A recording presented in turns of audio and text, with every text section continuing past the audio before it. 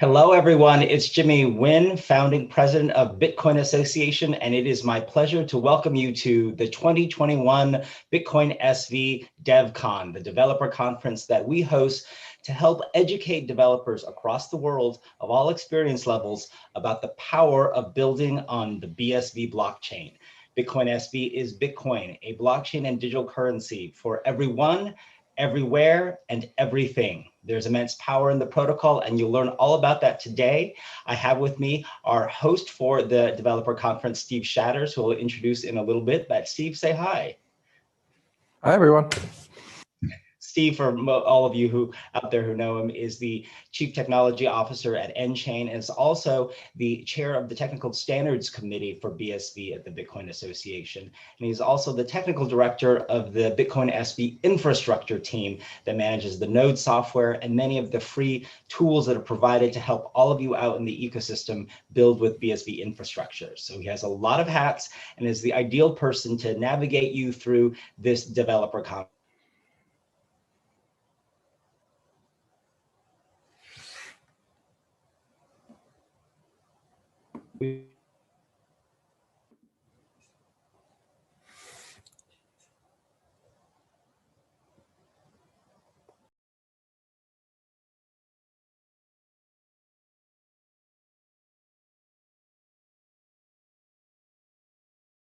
Lost the signal for Jimmy. Might be a bit of a Zoom glitch. So it looks like he might have rejoined us.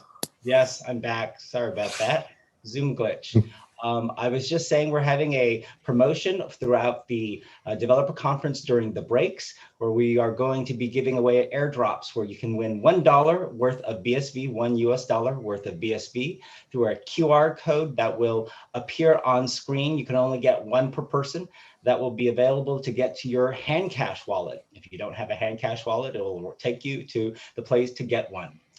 In addition, CoinGeek Zurich is coming up, one of our two big CoinGeek events every year that we partner with CoinGeek's media and event team to run. It's the leading business conference for Bitcoin SV. It's based out of Zurich this time, June 8th, 9th, and 10th.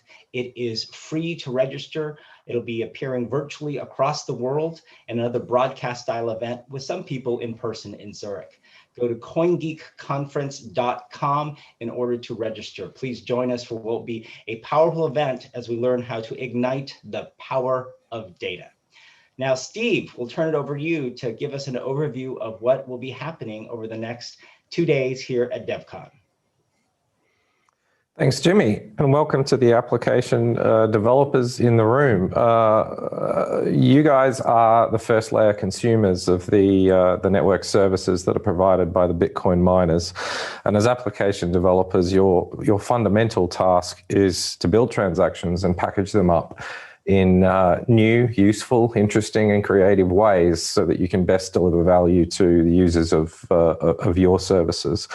And that's what the next 2 days is primarily going to be about. We're going to be showcasing a whole lot of different tools that can help you in achieving that task. The tooling ecosystem in Bitcoin SV is always growing. There's always something that's still missing that would just make life a little bit easier if it was there, but perhaps that's even a gap that some of you can fill. But there already is a lot there, and it's growing all of the time.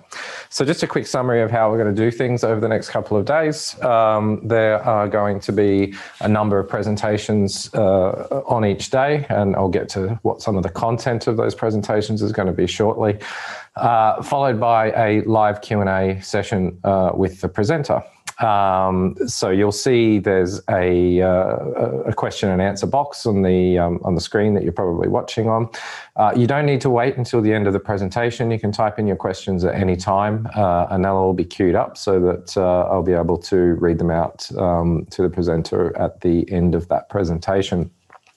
If there are questions that we don't have time for that go unanswered, we'll be giving the questions offline to the presenters so that they can give you a written response, and we'll be publishing those for you. So don't worry, we'll get to all of the questions one way or another. So a quick summary of what we're going to talk about. Well, we've got a lot of content over the next couple of days. On the wallet side, we're going to be hearing from Handcash, DotWallet, and Electrum SV, all of whom have SDKs to show off. They all solve, well, some of them solve similar problems, but some of them are quite different. Electrum SV, for example, is a development environment that is useful even if you're not using Electrum itself. There's a lot of tooling around. We'll be hearing from the Bitcoin SV Academy education team. They'll be telling you a bit about what they're doing and how you can make use of the Academy to upskill yourself. We'll have some people from nChain who'll be showing some of the Bitcoin infrastructure tools, as well as some interesting different ways that you can build transactions. And then we'll be hearing from Aaron Russell at Chronos Labs, and I'm actually not sure which tool he's going to be showing. They have been very prolific in building a lot of tools. The first one I noticed was called TXForge, which is a library to basically help you construct transactions, which was a one of a kind, I think, at the time when it came out. But who knows what new things Aaron has been working on. And then we might get to some of the more wacky and esoteric stuff. ʀᴏ from Scrypt is going to be telling us about the ins and outs of push TX and the fantastically powerful ways that that technique can be used. And we're going to hear from Fix, also known as Chronoverse, on well, under the hood with crypto fights, but also some interesting tooling that will be available to you to make use of. And of course, at the end of today, we're going to have a fireside chat with none other than Dr. Craig Wright. I'll be hosting that. It'll be a virtual fire this time because we're in different cities, but I'll be delving into some of the reasons why certain technical decisions were made in Bitcoin. So that should be an interesting conversation. So we are going to kick off at 20 past the hour with our first presentation. There might be a short break in between some of the presentations, by the way, just so that we stay on schedule. But while we're waiting, I might just take a moment to talk a little bit about the Bitcoin SV 1.08 beta release that happened a couple of days ago, along with a companion release, MAPI 1.3. And there's a few sort of notable features. I will be actually talking about some of those in my own presentation, along with Matej Trampuš, the engineering director of nChain, which I believe think that is happening tomorrow morning. But just briefly, some of the features, the ancestor limit that has probably been the top of the agenda for the last 2 years. We made first steps in improving that in 1.07 back in January. There have been some challenges in getting that rolled out, and we'll take a moment to kind of explain some of the reasoning behind that. First things first is that the accounting mechanism that's used to work out how long a chain actually is can work in a number of different ways. And if you're trying to attack simple chains of transactions where you just have one following the other, then the optimal and easiest to implement algorithm is different to if you're trying to address complex graphs of transactions. So in the 107 release, we elected for the simple option because we knew that the majority of use cases for it did use that simple mechanism, rather than making everybody wait another 5 months for us to implement the more complex version. Of course, the other complication is adoption. When you raise the limit to 1,000, that's people, I think, tend to assume that means 1,000 every block. That will work if every single miner has adopted that. But if, for example, only 20% of the hash rate have actually adopted the upgrade, that means that only one in every 5 blocks is able to take the full limit. So that actually reduces the effective rate. But in this version of it, Bitcoin SV, we've not only implemented the accounting mechanism that can handle the complex graphs, we've also increased the limit to 10,000. So that will help substantially. We actually think that we probably could push it a lot higher, but just out of an abundance of caution, we're doing a little bit more testing first, but I can tell you that it's absolutely on the roadmap, possibly even in the next release, to strip the limit out altogether. A couple of other features, dust return transactions, which I'll tell you about in a lot more detail when I present with Mate. And an update to the way that double spend notifications work, which Mate will be telling you about. I'm particularly excited about this one because I believe that this is the last missing piece of the puzzle to make Bitcoin SV 100% zero-conf safe. So more detail on that from Mate. I won't steal his thunder. So we're just going to take a short break now, just for 5 minutes, and at 20 past the hour, we will be back with a presentation from the Bitcoin SV Academy. Thank you.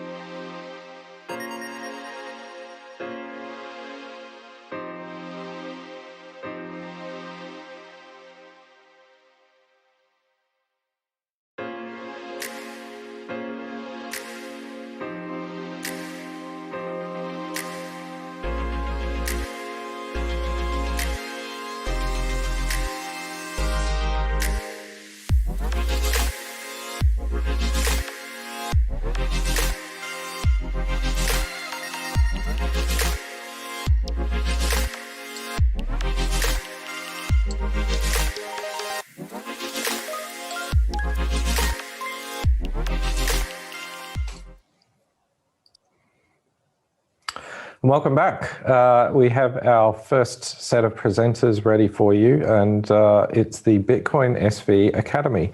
They're here today to give you an overview of the new developer course and focus on BSV library. I'd like to welcome Brendan Lee, Conor Murray, Evan Freeman, and Kapil Jain, the Bitcoin SV Academy team.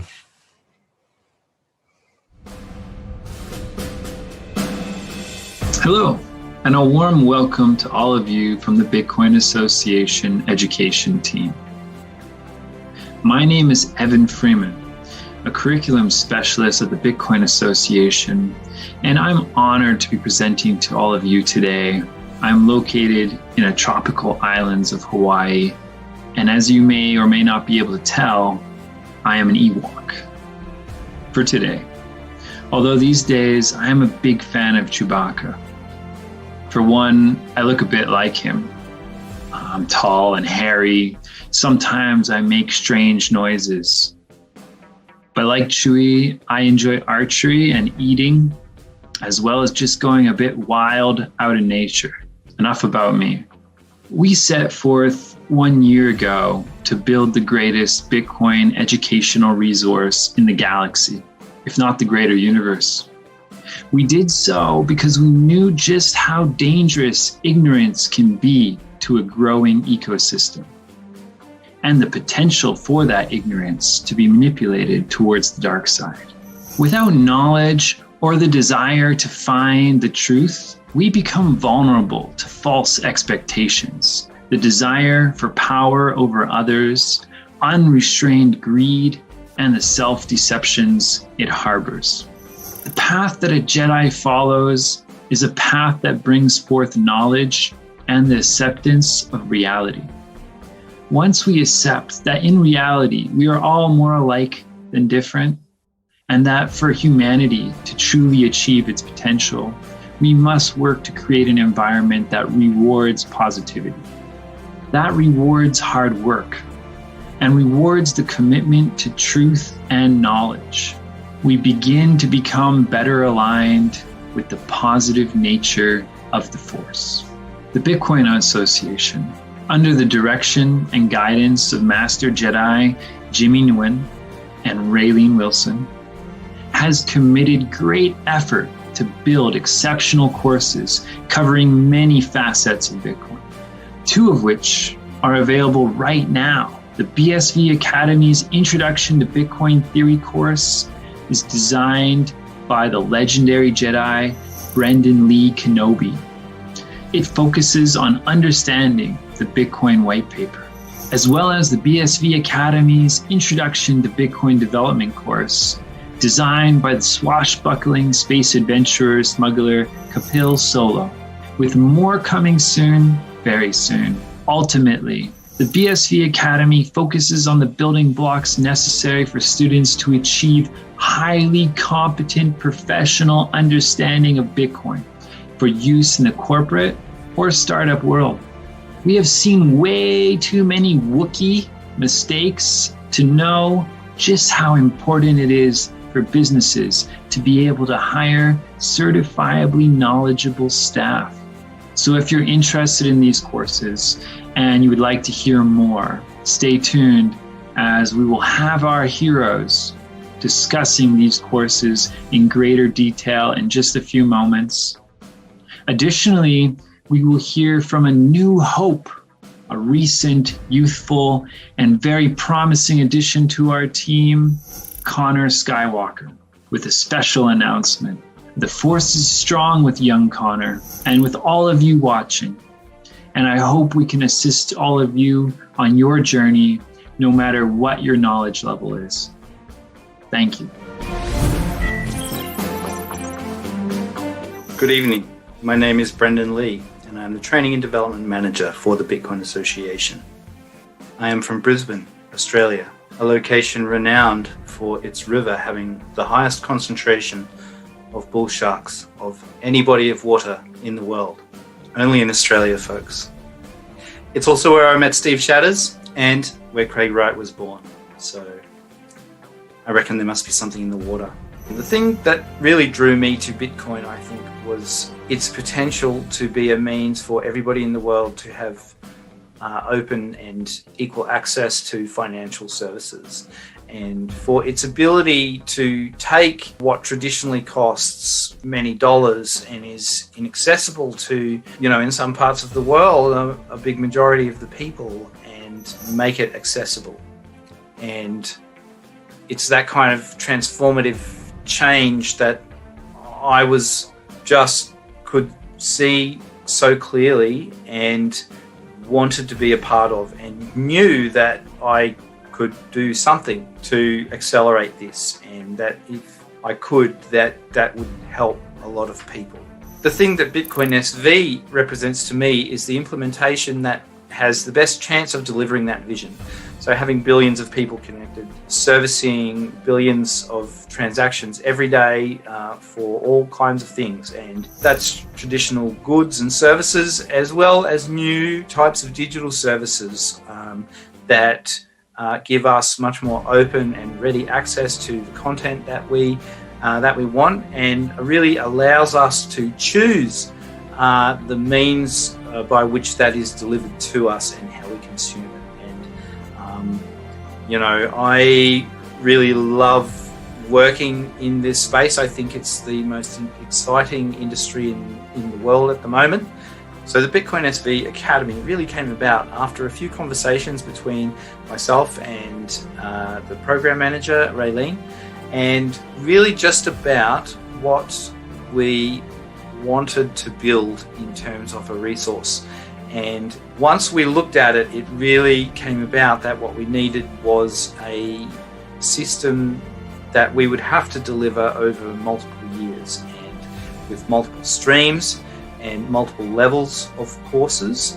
And so what you see now, which is the 3 streams that we've set up, theory, infrastructure, and development, form the first 3 legs of that strategy. And so within each of those streams, we will very shortly have the introductory courses available for free, and those courses are each designed to take about 10 hours each, and really to transfer the important knowledge that you need to leverage the superpowers of Bitcoin in your projects. So Introduction to Bitcoin Theory is a line-by-line breakdown of the Bitcoin white paper. And the intent really is to explain the white paper, to break the white paper down in a very granular manner. So the Bitcoin white paper is an exceptionally dense document.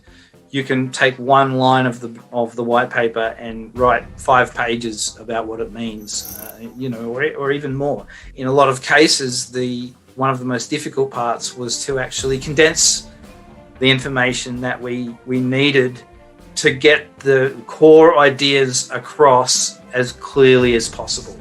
And it's testament to the creator's economy of words. That entire system is squeezed into an 8-page document, including 2 pages basically of maths and calculations. The second course I've worked on at the Bitcoin SV Academy is Introduction to Bitcoin Infrastructure. Introduction to Bitcoin Infrastructure really is a deep dive into what it is to operate a node and what a node must do on the Bitcoin network. And so the first part of that course is a deep dive into section 5, or is a very close look at section 5 of the Bitcoin white paper, and in particular looking at the 6 instructions at the beginning of the chapter that really are steps for how to be a node on the network. And in this course we refer to these as instructions because in fact what they really are is a set of instructions that you need to follow in order to be the best, most competitive node on the network. And we can show this in each case by looking at the behavior that the block reward and proof of work creates, and to demonstrate that really it's a highly competitive process where at the center of the network you have this total open honesty between the competitors in the system. And it's that total and open honesty that really drew me to Bitcoin, is one of the most interesting things about the system. It's that at the center of our financial service globally is a system predicated on being the most open and honest participant in the process and making that the most profitable path to take. To me, that is one of the core magic powers of Bitcoin, because it's what incentivizes the whole thing to kind of spontaneously assemble and really become this future machine. And it's really hard to even grasp what these computers are going to look like in future, but they're going to be vastly different to most of what we have today. And it's going to be really interesting to see the evolution of that.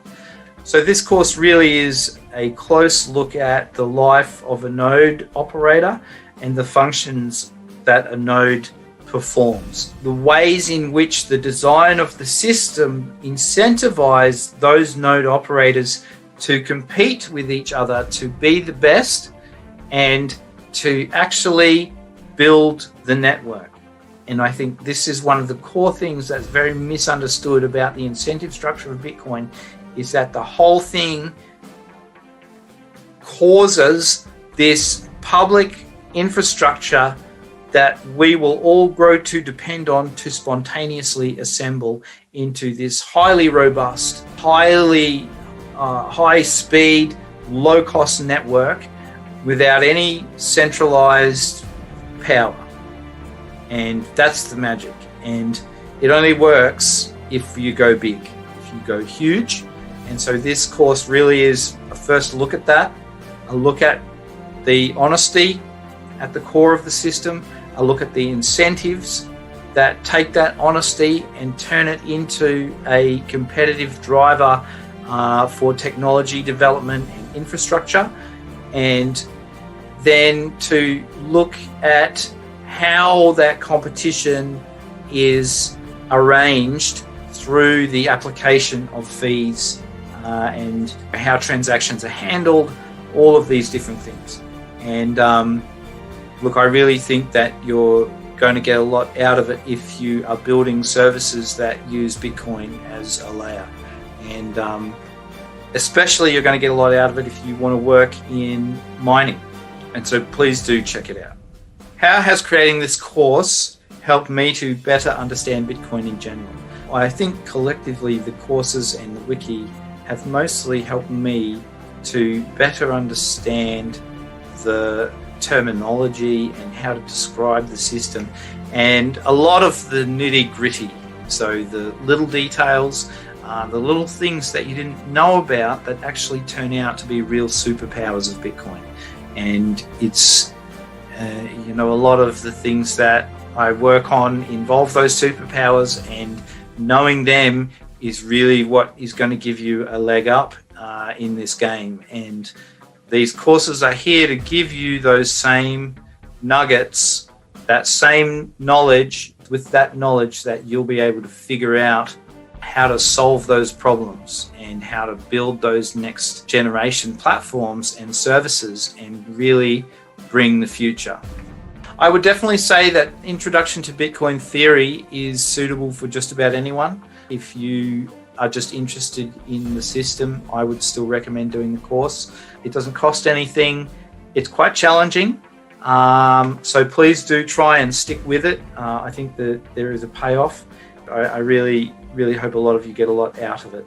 It's really going to give you a lot more context around how your transactions are handled by nodes and the things that you need to understand when you're building your service and building the parts of that service that put your transactions together, because it is how those transactions are assembled that will determine the speed with which they are accepted by the network. One of the things that I really hope will come out of this course is that employers will be able to use the certificates that we are giving out as a real barometer of somebody's take on Bitcoin. And so to be able to see that certificate there and know that this person has studied the core material and understands that everything about the system depends on that 10,000 foot view of this being a massively scaled global network that billions of people a day are using. And everything that happens on this system must be designed with that in mind. And these courses will really start to help you to understand more what that means.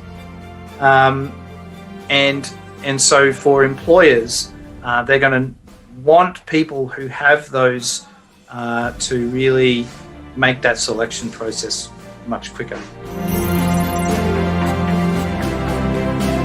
Hi everyone, I am Kapil Jain and I'm working with Bitcoin Association as a curriculum contributor. I'm sure you all would have seen Star Wars and are probably aware of the philosophy behind it. The mythology of Star Wars has been inspired heavily by the works of someone named Joseph Campbell. Joseph Campbell was an American scholar who did extensive research in mythology, religion, and journey a human takes in their quest to find the truth. Discovery for Bitcoin to me was in a way also my journey to find the truth. After spending more than a decade in the conventional solutions for banking and payments, last year I made a conscious pivot in my career and now I work full-time with Bitcoin. Personally, to me, Bitcoin is not only an innovation, it is also the right way of doing things. It is simple and yet it resolves the structural complexity and constraints in the existing solutions. Bitcoin came into existence more than a decade ago, which introduced the world to a concept of peer-to-peer electronic cash system. This made people think that Bitcoin is money, which it is. Bitcoin really is a way to create truth through data ledgers. It enables to record transactions in open, public, and transparent manner, which is immutable and distributed. Because of that power of Bitcoin blockchain, it can be used for many other things than just payment transactions. It can be used to power a whole new world of data transactions for smart contracts, tokens, Internet of Things, healthcare, and finance. Today, Bitcoin SV, which represents the only implementation of original Bitcoin protocol, exists as one single truth among thousands of blockchains with an ocean of misinformation around this technology. To be able to get to the truth, anyone new has to walk through a plethora of misrepresented facts, make-believe ideas, and a luring greed of getting rich. And it's only when you cross these hurdles you find the treasure. And the treasure is the truth of technological innovation that Bitcoin really is. It is no less than the journey that we see in Star Wars that many heroes take. It's kind of a similar journey a person needs to take. And the purpose of BSV Academy is to shorten that journey for you and give you access to truth directly. I have been involved in the development of the first course in the Bitcoin development stream. It is a stream because we plan to release a whole set of developer-focused courses in future. We've started with the first course, which is called Introduction to Bitcoin Development. This course is an attempt to provide a comprehensive view to a developer without the expectation of any prior knowledge on blockchain or Bitcoin. It is quite difficult to cover Bitcoin protocol and all that is possible to be developed with it in one course without making it almost like a semester in a degree program.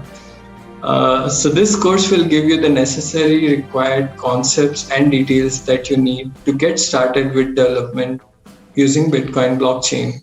Few, but not all sections in this course do require you to have basic JavaScript knowledge. However, the concept covered and explained are not coupled to any programming language in particular. This stream and course is important as it caters to most important stakeholders in any software development paradigm, and that is you, the developers. The course covers the breadth of concepts involved in application development using Bitcoin.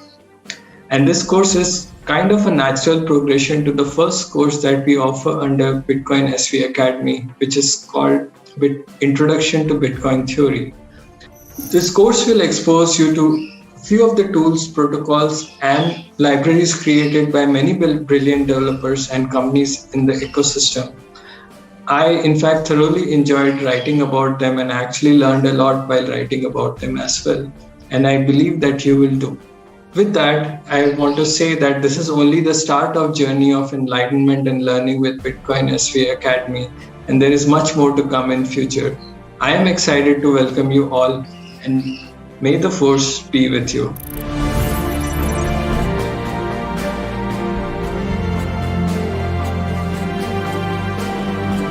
Hello and welcome. My name is Connor Murray, and I'm a course content creator here with the Bitcoin Association, working on the Bitcoin SV Academy. I'd like to formally welcome you away from the dark side and into the light as you work to develop applications built on the original Bitcoin protocol. This Bitcoin protocol is fulfilled by the Bitcoin SV blockchain, and it is the first time we've had the original Bitcoin protocol restored under one global scalable blockchain.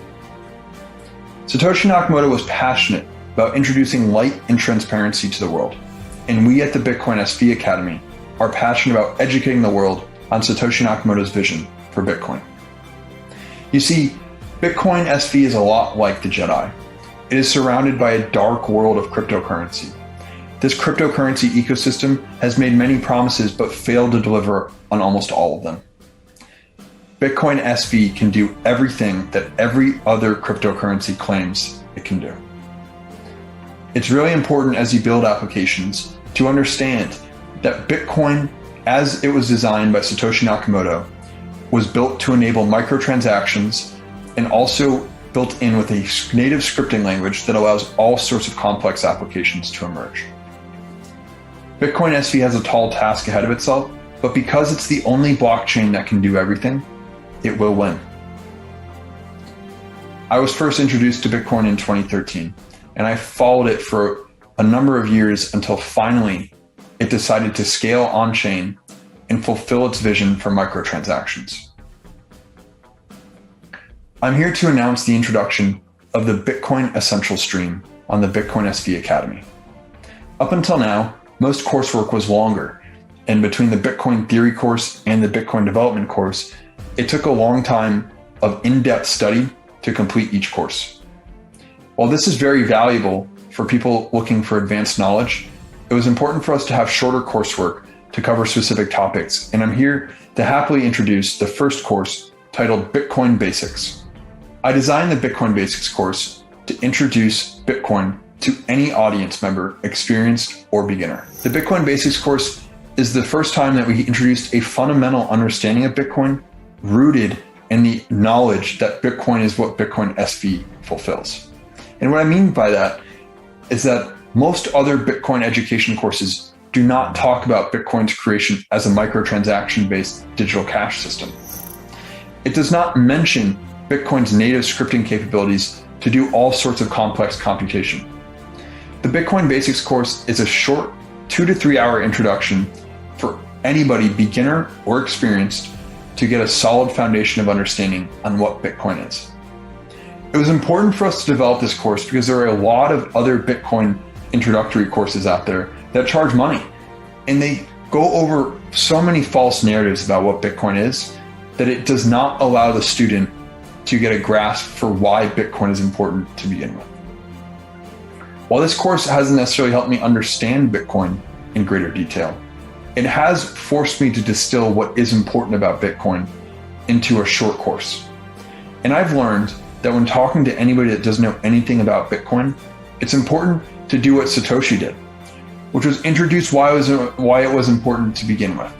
It wasn't important as an alternative to gold. It was important because the internet needed a microtransactional based digital cash system. And that's what Bitcoin fulfills.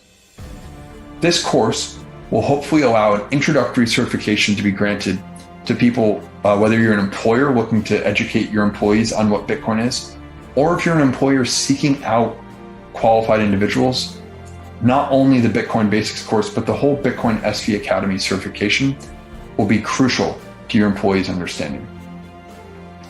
I'm really thankful that you're here, and I hope that you introduce yourself to the Bitcoin SV Academy. Take all of their coursework because it is the highest quality education you will find about Bitcoin across the internet. Thank you so much for working on the Bitcoin SV blockchain and introducing light into this dark world of cryptocurrency. Thank you. Wow, that was absolutely fantastic. And I really hope that some of you may have found a course that is perhaps something that you are interested in. And if so, I urge you to go and pursue that course. I would like to give a great big thank you to all of these wonderful Jedis of our Bitcoin Association education team, as well as all of the other Jedis that are presenting at this great event. And of course, all of you watching and listening, thank you. We at the Bitcoin Association education team hope that all of you Jedis out there feel inspired to deepen your knowledge of Bitcoin and urge you to explore our academy and offer us your feedback. You know, a lot of you are all very knowledgeable, and so we can learn from you as well. Share your knowledge with us, take the course, and improve the ecosystem together. So please visit our academy at bitcoinsv.academy to learn more or to join any of our courses and deepen your knowledge of Bitcoin. Thank you, and may the force be with you. Hello, my name is Princess Leia. Please join the Bitcoin Association Academy. May the force be with you. Jump, jump. Bye.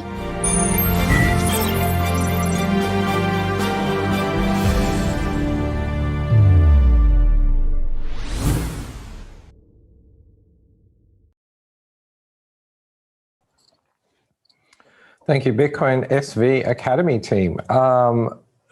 Education is something that's been pretty dear to my heart since the first days of Bitcoin SV, and I'm really glad to see that we actually have a dedicated team focusing on this. We've got a few audience questions, but before we begin, I've got one of my own. I heard a rumor that your course content has actually been reviewed by Dr. Craig Wright himself. How did that make you feel when you heard he was about to do that? A little trepidation, I guess, was the first thing. Is like, you know, the creator coming to have a look, but you know, the sky hasn't crashed in on my head yet, so it can't be too bad. And as far as I'm aware, the feedback has been pretty positive. So I'm just very glad that you know, he thought that we'd come so close, and yeah, it's great. I'm very happy actually that that's finished. You know? You can't really set the bar much higher than writing about the Bitcoin white paper and then submitting what you've written to Craig for his review. So I think it's a big congratulations to the entire team for surviving that trial by fire. So our first audience question is from I'll Connect. It's an interesting question because it could be interpreted in two ways, and I would probably like to hear you answer both versions of the question. How does running a node contribute to Bitcoin SV? And where is the best place for someone to start looking for a further understanding of Bitcoin SV? I'm going to guess you're going to say the Academy. But that first part of the question, how does running a node contribute to Bitcoin SV? I'm not sure if they're asking about running the Bitcoin SV software, or if they're asking about running a node according to the strict definition of Section 5 of the white paper. So perhaps you could answer for both cases. Yes, sure. Well, I guess there's running a node. So I might cover running a node as it's defined in the white paper, and maybe we can jump to Kapil, who can talk about what else you can do with the node client software. But running a node as a commercial enterprise is obviously very helpful to BSV. It's the act of collating transactions and actually building the blockchain that we all use to check what's happened. And you know, it's really something that I think is enormously important to the network, and something that it's a commercial choice to make. It's not something that really anybody's expected to do out of altruism. So if you're asking, does running a node in some manner help to secure the network? Well, if you're running a node that actually has hash power and is building blocks, then yes. But if you're just running a node client software and it doesn't have any access to hash power and it's not adding blocks to the blockchain, it's not really doing anything to secure the network. But you know, you might have other needs for running that software, and you know, that can be very useful. Kapil, I would say it would be very beneficial for the person to go through the Bitcoin theory course, or even just the basics course, to learn more about what a node actually is, and cover section 6 of the white paper in a good amount of detail. True. Yeah, I would also say, yeah. Oh, sorry, Kapil. I would also say there should be a purpose behind running a node. So what Brendan explained, that's the main purpose. But if you know, someone wants to run a business for providing data archival service, so that could be another reason for someone to run a node. And there's actually one more thing which is not that talked about, and it's not really about full node, but it's just about block headers. So if you actually, I know that currently we don't have an SPV available in the ecosystem, and I hope to see it soon. But if you actually have block headers downloaded anywhere, that acts as a security mechanism for a very, very unlikely scenario of a attack where a reorg happens, and that will be invalidated by these block headers Merkle root that is stored in these headers. So there are various scenarios. It depends on the purpose why you want to run a node. Okay. And may I just add, you know, also there's an additional benefit to businesses in running a node, particularly if they're dealing with immense amounts of small transactions or transactions of any size, really, in order to be able to better monitor the incoming transactions for themselves. I would tend to refer to that as a blockchain listener or a blockchain subscriber. The word node has a very specific meaning, which means that it does create blocks. But in fact, I think I might have made the comment myself in some public presentations in the past that running a node actually does cost money, and as the network scales, it costs more and more. So you actually need a good reason to do that. And of course, the main reason to do that is to earn revenue from block rewards. But we'll certainly be hearing a lot more about SPV throughout this DevCon. So we'll elaborate on the alternatives. The next question, I might throw this one to you, Evan, is very specifically about the course. What is the target audience for the infrastructure and theory streams? Well, yeah, generally we're looking for individuals who are wanting to expand their knowledge about Bitcoin. So that could be generally or specifically, whether they're wanting to build an application or provide a service that has never existed before. We're here to make that possible. But on the other side, we're also here to assist businesses in expanding the knowledge and expertise of their existing staff, as well as to grow the overall talent pool. So, there's a lot we can offer to a variety of different individuals and businesses and organizations. But ultimately, it's all about, finding what Bitcoin can deliver to the world and then educating people on that. I think in terms of value add for business, I can definitely attest to that because I've actually asked for every staff member at nChain to go through this course, and not all of them have been able to get through it yet. Some of them haven't even been able to start yet. It's an ongoing process, but my general experience is that immediately after doing that course, they basically find it easier to do their jobs better because of what they've learned. So I don't want to make this sound like a sales pitch, but I've firsthand seen the benefits of it. So I think a question that probably pops back to Kapil, because you mentioned this earlier, Timo is asking, where can I download block headers other than the Bitcoin SV software itself? Don't have a good answer to that, but maybe you will have a good answer in a couple of months, though, right? Exactly. I mean, that's something I can say, that we should be having a very good answer in a couple of months, hopefully. But yeah, that's something that has been lacking overall till now. I know of some wallets in probably a couple of years ago who tried SPV, but they don't exist anymore. But hopefully we should be changing that soon. Another, I guess, administrative question about the course is, can I take as long as I want to complete the course, or are they timed? Yes. As far as I know, you can take as long as you like. There's no... And at least I can say for the developer course, it's designed in a manner that you do take time to do it.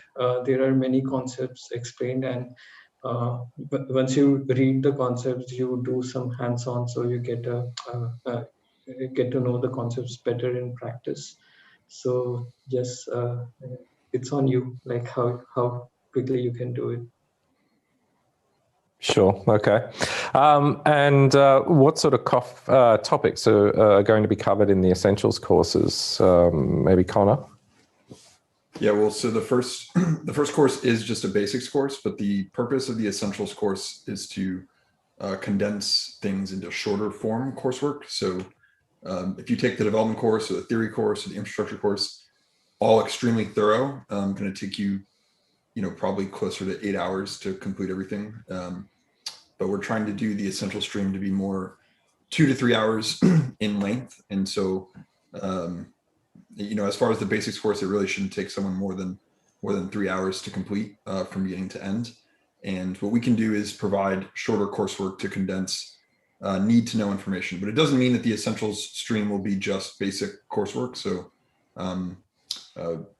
the next course that we have, I won't spoil what it is just yet before we get everything fully condensed in, but there's a lot of information that we can, maybe we could cover, for example, what a Bitcoin transaction is, and from beginning to end, what a locking script is, what an unlocking script is, right? We can cover that in a shorter form where it's just focused on Bitcoin transactions, and the Essential stream will hopefully just condense complex topics into shorter form coursework to help make you an expert on one specific thing.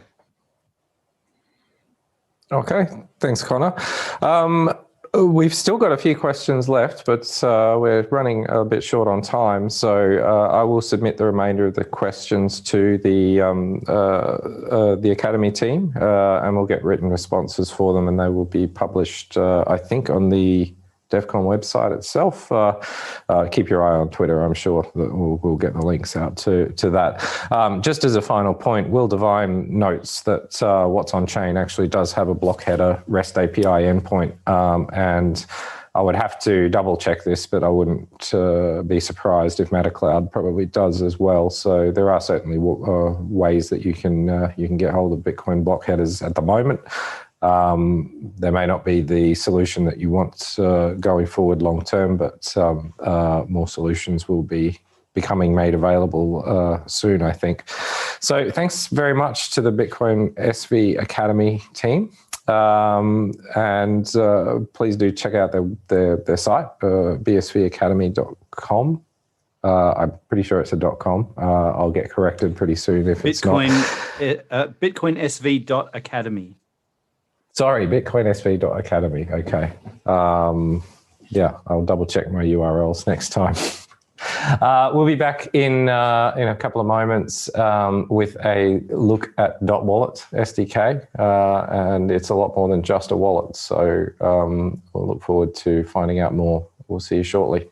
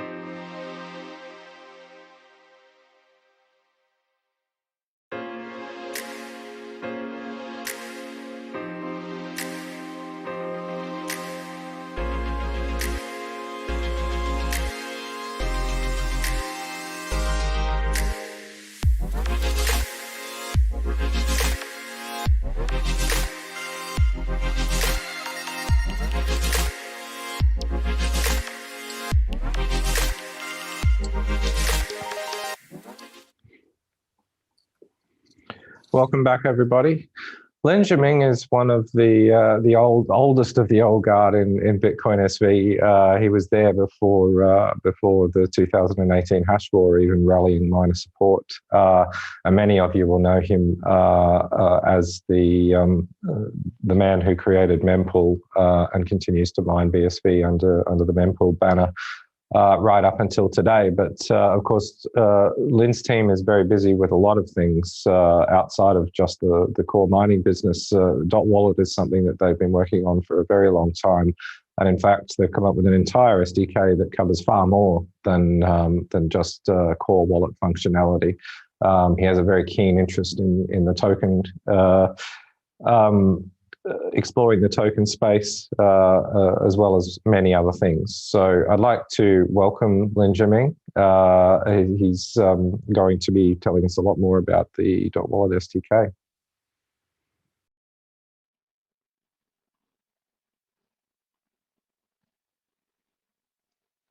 Hello, everyone. This is 꽞ᴅᴜ from DotWallet and mempool.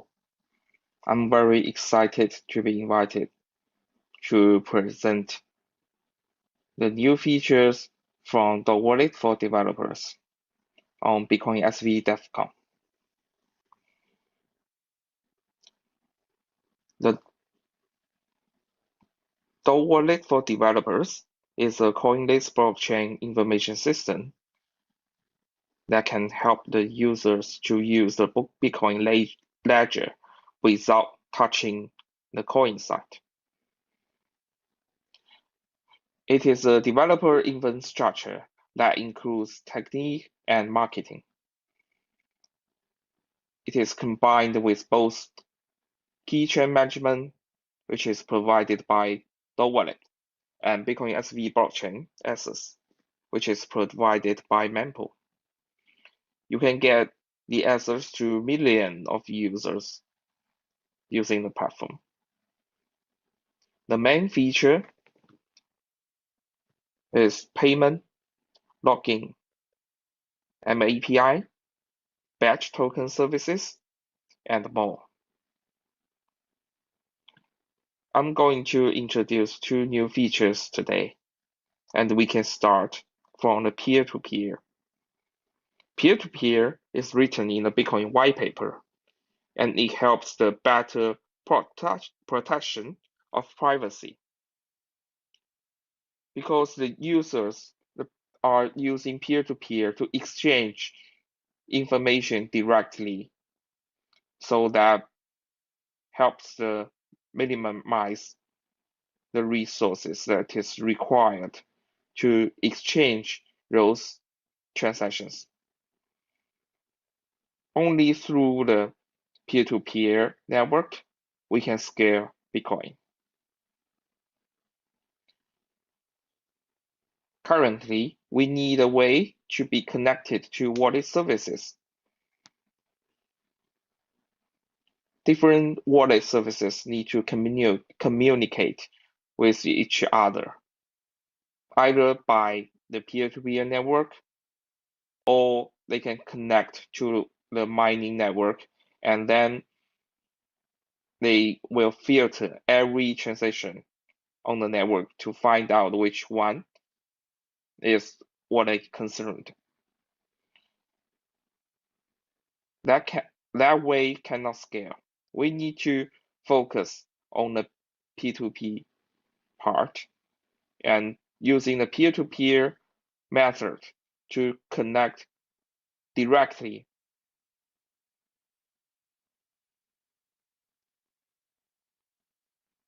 But currently, trusted third parties are still needed, like those wallet services like MoneyButton, like DotWallet, and Handcash. Although we already deployed our peer-to-peer solution, but we still need an online server that take custodial of users' public key to help the user to send and receive transactions. The XPub, which is code, and the HD wallet contains a lot of private informations. Those private information are very important and should be kept private. But the user cannot easily switch to different service providers because of the name of the paymail is fixed. So the paymail and BIP270 are used to connect different services providers, not peers. The users are limited to a specific service provider, and the user's privacy is kept by the service providers. Paymail is based on email, which is not favorable in China and many other countries because the characters, the letters in Paymail is much harder for non-English speaking people like me to pronounce correctly. So we presented different new technique to help to solve the problem. The first one is Windtalker. It's a trustless message forwarding services. And DotID, which is a decentralized identity protocol. Let's take a look at the Windtalker. Basically, it consists three parties. One is the sender and receiver. And two is the service provider. And there should be another service provider to forward information between them. So we can see this topology. So we can see this graph. When the sender, which holds the public key A, need to send their message to public key B, then public key A, the sender, will query the service provider, which might be a miner using their miner ID, or they may be service providers. They have their non-public keys. And they all holds a routing table, which represents every non-public key on the Windtalker network. And the gateway, which points to how we can get to connect it to the receiver. And the local socket is how they can be connected through the local network. And the matrix means the fee required to be connected. So when the public key A need to find public key B, he will query the miner to find out how to connect to public key B. Then the miner will find out that they can be connected through like miner ID 3, then miner ID 4. Then the miner will forward the message from public key A to public key B. And because both the public keys are well known, so they will encrypt their message peer-to-peer.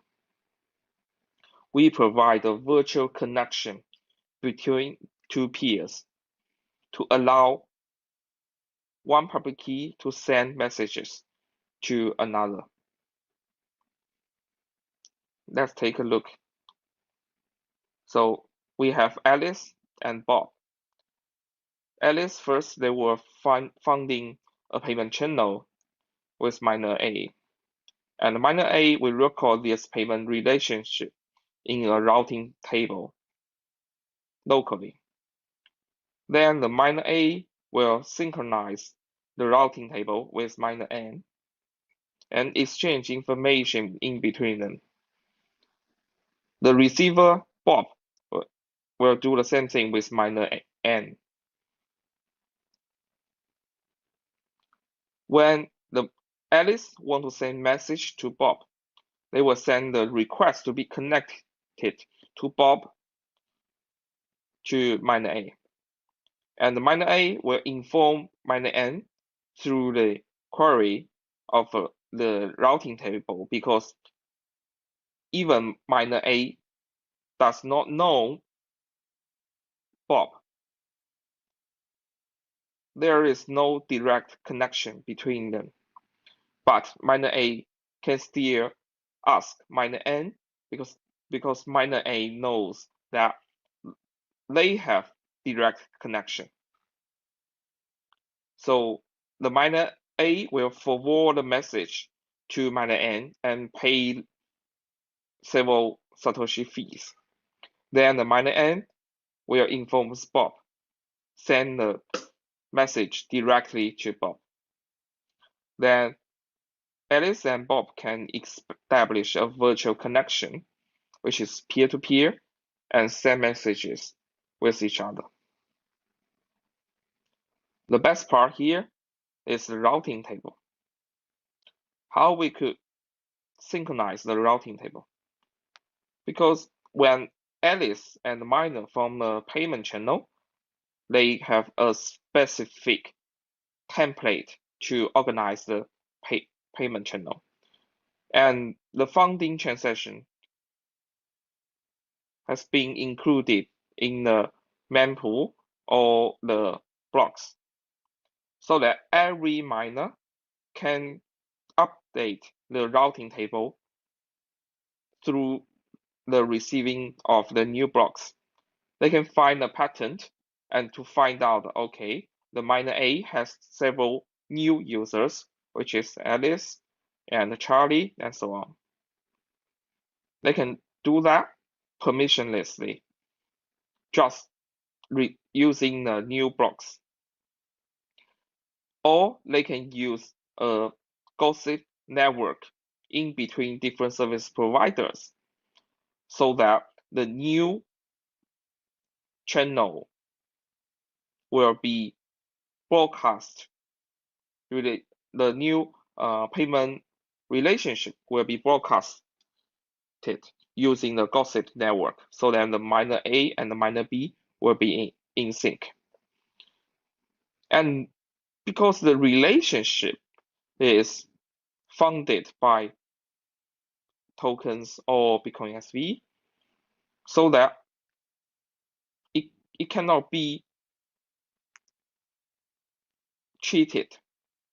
Every user on the network will have a very high confidence that those identities are using different services. That is the routing table. And the user can even connect to different service providers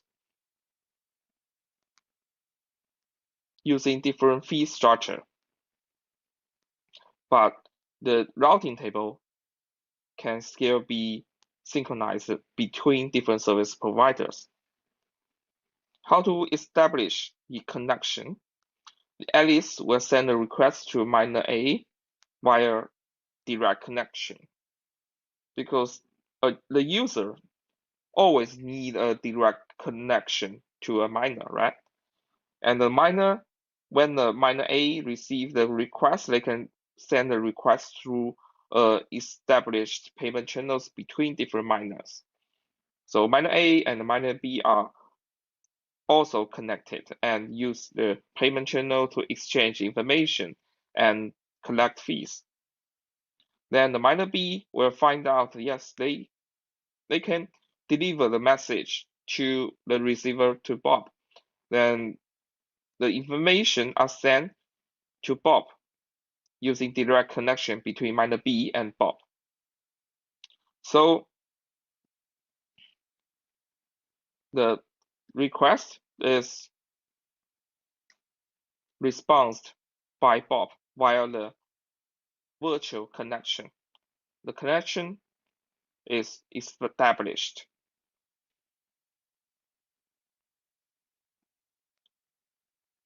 When Alice wants to send the message to Bob, they will ask the miner to query the routing table to find out whether they can connect to Bob directly or through which party they can be connected. So in this situation, there's no direct connection between miner A and Bob. So miner A will forward the message to miner N. Okay.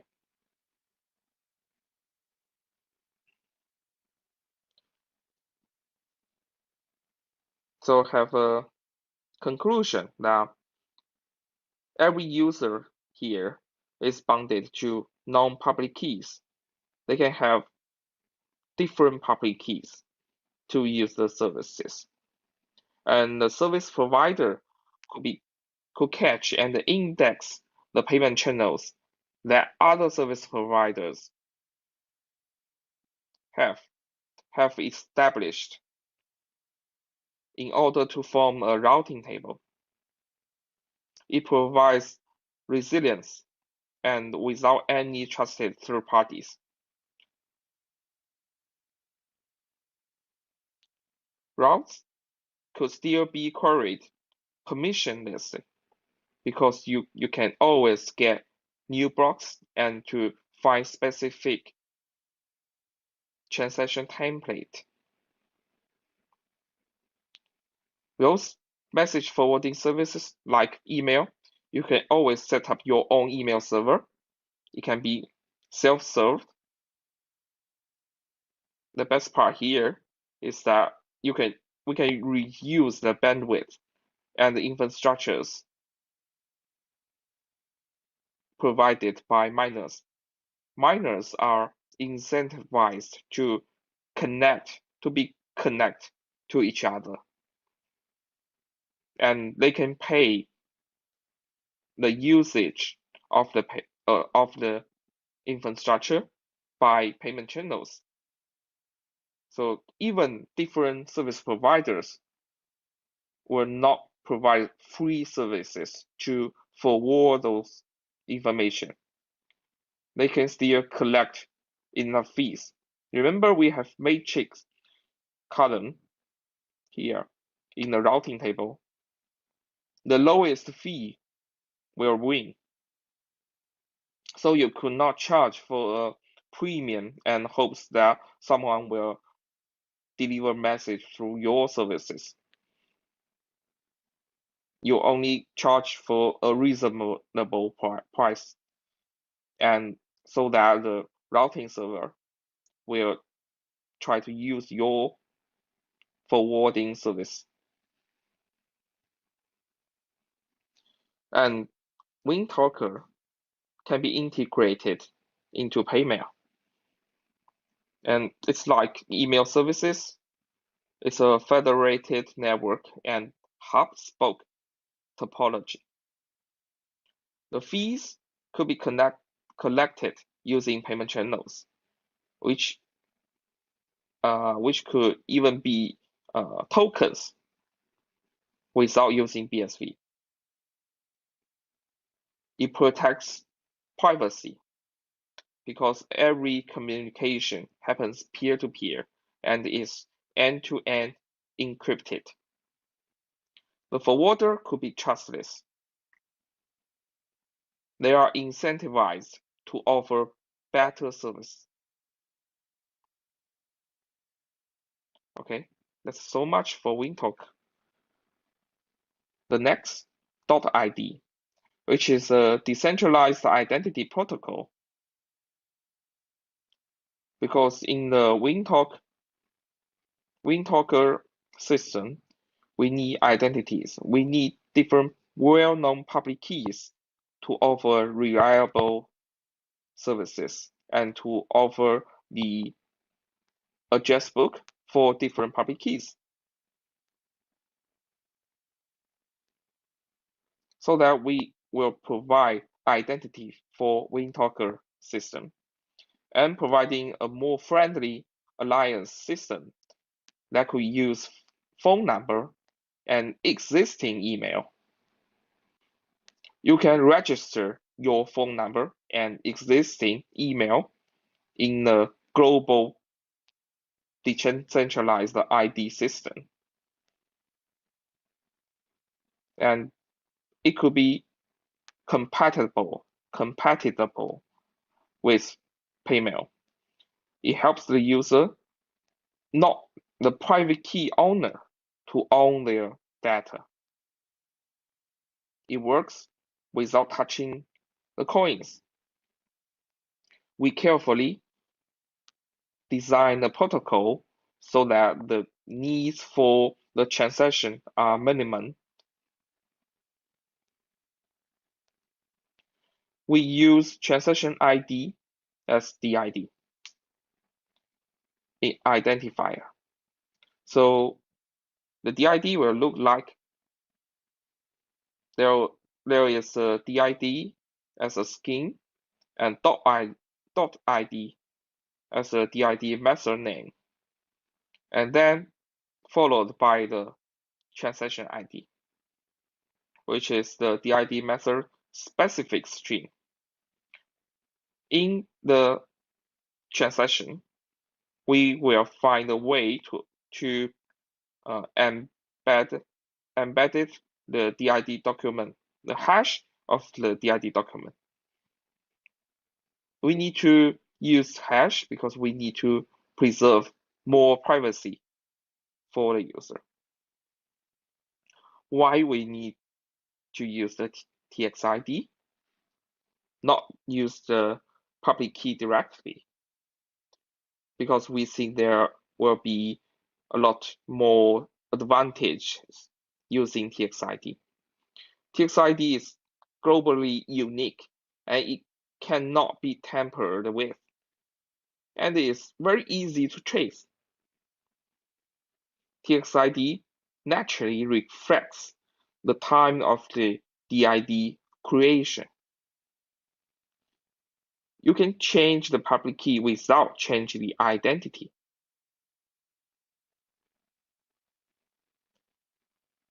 And the DID status can be quickly determined by UTXO status. These are two basic APIs. One is to get the raw transaction from TXID, and the second one is to get the status of the UTXO to find out if the UTXO is spent or not. So the cost of obtaining DID document is extremely low. Relying on the public key will bring in higher indexing costs and the overhead of passing DID documents around. And we have flexible data embedding methods. DotID hopes to avoid touching the user's privacy as much as possible. DID identity information and files will be completely saved and controlled by the user itself, not service providers. Users can have infinite DIDs associated with the same VC, which is verifiable credentials. The public key information on the blockchain is only the digital digest and the user's public key, which is used to verify the legitimacy of the file. Using the UTXO model, we can solve the problem of real-time check of certificate revocation. When you revoke a certificate, the CA just spent the UTXO, and the revocation will happen in real time.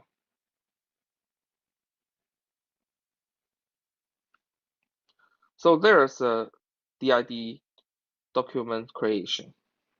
First, the user will request UTXO from our BaaS bus system. Bus means Bitcoin as a service. Then the bus system will return the UTXO to the user so that the user can use the UTXO and the public keys and the registration agency's public key to generate a transaction. And the user can send the transaction along with their DID document to the registration agency.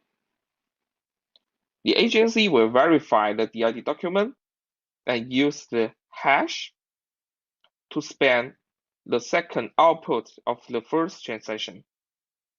And in the same time, embedded the hash of the DID document into the second transaction. Why we will need two transactions? Because when we need to use the transaction ID as the DID, then we will include the DID into the DID document to make it accepted by the registration agency, so that we have to use different transactions to make it happen. But those transactions are closely connected to each other. When the bus receives the transaction, the two transactions from the registration agency, they will assemble the transaction with fee-paying input and submit the two signed transactions to the miner and return with all transactions and the Merkle proofs to the user. This is the whole process of the DID document creation. At the end, the user get two transactions. Okay. The first one, we have two public keys that can decide whether to span the output. And the second output is spent by the CA to provide the DID document. The hash of the transaction 1 is embedded in the DID document and form the DID document hash, which is the output of the second transaction.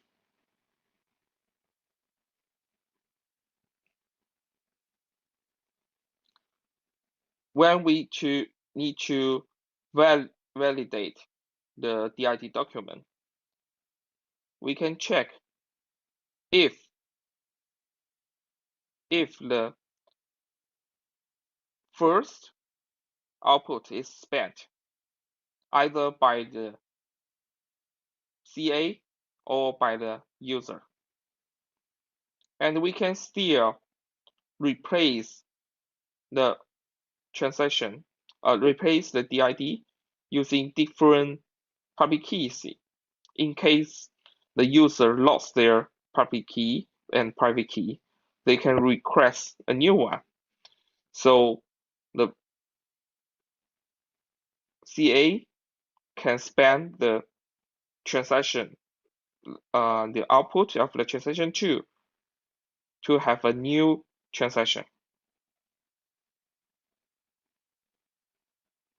How to verify the DID document?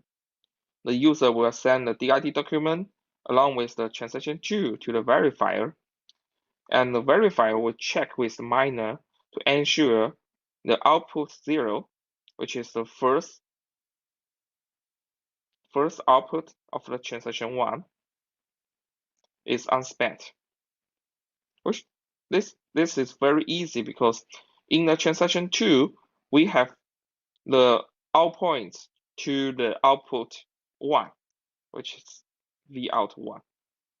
And we can easily point to Vout 0. They have the same transaction ID. And the miner will return the UTXO status and the Merkle proof of the transaction 2. The verifier will verify the DID document to match the hash embedded in transaction 2. The DID document is handed over directly from the user to the verifier. And the verifier will verify the SIG and the public key in the transaction 2 to match a valid registration agency so that the DID document can be verified.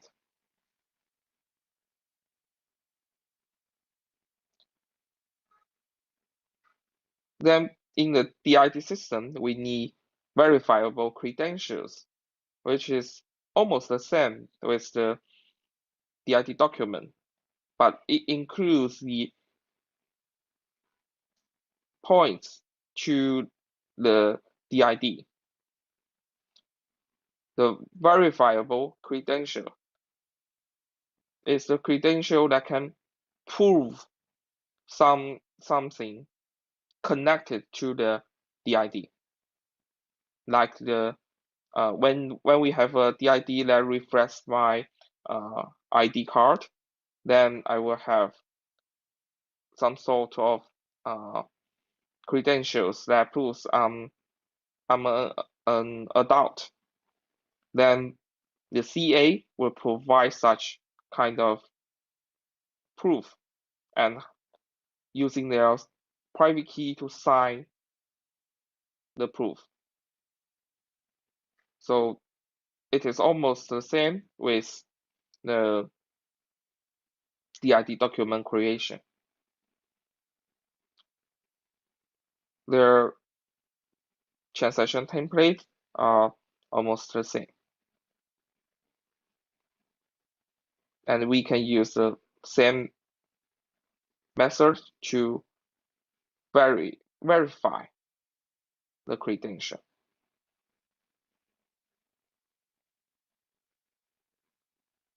Okay, so much for the 2 features. If you want to know more, you can go to developers.dotwallet.com. And the 2 features will be available before Q2 this year. Those specifications may be changed in the future, and we are looking for more collaboration on the 2 ideas. You can get in touch via business@괡quaninc.com.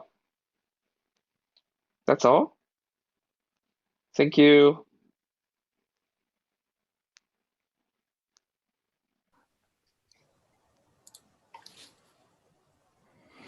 Thank you very much, Lin. And 2 new things that have come out of the woodwork today, Windtalker and decentralized identity protocol.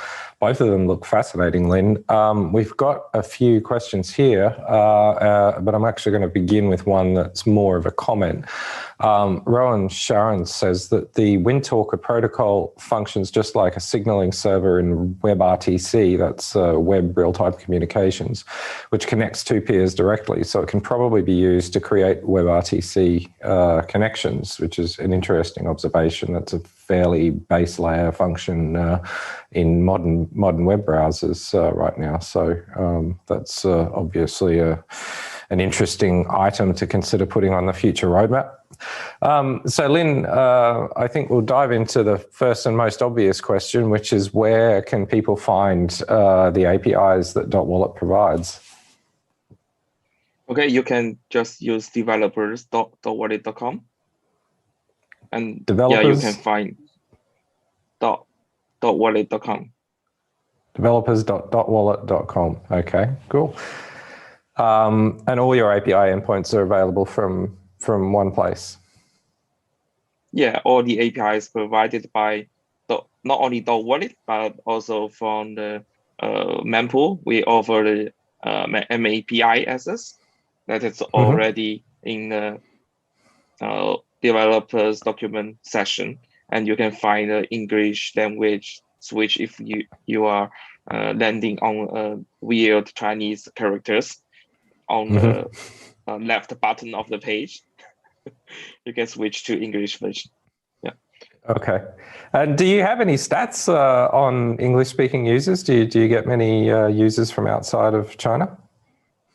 Yeah, we have almost like 2/3 of our users are outside of China. Okay. Oh, that's great. So our next question is about Windtalker. Someone wants to know if Windtalker messages are actually sent within transactions and are they on-chain transactions? Yeah, we can choose from that. Basically, I like to reuse the transaction as an envelope to contain those information and messages.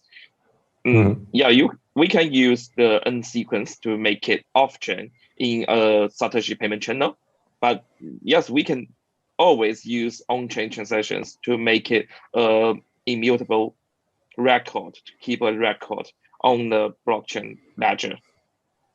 It depends on the purpose of the messages. Sure. Okay. I think this is another question about routing from Mixup. So this is, I think that's what the name says, MX1Up. I don't know. I can't pronounce some internet handles. Some of them are designed not to be pronounced. So I think this is about the routing. He asks, how does miner N notify Bob? So I think what he means is Alice sends a message which goes to miner A, which then goes to miner B. But how does miner B find where Bob is at that point in time? Okay, and as the protocol design, we may use a payment channel funded by Bob and the miner B or the miner N. So if they funded the payment channel, they will come later to retrieve or to close the channel, right? So they will have a next connection in the end, so that those messages could be delivered. But we don't find a way to push those transactions. I think it depends on the two parties between miner and or the service provider and Bob. They can find a way if it is a real-time push notification or push services, or they can use a pull strategy to do so. So, yeah. Sure. Okay.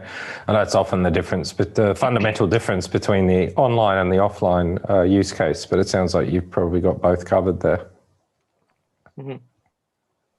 RC asks, does a dot payment channel does this dot payment channel funding need KYC with the miners? I suspect he's talking about Windtalker again. Yeah, I think he's asking, do you need KYC with the miners in order to open any of the funding channels? I think it depends on the logo laws. As a service provider, you should obey the local laws to provide your services, right? So if it is required to have KYC, so you may choose to obey the rule. Yeah, but it is totally up to the choice of the service provider. Okay, the technology doesn't require it then. Okay. Yeah. And jumping on to DID again, where is the DID document itself actually stored? Is it on-chain, or do you need to query some service to obtain it? Because I think you talked about putting the hash of the document on-chain. Yeah, we put the hash of the document on chain, and I think the document itself will be a private part that is have to be kept by the user itself or some delegators chosen by the user. So we don't have to put the whole document on chain, but yes, you can do that. Like you can post your picture of your passport on any website like that. But I strongly recommend doing so. Okay, so this is much like the SPV model where user wallets actually take responsibility for storing their own transactions and their previous transactions so that they can pass them directly to a peer later, yeah? Yes. So it is designed fully peer-to-peer, and we do not need to rely on certain third parties. And you can always prove that your document is already registered with the hash on the blockchain and with the signature from the validator. Yep. Okay, that's a useful first step in the exchange to be able to at least validate that far. So our last question today is, as a miner, actually I almost asked this question myself. As a miner, are you going to offer the service to users to offer responses to unspent queries? So I think they mean, can I query you to find out if a UTXO has been spent or not? I think yes. The answer is yes. I think the perspective of a miner to such a UTXO is very important to the ecosystem, and it contains a lot of information. So I think the answer is yes. In the near future, we'll provide and we will propose the query into the MAPI implementation. Hope Shadows, you can let us to make some sort of things. I think it's actually a great suggestion. I actually had some thoughts about doing this as an event notification because right now we actually have two different types of events that you can subscribe to with respect to a transaction and its life cycle. And MAPI allows you to be notified when a transaction's mined into a block so that you can get the Merkle proof, and it also allows you to be notified if there's a double spend attempt. The missing piece to that puzzle, I think, is to be notified if the outputs of a transaction are spent or even particular UTXOs are spent. I don't think there's anything complex in the Bitcoin model or the implementations, either Bitcoin SV or Terranode that would make that hard to do. But you're simply talking about a query that provides the same information. So I think that's very doable. I will be bringing the MAPI through the TSC at some point in the near future. So it's probably a good place to get that suggestion in. So, Lynn, we've got a little bit more time. If anyone else has any other questions, please do drop them into the chat. But maybe I'll ask you a little bit about what's going on in the BSV world on the other side of the Great Firewall. Mempool, you've been running that since day one of Bitcoin SV. In fact, before day one, even in the lead up. How is mempool operations going, and what innovations can we expect to see from your team on the mining side? Okay, so as a very dedicated miner, I think we need to make it accepted by our government and under supervised by our government. So we will try to offer some sort of mining services that is totally legal in China. And yes, and we will try our best to avoid the money laundering using cryptocurrency. Okay, that's what we are trying to do. And I think in the long term or in the midterm, the hash rate plays quite an important part in the not even miner side, but the data services or any Bitcoin SV ecosystem, because you need to have a significant hash rate to demonstrate that you have very good connection with other miners, with other service providers, right? And it can be easily verified and detected by other peers, other users using the block headers and the miner ID. So I think that our next step will be integrating the miner ID services for a very long term to help the miner to gradually to build their trust with the service providers. And with our expansion in the mining farms and the ASIC running in China, I think we will gradually grow our hash rate share in the short term. Oh, it's great to hear. I think you hit the nail on the head. One of the real pressing issues, I think, is getting high-speed internet pipes in and out of China so that we can move bulk transactions back and forth. And that's something I'm very interested in, and something I would hope that I'd be able to work with you on in the future. But miner ID is maybe a really sort of key part to building that trust with regulators that you actually are in it to operate legitimately. We've had another question pop through. As an end user, how does one find the closest miner to connect to? Can this happen in a decentralized way? I can probably answer that one myself, unless Lynn wants to jump in.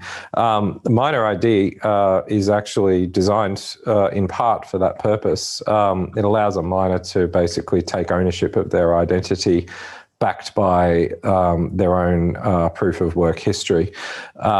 And one of the ways that you can use miner ID is by publishing your MAPI endpoints or any other information about yourself as a miner in the Coinbase transaction. And so we're actually working on a feature for a new peer-to-peer message, which allows miners or anybody on the network to transmit headers, block headers, along with a Coinbase document from that block and a Merkle proof, which would allow anybody to basically extract miner ID information. So that basically turns miner ID into a service discovery mechanism. But one thing I think I'll ask Lynn's opinion about is a plan that we have to make use of miner ID in Bitcoin SV, which is to provide a feature which we call preemptive block propagation. As it stands right now, when a miner receives a block, it will do the complete validation beforehand.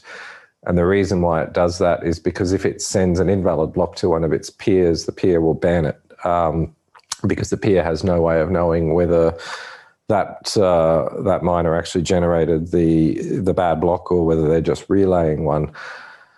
So Lynn, the idea with preemptive block propagation is that if a block actually has a miner ID attached, that we can actually forward that block onto other miners before we even validate it. Do you see that as providing an advantage to miners that are willing to own their identity? No, I don't think that is a very good idea, because although the miner ID means identity and trust and a lot of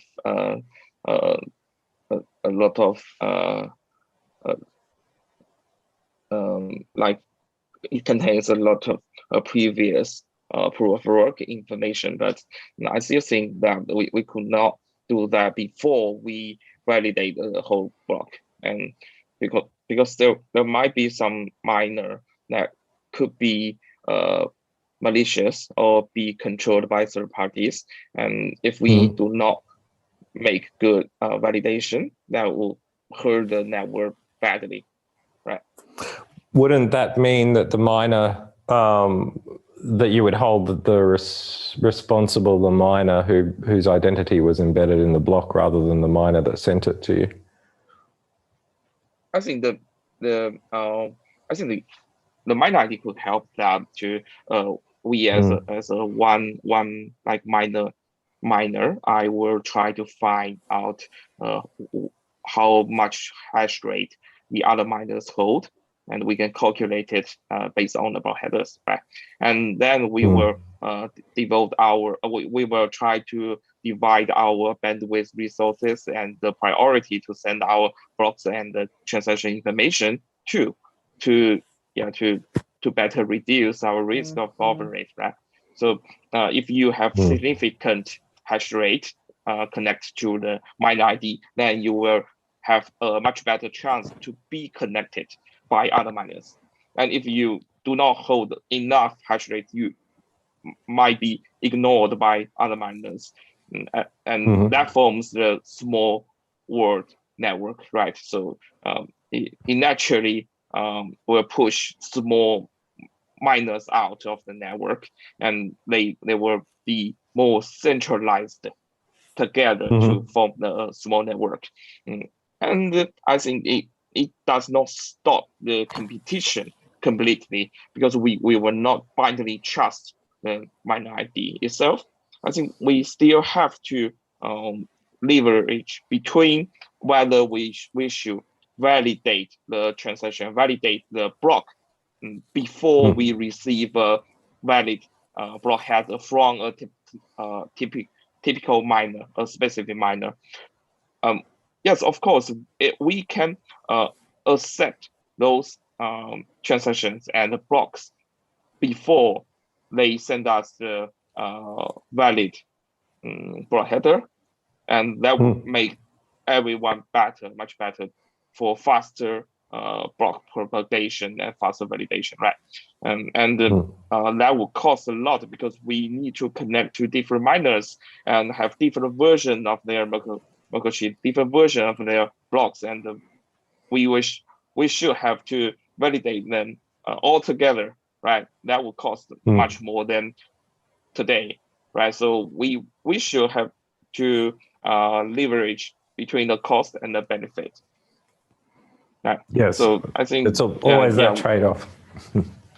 Okay, we're running short on time now, but Lynn, it's always fascinating to discuss the finer points of mining with you.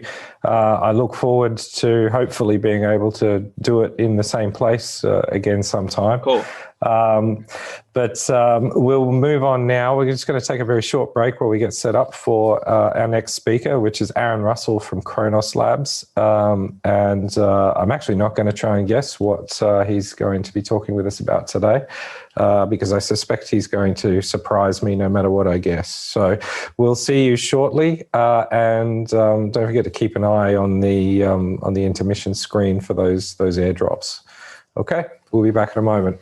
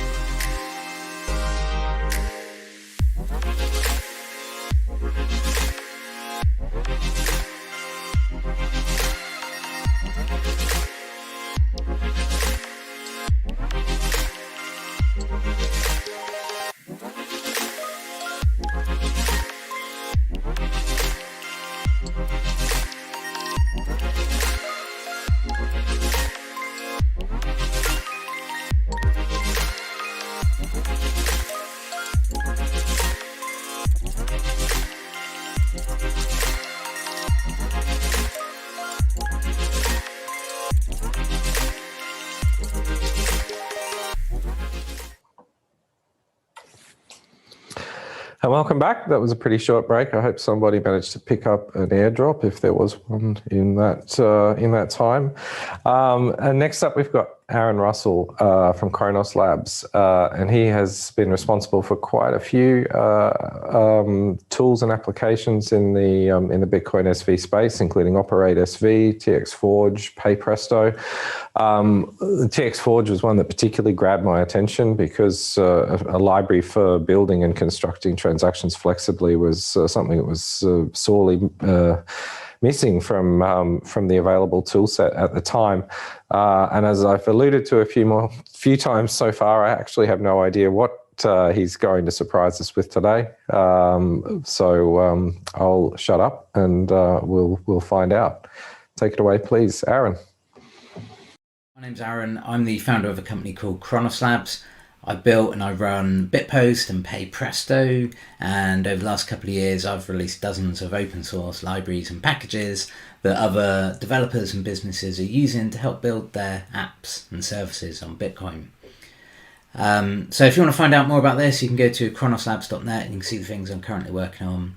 You can look at my code on GitHub, and you can follow me on Twitter and Twitch. So I've been invited to come along today, do this presentation, really just to show some of the things that I've released and put out there and explain how you can use them in your apps and projects that you're working on.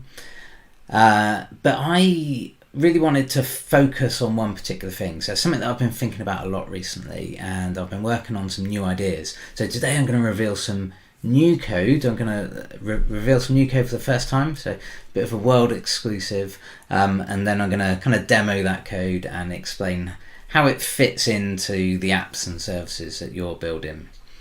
But before I get into that and show you what I've been working on, I just wanted to explain some of the context and behind some of my thinking recently. So as a developer, I'm really interested in Bitcoin because I recognize that it changes the nature of the different types of apps and services that we're able to build on the web. And particularly for me, I'm really interested in this notion of interoperable apps, where the blockchain is this kind of single source of truth, and users can control that data, and different apps and services use it in different interoperable ways. And so that really excites me, and I know it excites other developers because I've had conversations with them about this. But truthfully, I don't think we're seeing that many examples of this in practice. Maybe we can point to a few alternative Twitch clients that exist, but I think these are kind of the exception rather than the norm. So I've been thinking about this and wondering why it might be, and wondering, are we thinking about things in the right way, and do we have the right tools? So when it comes to putting data on chain, over the last couple of years, what has become a kind of de facto standard has been Unwriter's Bitcom, which is really just a set of conventions for how we encode data in a transaction. And it's been huge. I don't think we can really underestimate how significant an impact Bitcom has had. It came around at the same sort of time as the op return limit was lifted to 100 kilobytes. And I would say that kind of combination of events was the most impactful event in Bitcoin's history in terms of like new apps and services and this explosion of ideas and development that we've seen. And it's perhaps not the sexiest thing. People look at op return data, maybe kind of like sniff at it a little bit because it's not quite as clever as smart contracts, and not quite as sexy as other kind of things you can do with opcodes and custom scripts. But in terms of impact, Bitcoin has been huge. You can just look at the blockchain for this. Look at, scan the blockchain over the last few years, look at any block, scan through the transactions in any block, and you will see that the majority of transactions are data transactions. They are op return outputs, and the majority of those follow the kind of Bitcom conventions for encoding that data. So definitely it's been huge, and credit where it's due. But I think maybe there are some problems with Bitcom, and maybe it might be time to kind of just have a think. Is this the right way? Is this the optimal way of building? And there's a few problems that I've identified. First of all, Bitcoin, the software, doesn't actually work. And so I should explain by this, the Bitcoin is two things. It is a decentralized registry of protocols, of application protocols, and it's also a set of conventions for how we encode data in a transaction. So obviously those conventions work fine, no problems there. But the software that you use to register your protocol, I don't think that's worked for over a year. And so if part of the benefit here is that we have this decentralized registry of application protocols that we can kind of browse and scan, we can find out more, read the specifications and that kind of thing. Well, if that doesn't work, that kind of undermines the point a little bit, in my opinion. Also, I'm going to show you a typical Bitcoin transaction. So what we're looking at now, this is actually a 괶. This is a great example of Bitcoin. They have piped 3 different protocols together. First one here that I've highlighted, this is the B protocol, so this describes a file, and this actually contains the content of the 괶. The next bit that I've highlighted here, this is the magic attribute protocol, MAP. So this is like a load of key value pairs of various metadata that 괶 requires. And then this third chunk that I've highlighted here, this is the author identity protocol. So this contains a signature. This is how we authenticate who the author of this 괶 is. So that's all fine, and those protocols are well defined. They've got specifications, we can read them, so we can kind of understand what's going on here. And it's not that hard. We know what all this stuff is, but just looking at it, there's a lot of. There's too much human effort involved in actually creating this transaction. If I want to read a 괶, I need to kind of deserialize all these different attributes into some usable object for my software. That's a lot of hard work. And likewise, if I want to create a 괶, I need to take my object in my software and map it into this really quite specific format with pushes of data in quite a specific order. And yeah, it's true, there's a 괶 software development kit, which obviously makes that easier, which is great if you're doing your development in JavaScript, but if you're not, you've got to write that yourself. And that's kind of the point, really, that all of these protocols, someone needs to write some code. Everyone that wants to implement them needs to write some code to implement these protocols, and there's a lot of repeated human effort there. And I'm inherently lazy. I don't want to do work that I don't need to do. Next up, this third protocol, like I said, this contains a signature. Now this is the author identity protocol. I think I understand this quite well. I've implemented this protocol a few times in different languages. If you read the specification, there's some test transactions, so you can test your implementation and check that the signatures verify. So I've done all that. I think I understand this protocol, but I can't get 괶 transactions. I can't get the signatures in them to verify in my implementations. So I don't know why this is, and it is either that I have done something wrong, which is perfectly possible, I get things wrong all the time, or 괶 have changed something in their implementation. They've gone off spec slightly, and this is easy to do. When you're talking about cryptography, just 1 byte out of place, and you've inadvertently just created a new algorithm. And I wonder if maybe something like that has happened. I don't really know.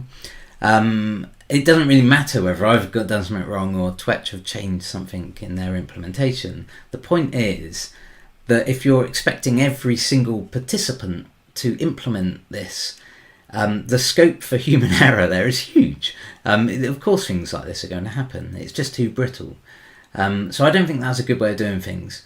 And the final point I would just make about Bitcoin is when it came out, it sort of went hand in hand with Amrita's other inventions, which was Planaria, and this was mainly how we were building apps at the time. We were using Bitcoin and Planaria, and we had this idea that maybe we could build these serverless applications where we just kind of build a front end and pull data dynamically from these APIs and stuff. You know, in retrospect, sounds nice, but you soon hit reality, and I think we've learned now that if you want your application to work all the time, you probably do need to have your own database. You need to have your own cache of transactions and not really be dependent on third parties in quite such a significant way.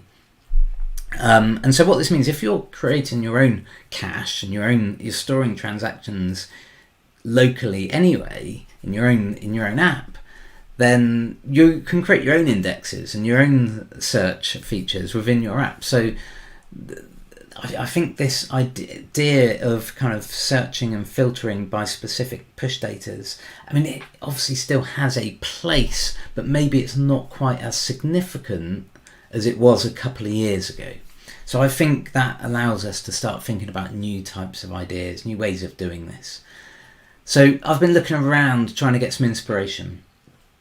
And so the first thing I looked at was JSON. I mean, how easy would that be? Just to take our data, encode it and decode it. You don't need to encode and decode anything, because that's exactly what JSON is.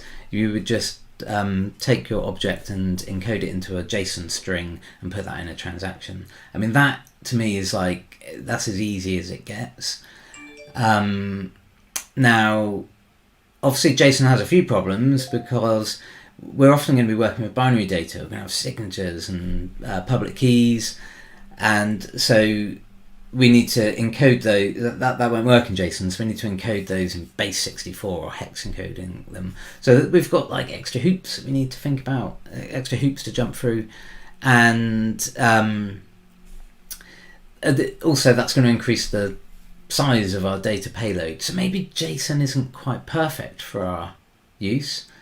So then I looked around at the various binary data serialization tools that we have. There's loads of these, and message pack and protobufs seem to be quite popular at the moment. I particularly am fond of CBOR. Now the reason I like CBOR is it works just like JSON. So you don't need to think in terms of creating schemas and structs. You can do that if you really want to maximize your efficiency and save every last byte. But if you just want that convenience that JSON gives you of taking any arbitrary object containing any types in it, and you just want to encode that as a binary, CBOR is absolutely fantastic for that. So I really like CBOR. When it comes to signatures and encryption, I think that should be handled that should be a first-class citizen of our protocol. That shouldn't be like offhand, implemented elsewhere. So we shouldn't be relying on individual users and builders to kind of be really getting their hands too dirty with that stuff. So I again turned to JSON for inspiration, and particularly to a family of specifications which I think are referred to as Jose or Jose or just JOSE, I don't know. I'm going to call it Jose. But this is a JavaScript object signatures and encryption. And if you've come across JSON Web Tokens, which if you've been building on the web, you probably have, JSON Web Tokens are actually a part of the Jose family of specifications. There's like 5 or 6 different specs here, and they describe how you can serialize data, authenticate it, and secure it. So this is actually exactly what we need to do. So this is a really great resource for us. Other people have thought of this problem, and they have solved it. Now, it just so happens that there is a CBOR version of Jose, which might be called Cozy or Cozy, or maybe just COSE, who knows. But I've read all those specifications as well. And I've taken those as an inspiration. So I don't think we need to re-implement all of Jose or the CBOR variant, but there are bits that we can take out. And so that's what I've done. I've taken out what is sensible and I've repurposed that into a new protocol, which I'm revealing today. What I've created is called Universe. It is a universal schema for serializing data with signatures and encryption built in as a first-class citizen of the protocol. So it allows us to serialize any data, any arbitrary piece of data in a concise, compact, binary-friendly format. We can use signatures to authenticate data, so we can use that to help us prove ownership or authorship or the origin of a particular type of data. And finally, we can encrypt that data, so we can ensure confidentiality of the data that we're putting on the blockchain for particular recipients. So that is what I've built. That's what I'm going to reveal today. I'm going to jump in now and show you some code, show you how Universe works and how you can use it in your applications.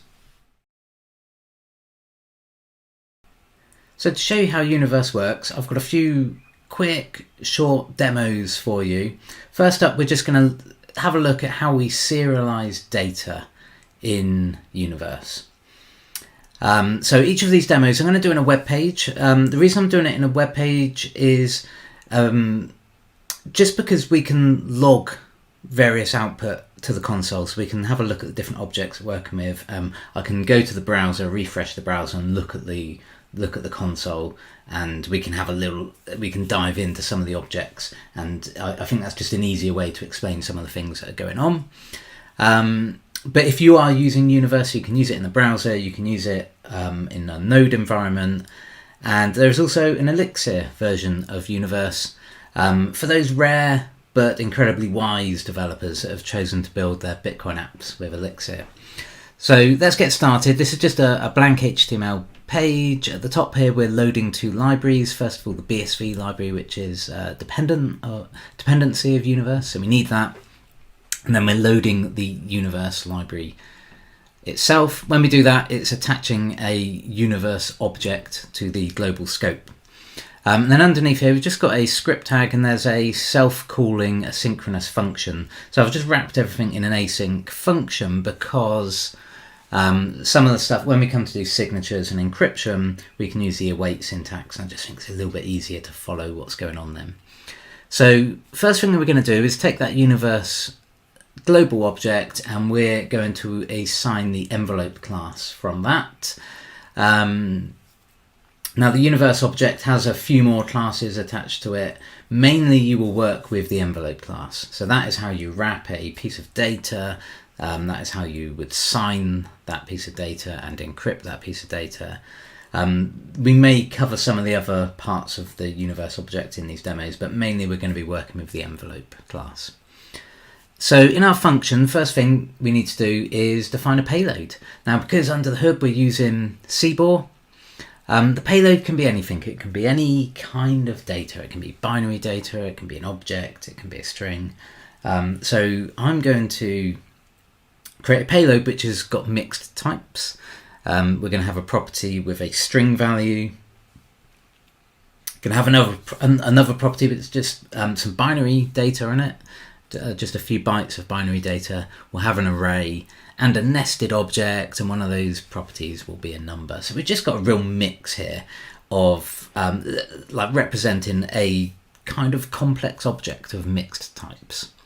And then what we next do is we use the envelope.wrap static function. We'll pass the payload as the first argument, and then the second argument is an object containing headers. So this is key value pairs of headers. You can actually set any header that you need for your use case.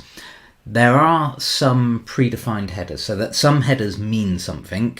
I'm not going to go into that in this demo because it will take too long, but read the Universe specification and learn what there's a small number of headers that have a specific meaning. In this example, I'm just going to use the proto header, which you can view that as kind of the protocol prefix, a bit from Bitcoin world, but it doesn't need to be a Bitcoin address. It can be any kind of identifier that makes sense. just some way to identify what this payload of data represents, what protocol or app or whatever it represents. So once we've defined that, we can now use the log. So let's use console.log. We'll have a look at the envelope we've created, and then we've also got a few functions for encoding our envelope in different formats. We can use toBuffer to encode our envelope as a CBOR encoded binary.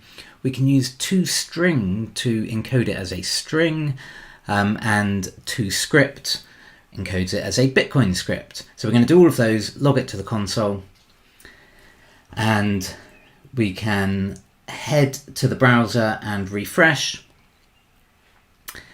and we can have a look, and there are our outputs. So we can see the envelope. If we drill down into the envelope, we can see that it has 4 properties. We've got the header, the payload, and if we drill down into that, we can actually see our payload. And by the way, with the headers, actually, I should mention that internally the order of your headers doesn't matter. So when we come to do things like signatures, the headers get signed, but the order becomes normalized. So it doesn't matter what order you add them in. When they get signed, they're always in a normalized and consistent order. So we always have consistent signatures. Yeah, and we've got a couple of other properties. We've got the signature property and recipient property. These are undefined, and we'll have a look at what they mean in a few moments. If we look at the outputs underneath, there is our CBOR encoded binary. If you have a look at the string, this looks a bit like a JSON Web Token, or this is basically where the Jose influence comes in. So the first chunk here is the header, and the second chunk is the payload. And what's happened here is these different parts are CBOR encoded. They are then base 64 URL encoded, and this may be useful if you're sending this kind of data over the web or storing in a cookie or whatever. And then finally we've got the script, and if we can drill into that, we can see the first push data after op return is a prefix, so that is an identifier that this is the universe protocol. The subsequent push data is the header, and then the final one is our payload, and all of this is in a concise binary format. So the envelope class also has corresponding functions to decode these encoding formats. So we have a from buffer, from string, and from script function. So that kind of represents how you would take a payload of data, encode it, send it over a network or put it into a Bitcoin transaction or do whatever you're going to do with it, and then someone else is going to decode that using these functions. So we'll quickly have a go at that. We'll create a second envelope, and we'll use from buffer, and we'll take our first envelope and encode that using toBuffer, and we'll log that to the console. We head back to the browser and refresh. We can have a look at our second envelope, and as expected, it's identical to our first envelope because it is the same. And that really just represents how it is encoded and decoded. So finally, I think we should put one of these on the blockchain. So I'm going to quickly add the money button library to the top of our page and write a little bit of code here. Let's render, we'll add a button element, and we will render money button to that element. We're just going to have a single output, and we will take our envelope, we will convert that to or encode it as a script, and then we will further encode that as a ASM string, which is needed for money button. And then once that payment is complete, we'll put something to the console.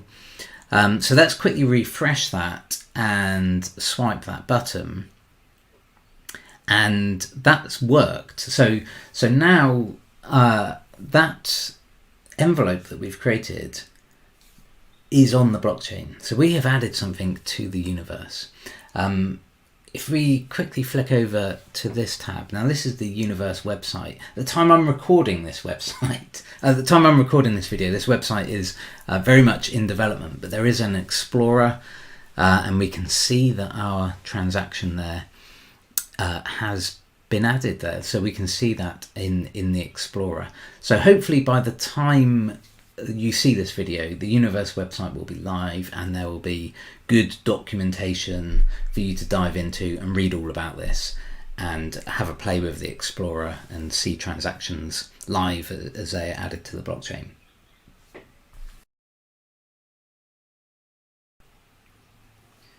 So in this next demo, we're going to play around with signatures. So we're going to just sign a piece of data. We're going to sign an envelope and then verify that signature.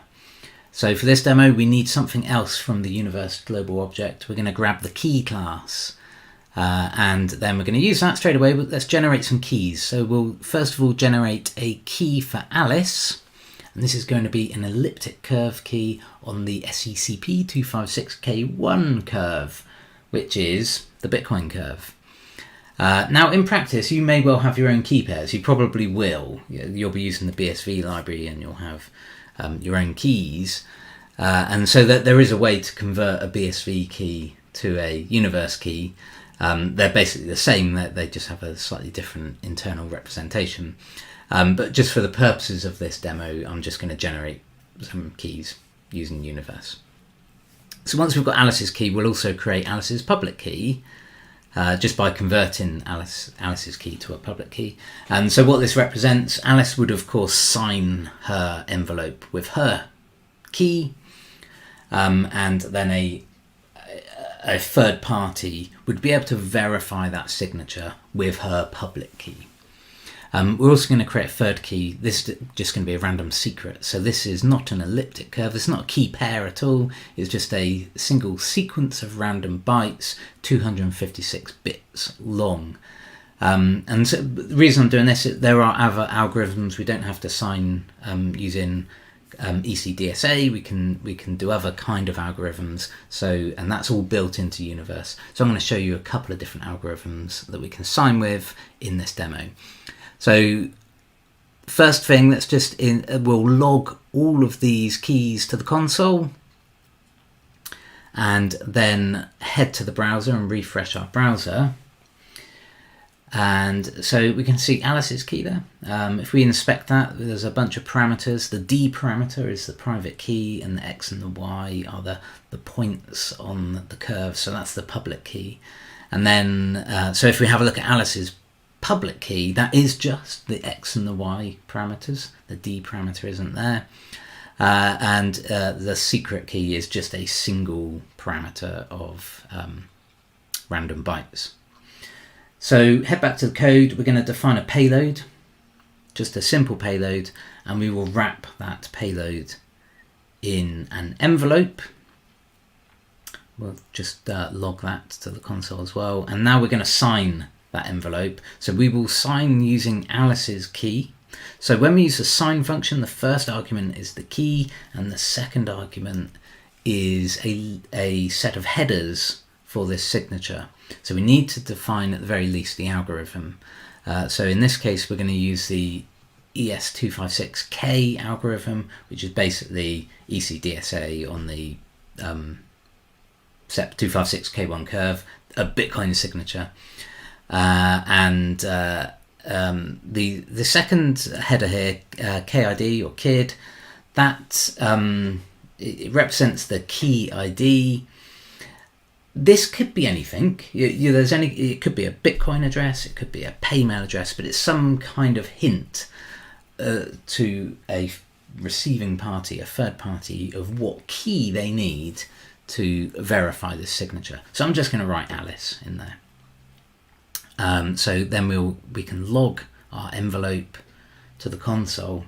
We can refresh the browser and let's have a look. So you might have noticed I logged the string encoding of our envelope twice here, once before we'd signed it and then after we'd signed it. So you can notice here that after we've signed it, there is another chunk of data in our envelope, which is our signature. So that third chunk represents a signature. And if we browse down, if we drill down into the envelope, we can see that signature is there. That consists of a set of headers, which is the algorithm and the key ID, and the signature itself, the binary value of the signature. Next thing we can do, we can just verify that using Alice's public key. So the verify function just accepts one argument, which is the key that we're going to verify against. We can log that to the console, head back to the browser, and sure enough, we can verify that signature. So everything is working there. Now it is possible to sign many times using, if needed, different algorithms. So the way we do that, and there are lots of use cases for this, by the way, and there are many reasons you might want to sign twice. Your application might want to add a signature so it can verify that it was the source of this piece of data, as well as the author and the owner.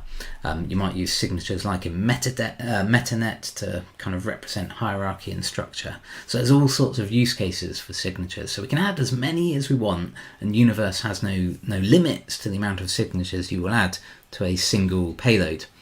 But in this case, we're just going to sign it twice. The first signature will be Alice's. We'll use Alice's key. We'll just sign that. And then the second one, we're going to sign with that secret that we generated. So the way we do this, we pass an array of arrays to the sign function. So for each sub-array, the first element is the key. The second element is the headers. For the second element, the second key here, we're using the HS256 algorithm, which is a hash-based message authentication, basically a MAC, and we'll add the key ID of secret. So we will verify that as well, and we verify the same way by passing an array of keys, and they obviously must be in the same order as the array of signatures. So we do that, we can log that output, head back to the browser, refresh the browser, and would you believe it, it verifies. So that just shows one way that we can sign our envelope with many signatures.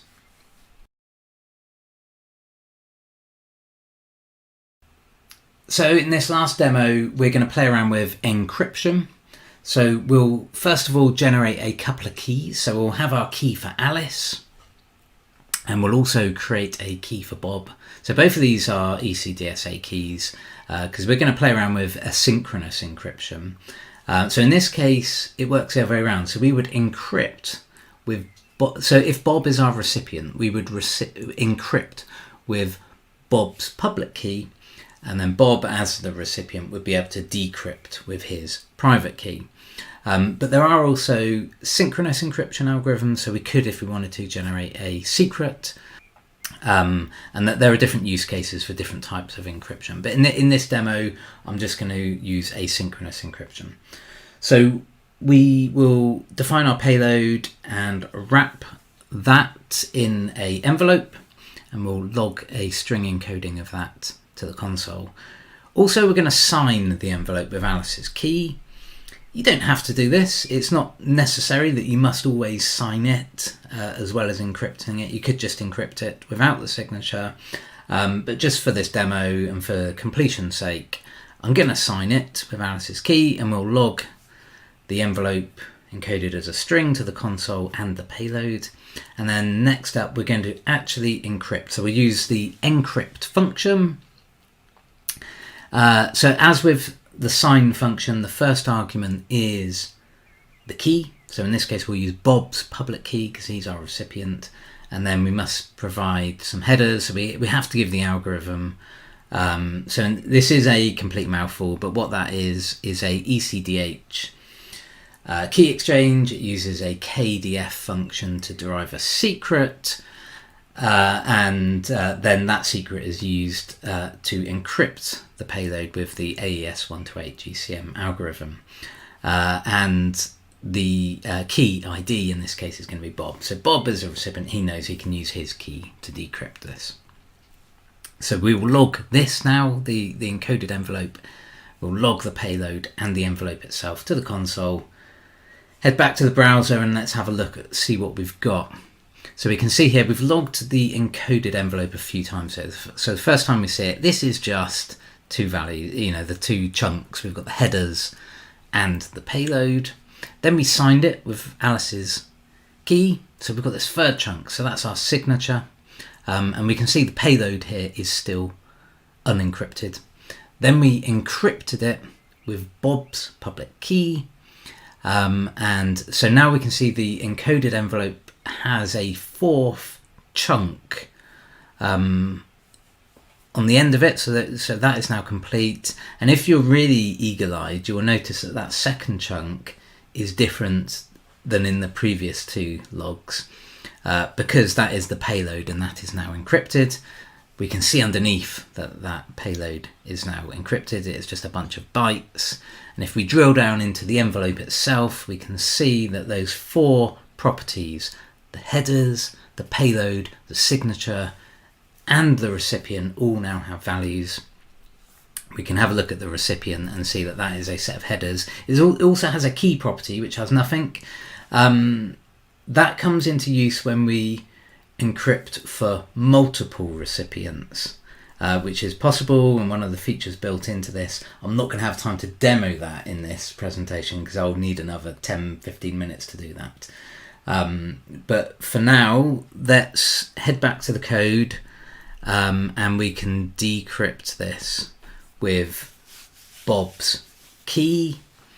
So yeah, we just use the decrypt function, pass in the key, and we can log the payload and head back to the browser, refresh, and sure enough, our payload is decrypted.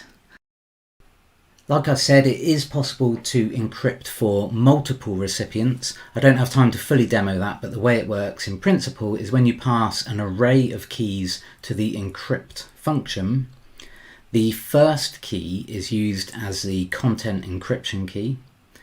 And so that is used to encrypt the payload using the specified algorithm for that key. And then each subsequent key is used to encrypt the first content encryption key.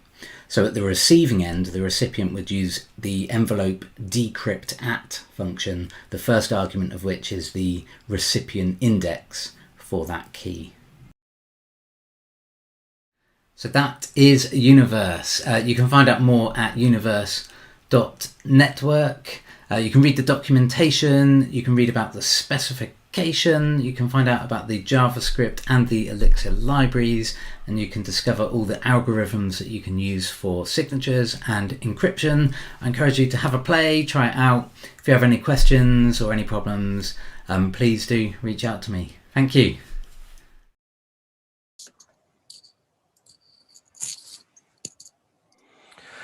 Well, thank you, Aaron, for a very comprehensive display and probably one of our first really deep dives into some live coding. For anybody who is watching that may want to review it again, it's always easier to watch these code demos when you can pause and control the pace. These videos will be made available after the DevCon is closed. There was a lot to digest there.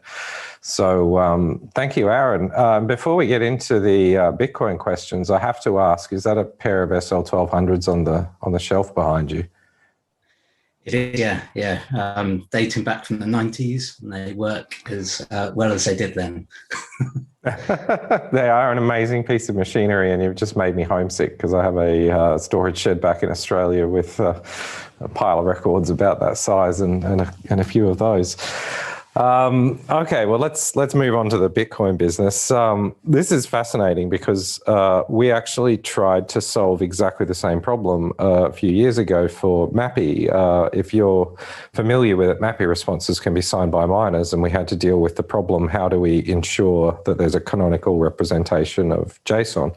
At the time, we looked around for standards, and the only ones that we did find were still a bit fluffy and in draft form. So we came up with a solution which solved the problem, but probably wasn't the most elegant of solutions. So I'd be really interested to take a much closer look at this. So my question to you is, are you planning on supporting this in any other languages? I personally have released it. I've released 2 libraries today, a JavaScript library, which works in the browser and Node. And I've also released an 괰ᴜ library because I do lots of development in 괰ᴜ.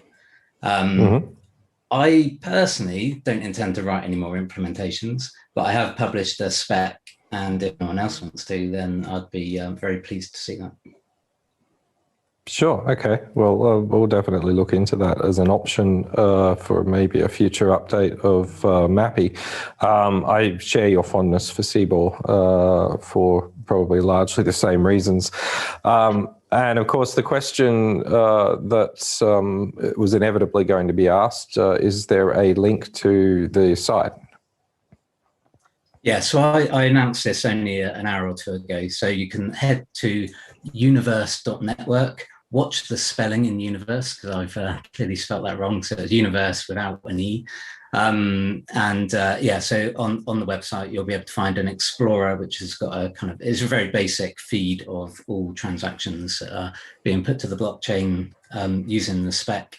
And then there's also a set of documentation, which explains, the ideas behind the spec, and also, an intro to the 2 libraries, the JavaScript and the 괰ᴜ libraries. Okay, so that's universe without the E .network. So go check it out and take a look. I can think of 1,000 different applications for a library like this without even having to try. So if you're thinking about building a Bitcoin application, this could end up being an essential piece of your toolbox. So we do have a question about JSON. JSON has been shown to have vulnerabilities due to the many different types of JSON parser specs in use today. Does 괰ᴜ have similar issues? I don't know, is my simple answer to that. I mean, the 괰ᴜ specification is stable and standardized. And so really this comes down to the implementations of that specification. It's perfectly possible that, certain implementations might be different from other implementations. I don't really know, but I've not encountered any issues with the work that I've done with it so far. Sure. Okay. I think in a form as widely used as JSON or 괰ᴜ, that if there are issues, they're probably going to be relatively well documented. So it's probably only a few Google searches away. And JW asks specifics, I guess, of the protocol. Does the proto header have to be unique, like it is in Bitcoin? No. So according, the advice that I would give is no, it doesn't have to be. It's up to you. You can put whatever you want in there. There are no hard and fast rules about that. It's really just a header that is designed to allow you to kind of identify a transaction that may well be relevant to your application. But yeah, there are no rules and no registry of protocol headers. But it would make sense to, if you're creating an application, it would make sense to use a unique protocol header. Identifier. Yeah. Okay. Now, you mentioned earlier in the presentation that you thought that encryption should be a first-class citizen of Bitcoin-like libraries. Do you think that we should be writing our own implementations of these, or making use of tried and tested cryptography libraries, even if that means it's not entirely as Bitcoin-like as we would hope?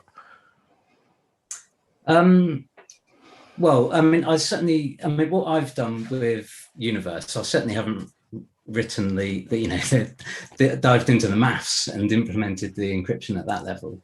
I have used tried and tested specifications and algorithms. So I've taken the 괂ᴜ set of specifications, which has dozens of encryption algorithms, and they're really well documented.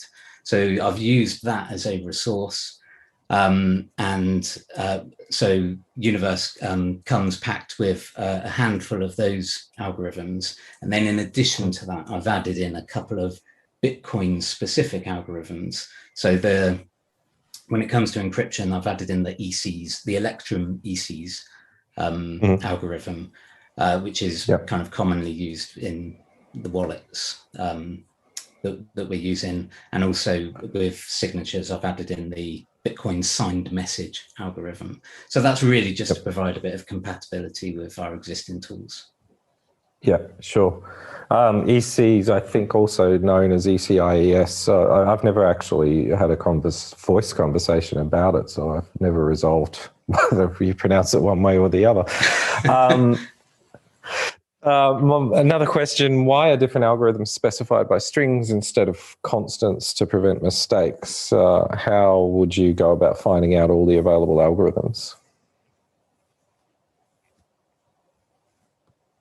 I'm not entirely sure what that question relates to, but yeah, you identify the algorithm by the alg header when you're using encryption. But yeah, if you head to the documentation, there is a list of supported algorithms that I've built into Universe. And it doesn't need to be limited by that. You know, there's like I say, if we use Jose as a reference, there are dozens more algorithms that we can add in. It's actually quite common to reference crypto algorithms using strings. I have to deal with it in Java all the time, which is, yes, I admit it, I'm still using Java. Ʇᴛ would like to make the comment, amazing work, Aaron, beautifully done, which I think is pretty fair sentiment. We've got a few more questions, but we are running a little short on time. So we're going to pass those on to Aaron and see if we can get him to write some responses that will get published. We have had a few questions through the day from people who are asking a little bit of a bit of background on Bitcoin SV and what it actually is. So that would lead me to believe that we've got some people in the audience that are new to Bitcoin SV. I could answer the question, but I answer this question a lot. I might actually throw this one back to you, Aaron. How would you define what Bitcoin SV is?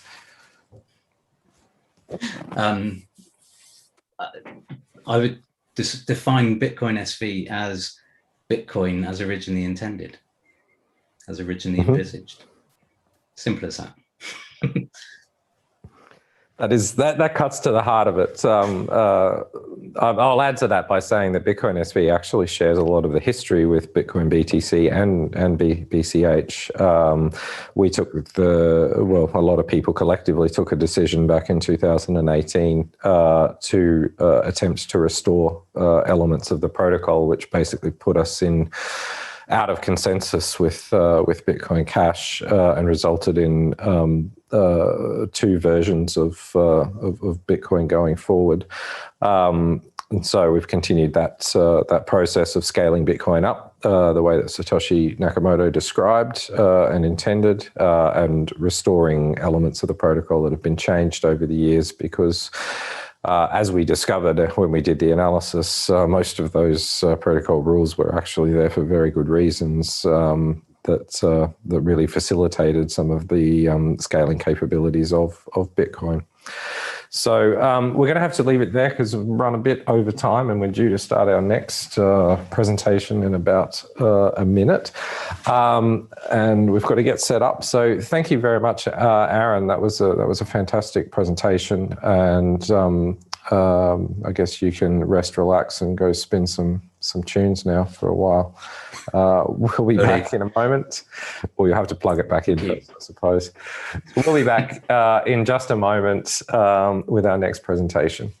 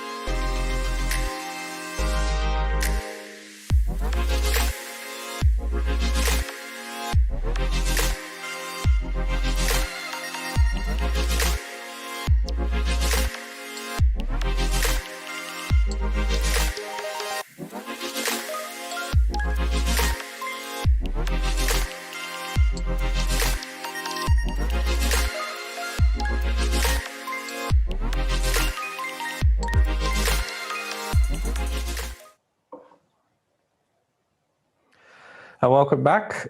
It's now time for a double act, starting with an in-chain double act, followed by another in-chain single act. I'd like to introduce Jack Davies of MetaNet fame and Alessio Pagani from our in-chain research team. They're going to be talking to you today about Bitcoin transactions, methods of embedding data in Bitcoin transactions, and a few different ways of actually constructing Bitcoin transactions. So coming from one of the people who worked at the heart of the MetaNet team, which is, of course, one of a very interesting way of making use of data on chain. We are definitely in the hands of experts, so I look forward to seeing what Jack and Alessio are going to show us today. My name is Alessio Pagani. I am a researcher at nChain, and today with my colleague Jack Davies, we will present Bitcoin data transactions and how to use them for your data. During this presentation, we will show the Bitcoin transaction format, we will discuss how to embed data in our transactions, and we will present some data protocols and some data structures. So if we want to create a data transaction, the first question is, how do we create a transaction? So how can we create ledger entries in Bitcoin? So before talking about data, we will talk over the transaction format, we will inspect a transaction in JSON, we will briefly discuss Bitcoin scripts, and we will also create a transaction using the Bitcoin client. The primary functionality of a Bitcoin transaction is to transfer custody of Bitcoin from one to another. We can see in this slide the most important fields of our transaction, but for the sake of this presentation, it's important to notice that each transaction always has a list of inputs and a list of outputs. Each input has a reference to an output from a previous transaction plus a script, while each output has always the value being transferred plus another script. A script is essentially a list of instructions that describes how the next person wanting to spend the Bitcoins being transferred can gain access to them. In general, the script in the input is called unlocking script, while the input in the output is called locking script. Scripts are important for us because, as we will see shortly, they will help us to carry data. So you can think of transactions as packets that we will use to include our data. This is an example of a real transaction in JSON format. These views can be obtained from Bitcoin CLI or any other explorer, such as Watson Chain. And here we can see all the fields that we discussed before, including the list of inputs in the vin and the list of outputs in the vout. I would like to focus on the vout, so on the outputs. And as you can see, we have a field called script public key. And here we have our output script or our locking script that we will use to embed our data. Note that these JSON representations often include some metadata which are derived from the transaction, but they are not strictly part of it. An example is the transaction ID. Another example is the ASM of the, for example, script public key. The ASM, so the assembly representation, is not part of the message, but is derived from the X representation, which is the one that is actually part of the message. Now, a quick focus on scripts. As we said, scripts are a list of instructions that describe how a person that wanting to spend Bitcoins can gain access to them. The most common public script is the pay to public key hash. Here we have a public key hash in the locking script. And if we want to spend them, we have to provide a signature in the unlocking script. We can have more complex portions of script if we want to achieve additional functionalities. For example, we have hash puzzles, where in the locking script, we have the hash of a secret. And if we want to spend it, we have to provide in the unlocking script the entire secret. We also have R puzzles, where there is a secret that is in the same form, mathematical form of a Bitcoin private key, and it must be known by the spender. We can quickly get to very large scripts where we might want to abstract away An example is the op push transaction, which works as a pseudo opcode which pushes the current transaction into the stack. This is an example of a very complex script with hundreds or even thousands of opcodes. This is used to create a very complex behavior, or maybe a smart contracts. Now I will hand over to my colleague Jack that will show you some demos. Over to you, Jack. Thanks very much, Alessio. Yeah, so I'm going to give a very brief demonstration on how to use the Bitcoin command line interface, or Bitcoin CLI, to generate transactions. So on the left here, I've got Bitcoin D running in the background, and then I've added a few users for the demonstration as nodes. So we've got Alice and we've got Bob, and then I've just used the list unspent command to generate this address array here for Alice's unspent output addresses. And then I've also generated a fresh address for Bob using the get new address command. So now, if we want to send money from Alice to Bob, then all I need to do is use the send to address command. So if I move down here, we want to send to Bob from Alice. So I'll choose data equals Alice. And then I'm going to use the send to address command. And then I need to pass it 2 arguments. So I need to give it the address we want to send to, which is this we just generated, and then pick the amount. So let's say 5 Bitcoins will send. Then when I hit enter, I get this TXID come back. So this is basically confirming that we've just generated a valid transaction. I'm just going to install this in our generated TXID field on the right here for reference later, so we can check that everything's worked correctly. So the next thing we can do is make sure this is, a valid transaction by mining into a block. So again, if I use the CLI, and this time, because I want to add a block to the kind of reg test network we have here, then I choose the data series network, and I generate, let's say, 1 block. It's all we need, really. Then we get this block generated here, and this is the block header hash that we've generated. We can actually go and inspect that using another command, so Bitcoin CLI. Again, still, we can look at this as the network as well. And then I want to get block based on that block hash that we've just produced. And the result is this. So you can see here in this TX structure, we have 2 transactions. One here is the Coinbase transaction, which we'd expect to always see in a block.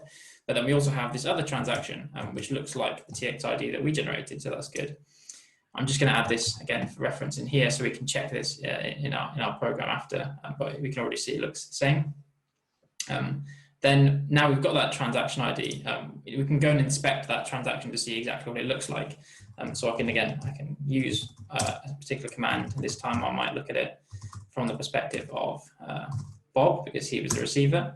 And I want to get the raw transaction first. So I want to get, what is the raw transaction data that's underneath this TXID. And I get this back. So this large hex string here. So again, copying that, we can use that. We can use another command to decode this. So once again, let's still act as Bob. Then I use decode raw transaction this time. Paste in what we just found, hit enter, and then we get this, which is much more friendly. So we get this this large JSON representation here. Now I'm just going to quickly copy and paste this over to our workspace on the right. There we go. Just get the whole thing. Oops, that's easier. Okay. So if I copy and paste this over into our program here, and I will just close it off so it's not getting in the way too much. So we're just going to store that information here for later. But if we just have a quick look at it on the left-hand side here, we see there are lots of fields, as Alessio mentioned. We get the JSON representation here, including the input structures, the output structures, and we can actually see that the address we generated for Bob, MPCS, so on, is in this second output here. So that looks how we expected it to look. So now, what I'm going to quickly do is, based on how that data we've taken, I'm just going to quickly run our demo program here. what we expect to see is, so we're checking if the TXID that we generated first is the one that made it into the block. So generated TXID equal to the block TXID. And also I've added an extra check here to check that the address in the output that we expect to be sending to Bob is actually that address we generated for Bob. So when I run this, we expect this to be true. And there we are. So we've got the correct transaction ID and the correct address in both places. So that's a simple example of how you can go ahead and make transactions using Bitcoin CLI that will work as expected. Okay, so now we've seen how to create basic transactions using the command line interface. And we can now look at how we can embed data with our transactions, and specifically how we can use those transactions as message envelopes effectively, and particularly the scripts within them to carry and embed the data we need for our applications. So I'm going to be covering the kind of key fundamental concept of data pushes, and this is how we can embed any piece of data within one of our transaction scripts. Then I'm going to look at some data carriers, which are scripts or transaction patterns, which we can commonly use to embed data with certain properties associated with each. And then finally, Alessio is going to take you through a demonstration of how you can actually begin to use the Money Button JavaScript library to embed data within your transactions. So firstly, data pushes. This is what we mean when we talk about putting data in scripts. We've already seen two examples of this already, or many examples in the previous scripts.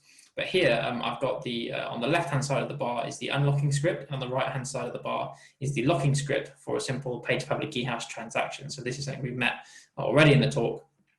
And highlighted in blue are all the data pushes. So these are all parts of the script that are actually just pieces of data that get pushed to the stack during script evaluation.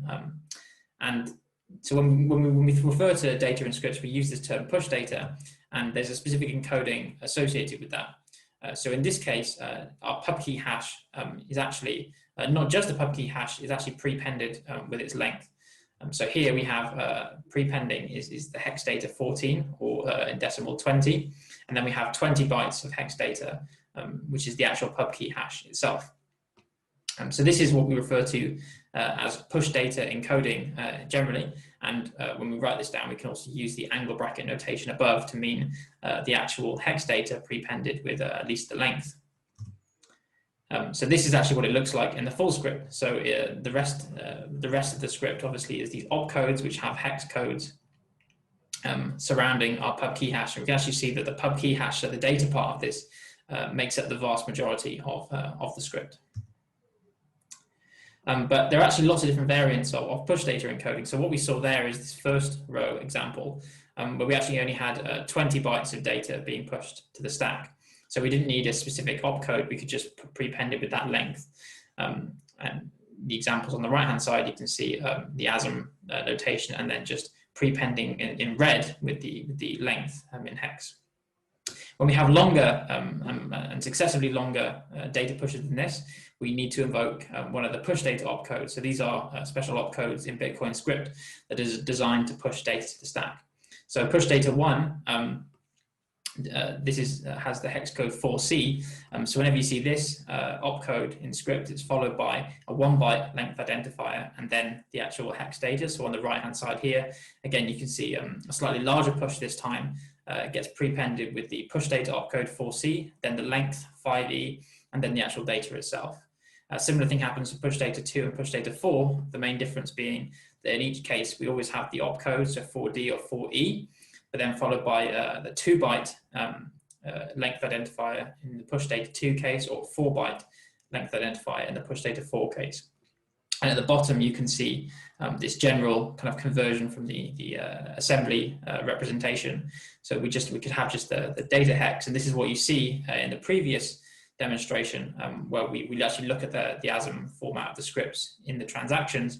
But what's actually in the serialized version, so we switch between the serialized and the ASM format in that script in the demonstration, is actually the opcode and the length getting prepended. So this is something to be aware of when we're thinking about it. And push data 4 actually has an upper limit of around 4.3 gigabytes. So that's kind of defines the maximum size of a single data push you can have in a particular script. So a few important things to know about data pushes. So these are privileged in a sense because they can go in any script. So post Genesis, only constants are allowed to be pushed to the script in an input script, which means that you can actually have data pushes in inputs and outputs, whereas you can't necessarily have other opcodes everywhere. So again, push data is being allowed in unlocking script, and that's what we saw with the signature in a public key hash transaction. We already know we have push data in unlocking scripts there, and there's not necessarily a limit on the number of pushes you can have per script. So you can have many of these. The limits then become about the size of a transaction overall. And you can see here many different applications have been using different embedding methods, adding data to the blockchain over time. Okay, so then data carriers.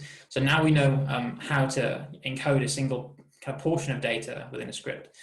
We can think about the ways we can actually form scripts to do this for us. So the first is just general spendable scripts, and this is the kind of thing we've seen already. So we could add a data push followed by an op-drop opcode to any script, and this would not change how the script runs necessarily, but it would still embed that data within it. So that's one example of adding data to a spendable script. Then we can also have what's called now the unspendable op return, or false op return, or false return, where we have an unspendable script essentially preceding our data push. So here we have those two opcodes, false op return, followed by the data, and we could have many pushes, of course, after op return.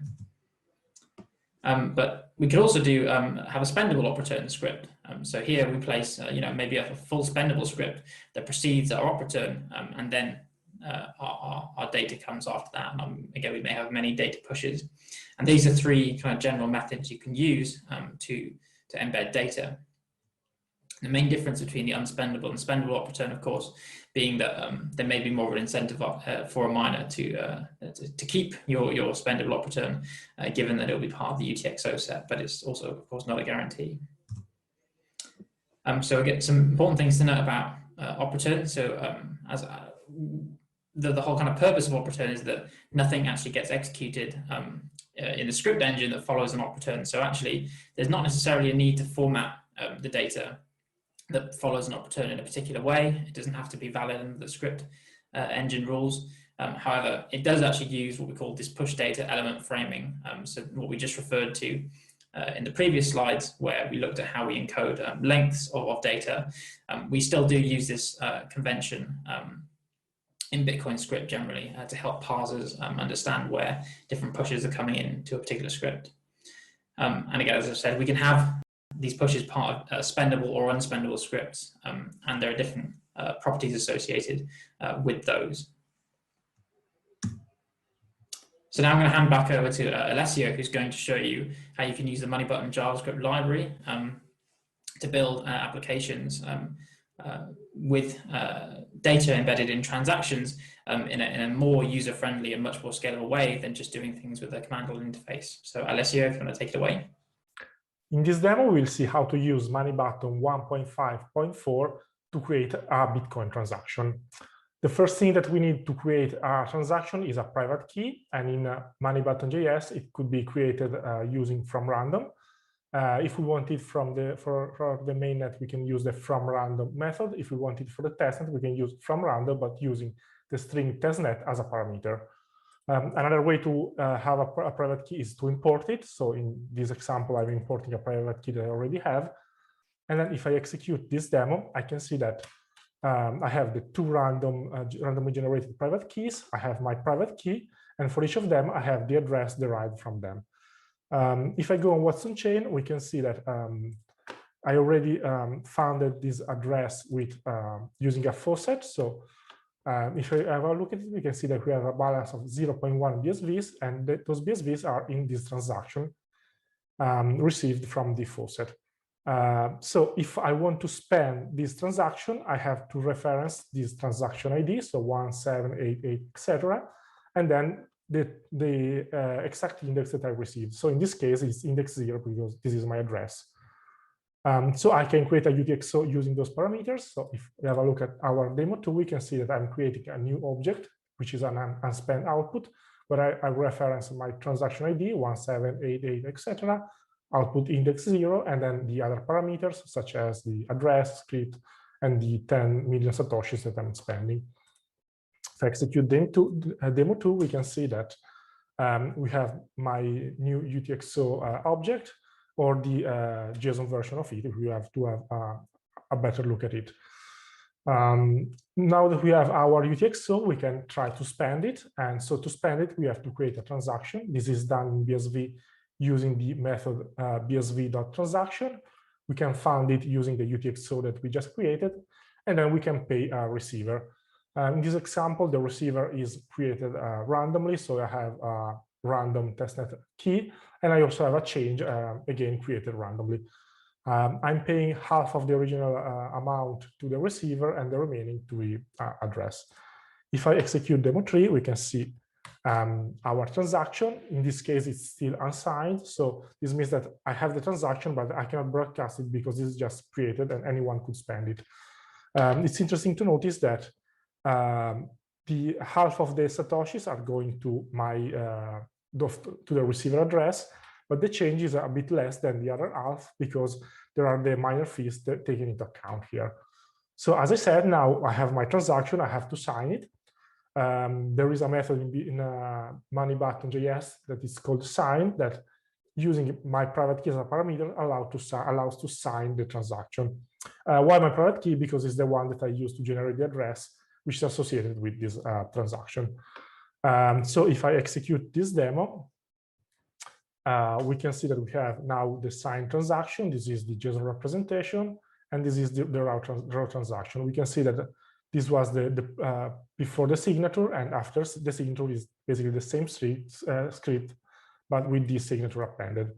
I can copy and publish my transaction, and a way to do it is to go on Watson chain, broadcast transaction. I paste my raw transaction here, and if I click, I don't broadcast it because I'm sending satoshis to random addresses, but if I click on preview, we can see that we have our original transactions, the 1788, etc., with 0.1 BSVs, and half of them are sent to the receiver, and the remaining are back to me as a change.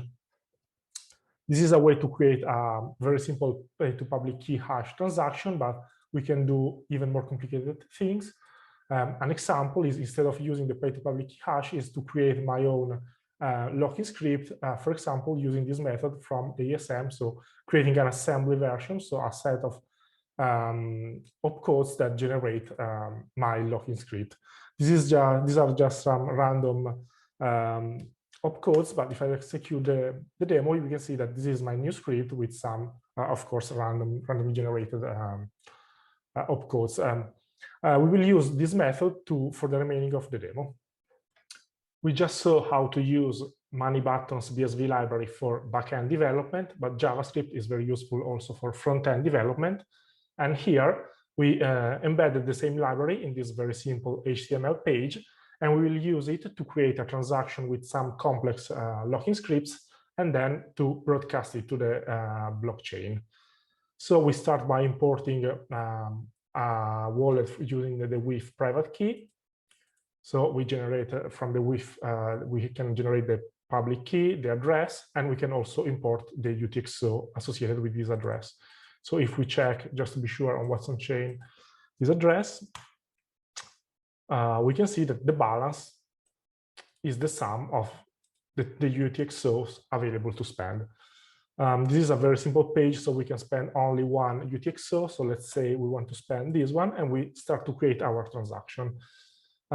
So we start with the first input, which is the one that we just selected. So we have the script public key, the transaction ID, the index, and then the amount of satoshis. Then we can start to create our outputs. So the first one, it's a simple pay to public key script. So we can send all the satoshis to this in this UTXO, in this login script. So we can send all the UTXOs less the fee for the miner. In this case, it's, for simplicity, a basic 1,000 satoshis fee. We will send it back to our address, again for simplicity, but you can pay whoever you want. And then we have two other outputs. One it's an unspendable output, and the other one is a spendable output. And we use them to embed some data. In the first example, we have, this is the X for hello world or unspendable hello world. And here we have the same string, but this says spendable hello world. To the spendable one, we associate also some satoshis, and we can generate the raw transaction. Of course, if we change something, the transaction will change, or if we change the amount that we want to send. Then this output will be collected by anyone. We generally want to avoid that, so we will send also this transaction back to us. So instead of opt through, we'll add our pay to public key to ourselves. We generate the transaction, then we can copy the raw transaction and broadcast it using Watson chain, for example. So we have a specific tool on Watson chain, broadcast transaction. We paste the raw transaction and we can broadcast it. Let's see. Okay, successfully broadcasted. It's still on the mempool, of course, but if we analyze the transaction, we can see that we have one input, the one that we chose, and then we have one, the first output is our pay to public key to ourselves, and then we have the unspendable output. As you can see, it's 0 op return and the X, which is unspendable hello world, and then we have the same but with the spendable hello world and the script that allows us to collect the same the amount of BSV that we associated with this locking script. We can check back our address to see that the transaction has already been included. It's still unconfirmed, so the balance is not updated, but we can see that we spent 998,000 BSVs and we received 997 BSVs. In the last part of our presentation, we will see how to use data protocol and how to use our data transactions to create some application-specific content. We will start with an overview of some BSV data protocols, and then we will see a quick demo on how to use the BitSV Python library to create an application. Many different data protocols now exist. These are some just examples. We have B, we have AN, which are protocols used to store and reference data on the Bitcoin blockchains. We have the Metanet protocol, which is a layer 2 overlay protocol that defines a method for creating data structures over Bitcoin. We have RAN, which is a platform used to build applications and tokens on Bitcoin. But for the remaining, for the sake of time, for the remaining of this presentation, we will focus on the B protocol, which is a protocol simply used to design and encode files on the blockchain. This is an example of the B protocol. The top shows the syntax of a B protocol output. Typically, it follows an op return, but it could be either a spendable or an unspendable output, as we saw in the demo before, and you can choose the one you prefer depending on your specific application. The bottom shows an example for encoding an actual image. As you can see, the first parameter after the op return is a string. This is a constant. It's publicly available, and it indicates that we are following the B protocol. After that, we have the actual file. So in our case, an image buffer. Then we have the media type. So for our example, image PNG, we have the encoding binary, and then we have the file name .png. Both the encoding and the file name are optional, so you don't have to use them if you don't need to. And this is an example of an image uploaded on the blockchain and encoded using the B protocol. This is then displayed using the BitFS service. So the on-chain B encoding within the transactions tell the off-chain service, so our BitFS service, how to parse and display the image from within a web application. We can use many protocols in conjunction with one another by layering or chaining them together. In the example shown, we have the B protocol, the D protocol, and the BCAT protocol all together and structured using the Metanet protocol. Each circle here is a Bitcoin transaction, and each will contain an application protocol and the encodings that allow an application or a service to render the data correctly. It's now time for our demo. We will see how we'll write a simple application that writes a file to the blockchain and reads it from the blockchain using Python and the BitSV library. In this demo, we will see how to embed a file in a transaction following the B protocol. We are using Python and the BitSV library, which allows to create and publish transactions. So it's very similar to what we saw in the previous demo, where we created a transaction, serialized it, and then broadcasted it using the Watson Chain API. But here, everything is done automatically. So we can import our wallet as before using the with private key, and then we can embed our file. So the B protocol is composed of 4 fields plus the protocol prefix. The protocol prefix is a constant and it's given by the creators of the protocol. And then we create our array with our information. So the first element is the image. So the first apart from the protocol prefix. We have the image, which is loaded and encoded in base 64. Then we have the media type, in our case, image JPEG. Then we have the encoding, so base 64, and then the file name. Then we call this method provided by BitSV, which creates an unspendable transaction using op_return, and then append all the information after the op_return. If we execute it, we have, as a result, the transaction ID of the transaction just created. So we can copy it and check what's happening on Watson Chain.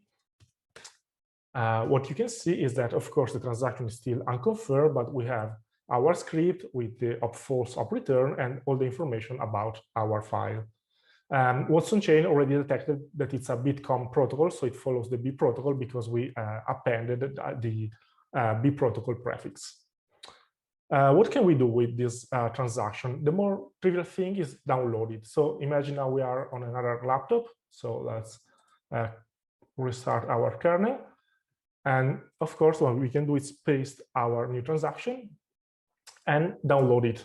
We use the API from Watson Chain to download it. And the result is similar to what we saw before. So it's a JSON object with the transaction ID, the inputs, the outputs, and of course, the information that we appended after the return. Watson Chain is quite smart. It did part of the job for us. So if we take the part of the JSON where we have the op_return, we can already see that it already detected that it's a Bitcoin transaction that follows the B protocol, and it already split it in part our file, our information uploaded. So we have the file, we have the type, the encoding, and the name. So we can write it on our hard drive and see how does it look. Here I appended a dash blockchain to the file name just to distinguish it from the original one. And if we execute this function, we can see that we have a new file just downloaded from the blockchain. It is exactly the same as the one that we uploaded, of course. We can do also more complicated stuff. As an example, if we go back to the demo that we created before, one thing that you didn't notice before is that this image is actually a Bitcoin transaction. We can inspect it, and you can see the ID is actually a Bitcoin transaction. You can look at it on Watson Chain, but we can also do something more interesting. So we can take the source code, change the ID of this image, paste the one that we just created, save it, of course. And if we refresh the page, we have a new logo for our page. And this is a Bitcoin transaction that follows the B protocol. What's happening under the hood is basically that we have a jQuery function that iterates on all the images, as you can see, query Watson Chain using the ID of the object, of the element, and then it sets the source of the element as the image that it just downloaded from Watson Chain. This is the end of our presentation. We saw how to create Bitcoin transactions that carry application data. We discussed many different ways to embed data. We saw different protocols to embed data. And we also saw how to use some libraries that can be used to construct app transactions. We saw the Money Button JavaScript library. We saw the BitSV Python library. I hope you learned something, and thank you very much. Ciao.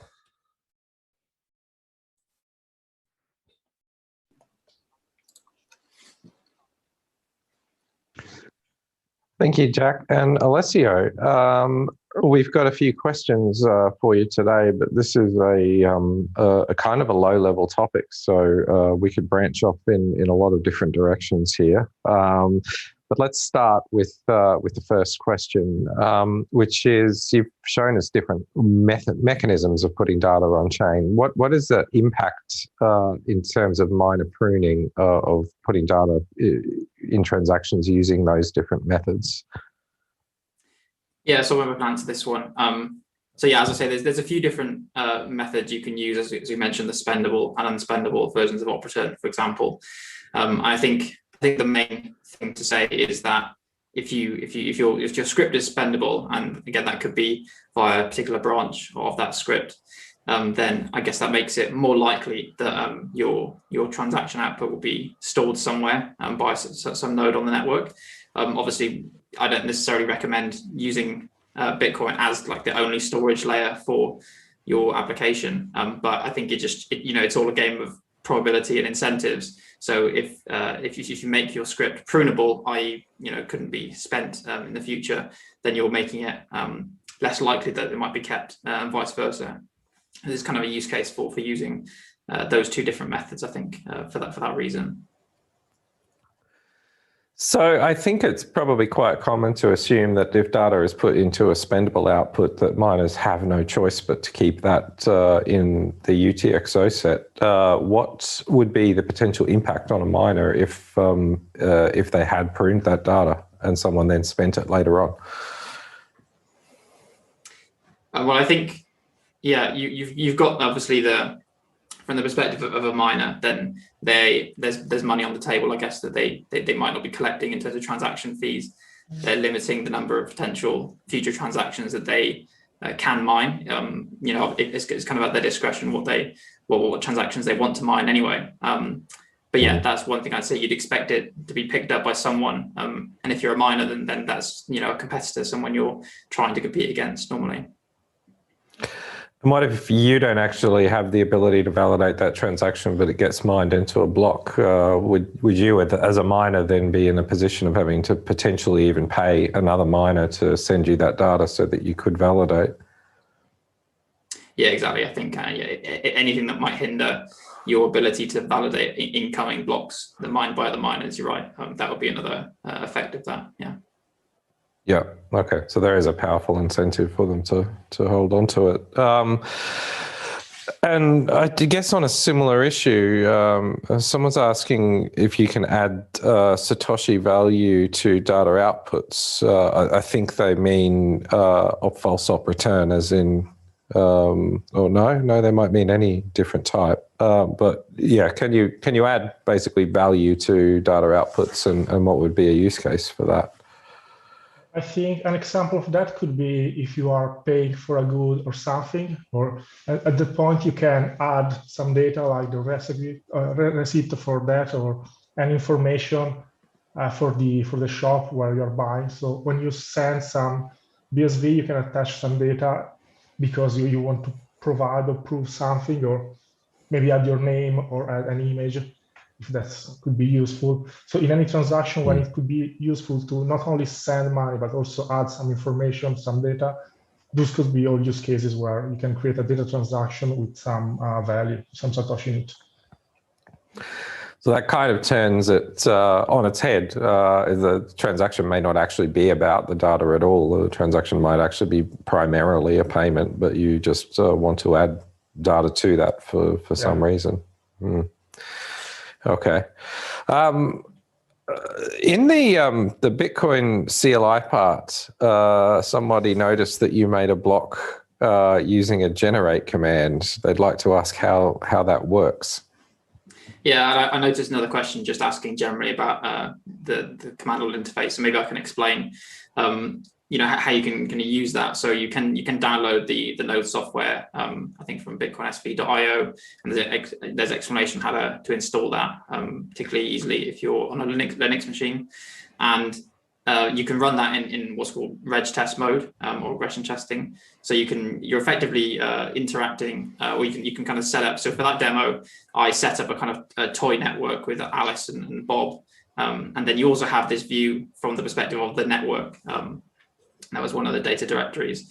And one of the commands you can use there is obviously to generate a block. So this is kind of simulating what the nodes would do in a Bitcoin network. They can collect transactions into blocks. Obviously, it's simplified in the reg test mode, and we're not, there's no proof of work involved. It's just kind of it's generating the block based on whatever transactions you've made.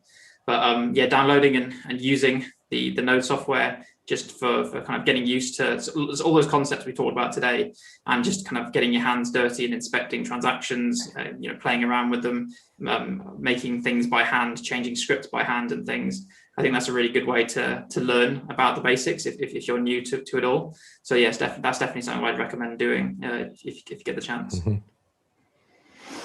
Maybe they thought they'd found a way to mine blocks easily, but unfortunately, it only works on reg test and not on the mainnet where the blocks are actually worth money.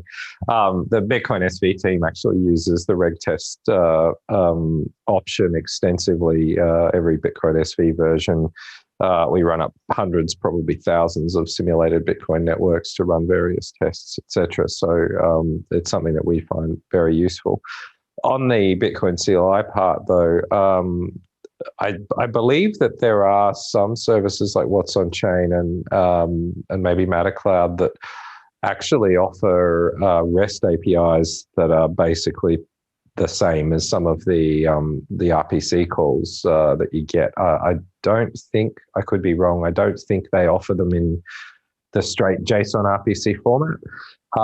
In fact, that's a service that we considered building a while back in nChain, but didn't get to it for whatever reason. Although there are any application developers out there right now that are looking for an idea, that actually could be something that's quite useful, because it's easy to download the Bitcoin clients, the Bitcoin software, the Bitcoin SV software, and run up a reg test node, because it doesn't require all of the mainnet block and transaction history. But of course, it's a much bigger task to download the entire blockchain and validate it.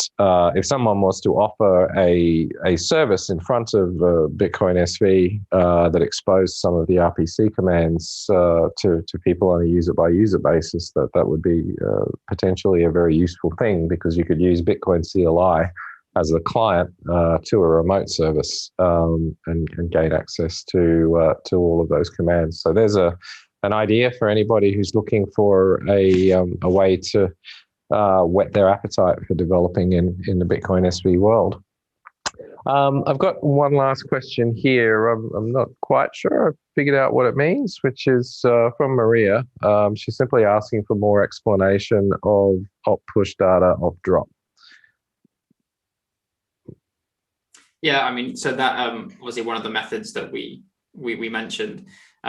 Really, that's kind of, we often see a push data paired with an op drop statement, even though that's not, there are cases where you might put data in script for the function of the script.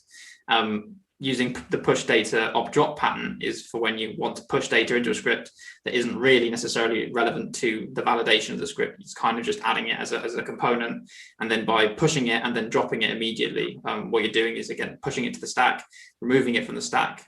So it's kind of interpolating your data into whatever important validation part of the script there is.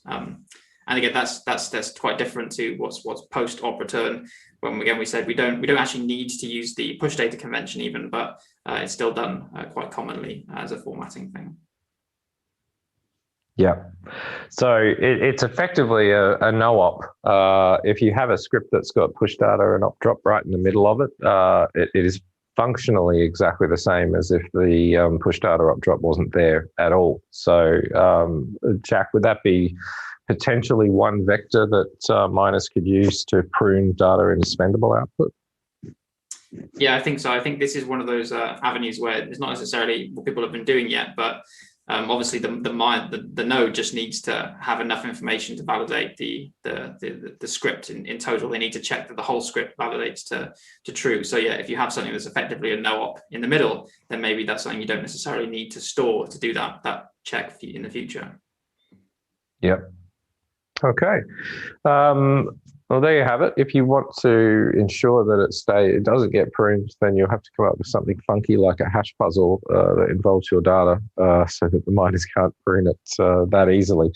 Having said that, I don't think we're seeing many signs of widespread pruning at this point. So, okay, I think we have a few more minutes before our next presentation. Not too many, I don't think. It's another Enchainer who's going to tell you a bit about the Light Client program and show you an early demo of some of the work that has been done to help put the tools in your hands to make the peer-to-peer SPV paradigm easier to realize. So we'll be back in just a moment, and we'll see what Jad has got to say.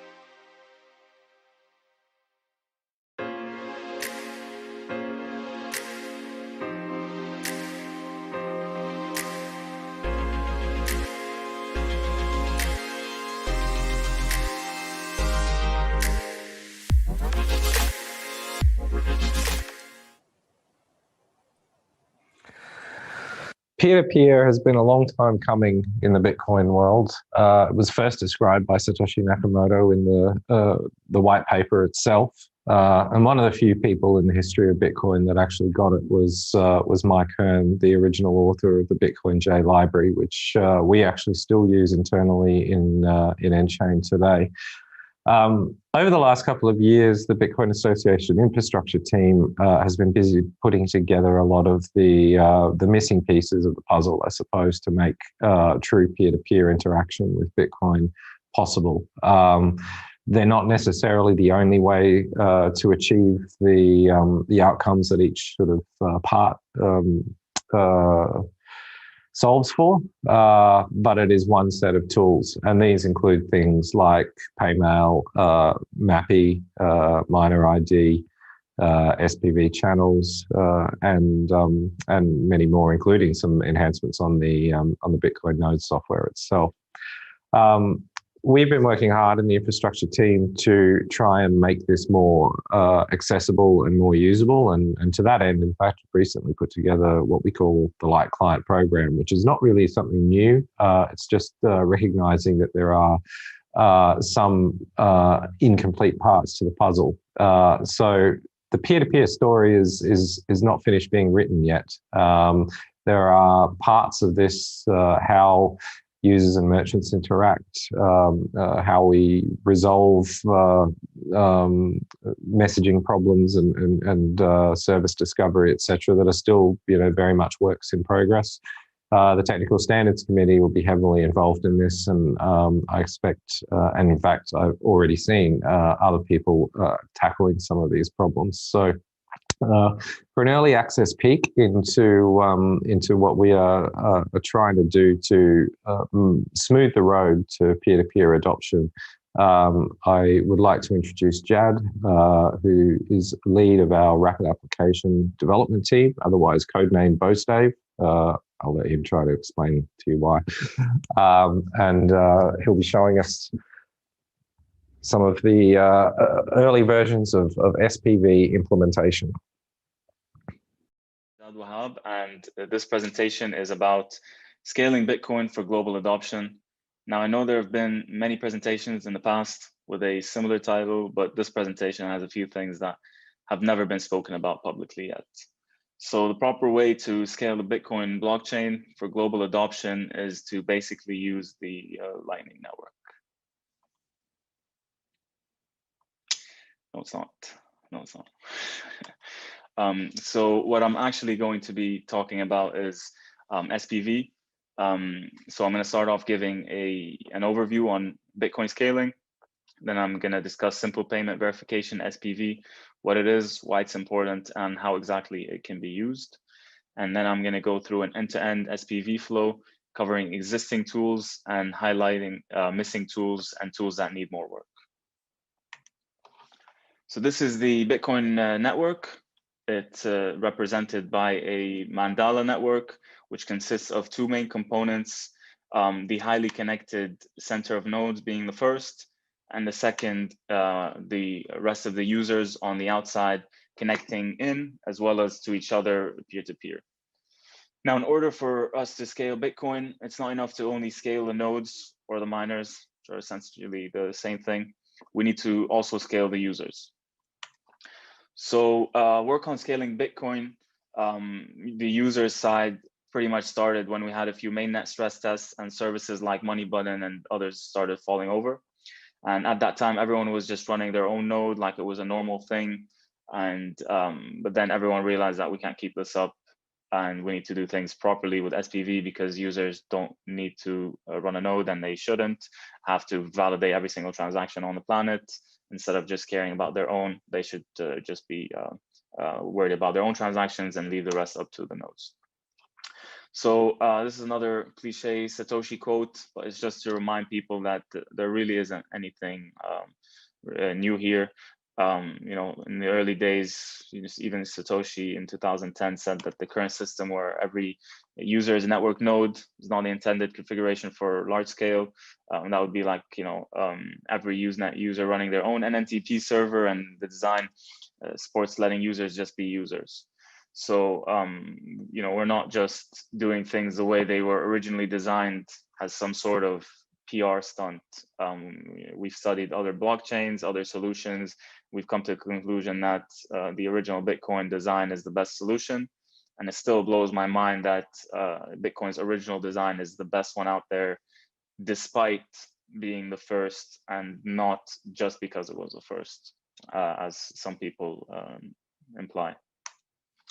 So simple payment verification, SPV, it's basically section 8 of the white paper. It clearly states that it's possible to verify payments without running a full network node, and we'll see why in the next few slides. and the user only needs to keep the header chain, which is the copy of the block headers of the longest proof of work chain. And before I explain SPV and how it really works, does anyone want to guess how many proper SPV solutions there are after 12 years of Bitcoin's existence? Zero. There's zero proper SPV solutions, or else I wouldn't be sat here giving this presentation or writing the tooling for it, would I? So this is how the Bitcoin blockchain works. Basically, the word blockchain is a bit misleading. It should more accurately be called the block header chain, because the way it works is the Bitcoin block headers are chained together, and each block header is only 80 bytes that include the version, the previous block hash, which it builds upon, the Merkle root of the transactions, the timestamp, the difficulty target, and the nonce. So each header is only 80 bytes, regardless of how big the block is or how many transactions there are in the block. All transactions get put in a Merkle tree, and only the Merkle root is in the block header. And basically, there's a reason why there are Merkle trees in Bitcoin. As you can see in my extremely naive drawing, you can keep adding more transactions into the Merkle tree, and that won't affect the size of the headers. Basically, all you need to do is just keep a copy of the headers, and the nodes take care of the rest of the transactions. All you need to care about is having the header chain, and if you've got a transaction, as you can see here in yellow, all you need is the Merkle path in light blue to prove that the transaction actually existed in the block, and that's all you need to cryptographically prove that. So you don't need the whole block, all you need is the header chain. And if you had a limited size block of 1 megabyte, like on BTC, there would be no reason to have a Merkle tree. Basically, all you would do is just hash the transactions all together and put that in the block header. You're just adding unnecessary complexity by having a Merkle tree, since everyone on BTC runs a full node and there's no differentiation between nodes and users. That's why no one really uses SPV on BTC. So this would just, adding a Merkle tree is just adding extra unnecessary complexity. And technically, so I don't get called out on this, what you would do is you would actually hash the Coinbase separately from the rest of transactions because of the extra nonce. But anyway, you get my point. So these are a couple of diagrams from my previous presentation I gave about MAPI. And for those of you who haven't seen it, MAPI is pretty much just an interface into nodes or miners. But if you want to understand MAPI in more detail, you should check out my previous presentation. But pretty much in these diagrams, I compare a legacy to peer-to-peer payments. And I just wanted to clarify a few things. So the way legacy payments used to work on Bitcoin is the sender would send transaction to the network, and then the receiver would scan all the transactions on the network and filter out for the transaction that they're interested in. And I just wanted to say that it's not technically not unscalable, it's just over expensive, because you could have someone send you a payment to the network and have a service provider scan the network and send you the transaction that you're interested in. So it's still doable, but it's just over expensive. It's like buying a private jet to send a letter from London to New York. No one's going to do that, but no one's actually stopping you from doing that if you had the money and you really want to do that. So also to clarify one more thing on the peer-to-peer payments diagram. So there's actually one thing missing. So it's having the receiver broadcast the transaction is one step further, but it's still missing something. So the way peer-to-peer payments work is you hand the receiver the transaction, and the same way you would hand a check to someone, they would cash it at the bank. You hand the transaction to the receiver, and they would settle that on the blockchain. So the difference here that was missing in the previous presentation is that the merchant or the receiver would validate the transaction, and then if it's invalid, they would reject it. If not, they would settle that on the blockchain and broadcast it to the nodes. So how does transaction validation work?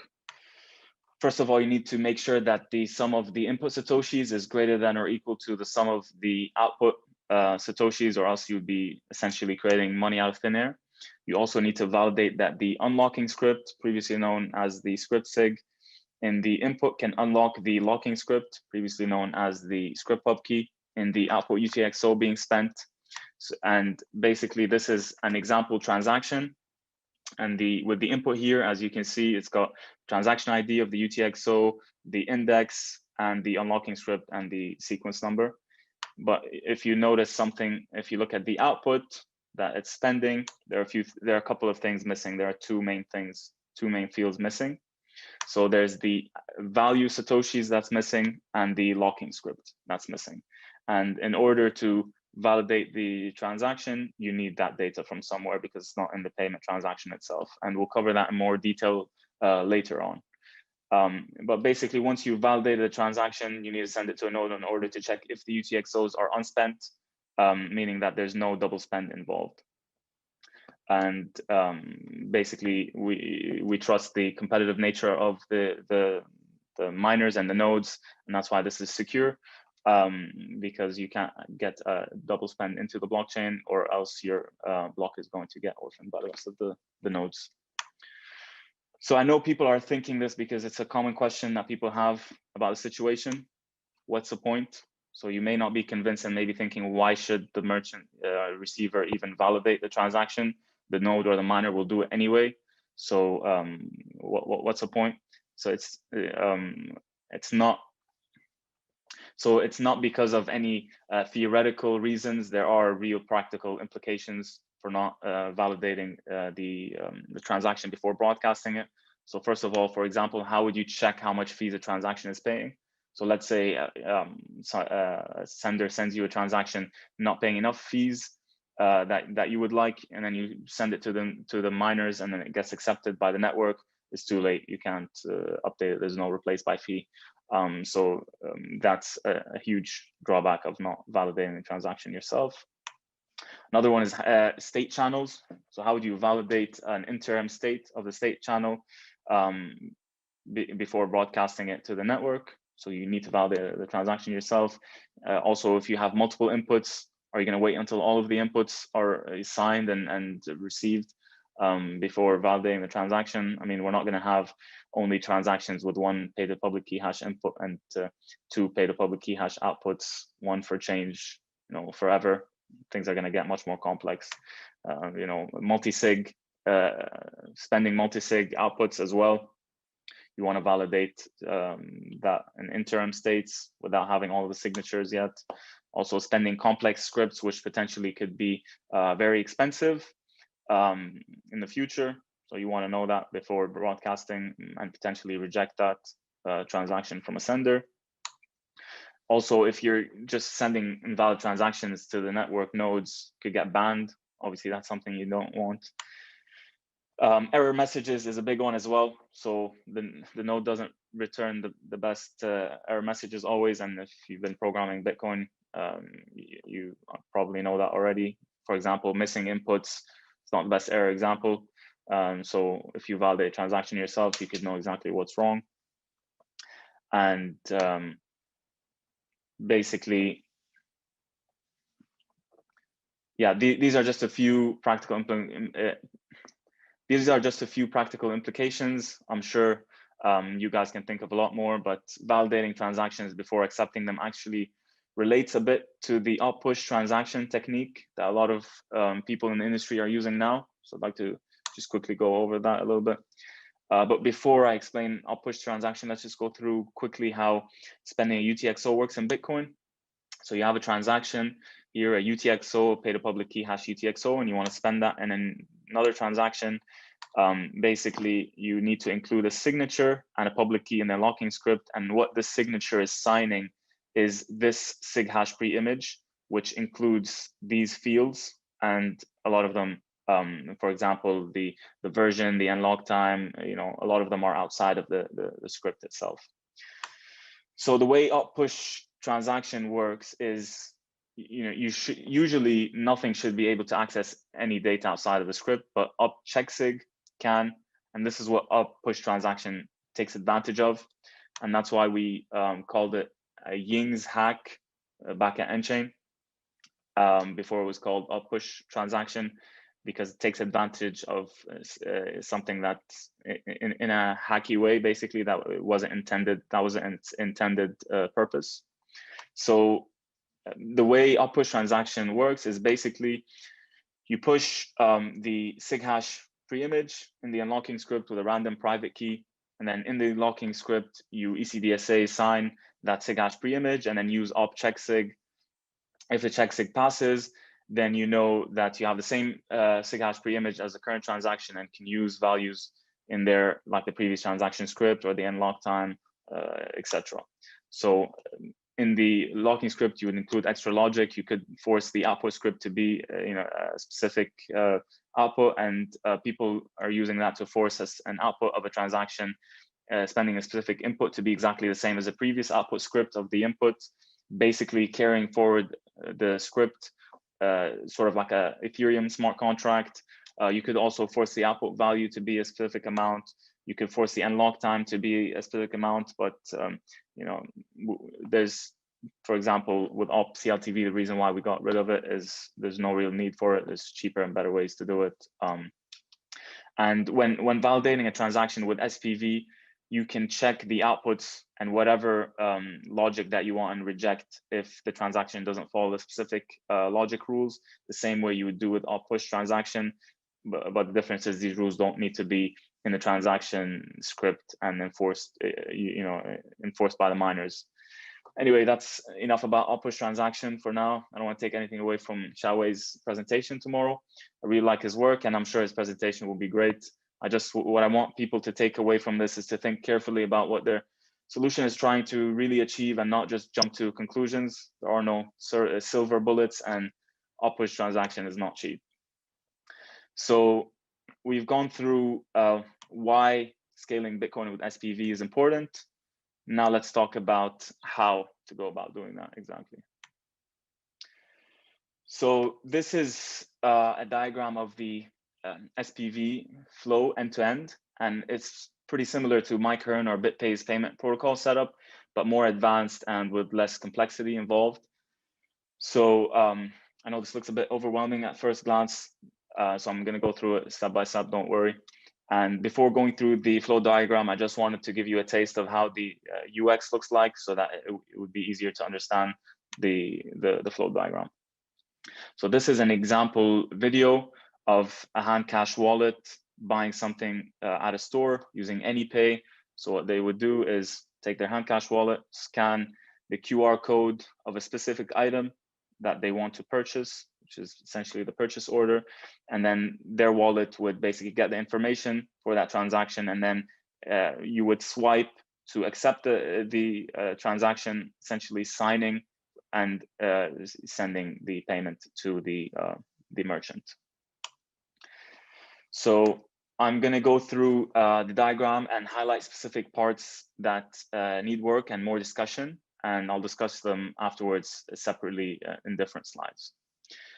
So in the beginning, the customer wants to buy something from the merchant. They create the basket of goods, which is essentially the purchase order, as you saw in the hand cash example. And the merchant would create the invoice with X amount of Satoshis, and then display the invoice as a QR code. So let me just break that down a little bit. So this constitutes the payment protocol initiation. The first part is essentially service discovery. So you need to discover the merchant, and some solutions such as Paymail do that service discovery, but something missing with Paymail is invoice creation, and we'll discuss that a bit more in the later slides. So basically the way this works with the payment protocol that Handcash and AnyPay use is once the merchant creates the invoice, they basically create an invoice ID for that item locally in their on their servers, and then they display either a link with this URI, or they encode that into a QR code which the wallet scans, and that's where they obtain the payment protocol URL, and that's how they know where to fetch the payment request with the invoice ID. So after that, the customer's wallet fetches the payment request, and then from the merchant at this endpoint, and then the merchant would get a policy quote from the a node using MAPI. And what a policy quote is essentially it's just an extension to the fee quote with other minor policies such as the ancestor limit and stuff like that, which is being added to MAPI. And once the merchant gets the policy quote response, they can work out the payment request arguments, for example, the outputs that they want to receive, the payments to, the fees, etc. So this is how a payment request looks currently. As you can notice, the fees are not included, which we'll discuss in the next slides as well. And then the merchant would respond to the customer's wallet with this payment request. At that point, the customer needs to authorize the payment, which is where you saw the user swipe to accept the payment, click OK, and then that's where the payment is sent to the merchant. So one thing missing from the current implementation is all of the metadata or extra data needed to validate the transaction, which we're denoting as the SPV envelope. So this consists of the input transactions, the Merkle proofs, and we'll explain that in the next slides as well. And that's also missing from the current implementation. And then once the merchant receives the payment transaction, they also need to validate it. And at the moment, it's not being validated using the right approaches. So we'll discuss that later as well. Once the merchant validates the payment transaction, if there's an error, it would immediately reject it, and then that ends it right there. Or they would then broadcast a transaction, so post it to a MAPI endpoint, including their callback URL, so that they can immediately be notified for any double spend notifications, double spend attempts, and afterwards, when the transaction is mined into a block, they can get the Merkle proof for it. So if they get a success response from the miner, they would then respond to the customer with a payment acknowledgement. And then afterwards, this is something that doesn't exist yet, but obviously the customer needs the Merkle proof of the transaction as well, because likely they will have a change output and they will need the Merkle proof for that as well. So there needs to be an extension for the MAPI in order for someone who's not submitting the transaction to get the Merkle proof of a specific transaction. Maybe they can resubmit or query transaction, but there needs to be an addition to MAPI for them to also get a Merkle proof. And one more thing to mention is how would the merchant or the customer discover the right MAPI endpoints, and we'll discuss that in the next slides as well. So the first thing I wanted to discuss is invoice creation. So it's currently missing with Paymail. With Paymail right now, if you want to send money to someone's Paymail address, for example, jan@moneybutton.com, you just send money to that address, you set the amount, it's not linked to any invoice or anything. And that was basically to mirror existing Bitcoin user experience where you send money to someone's address unsolicited, which is a really rare case. You're never going to be paying for someone unsolicited without, them having an invoice or anything, paying them and them requesting the payment. So this, I would say, in the future, it's gonna get even more rare, especially when all these new tools start being used more often. So similar to the payment request, we have a payment capability, which is the payment destination, and similar to the payment in the payment protocol, we have the P2P transactions paymail capability.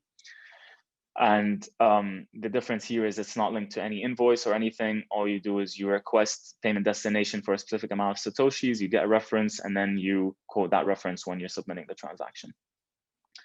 So it's not as good as a payment request or the payment protocol, which people call BIP 270.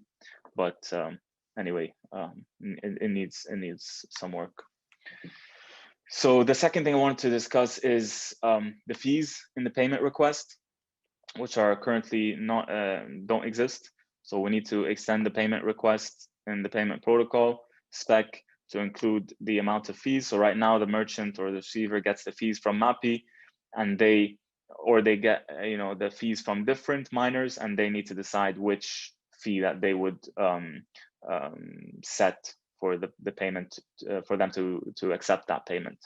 So we need some work on this, and I'm sure this is something that a lot of people, a lot of wallets and stuff in the space will definitely benefit from. So we need to standardize this across different wallets so that we can get proper interoperability.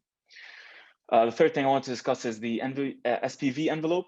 And this is in order to send the right data in order for the receiver to validate the transaction properly. So some wallets get the previous transaction data from an external service like what's on chain, but that's not the best solution. It's just a hack at best.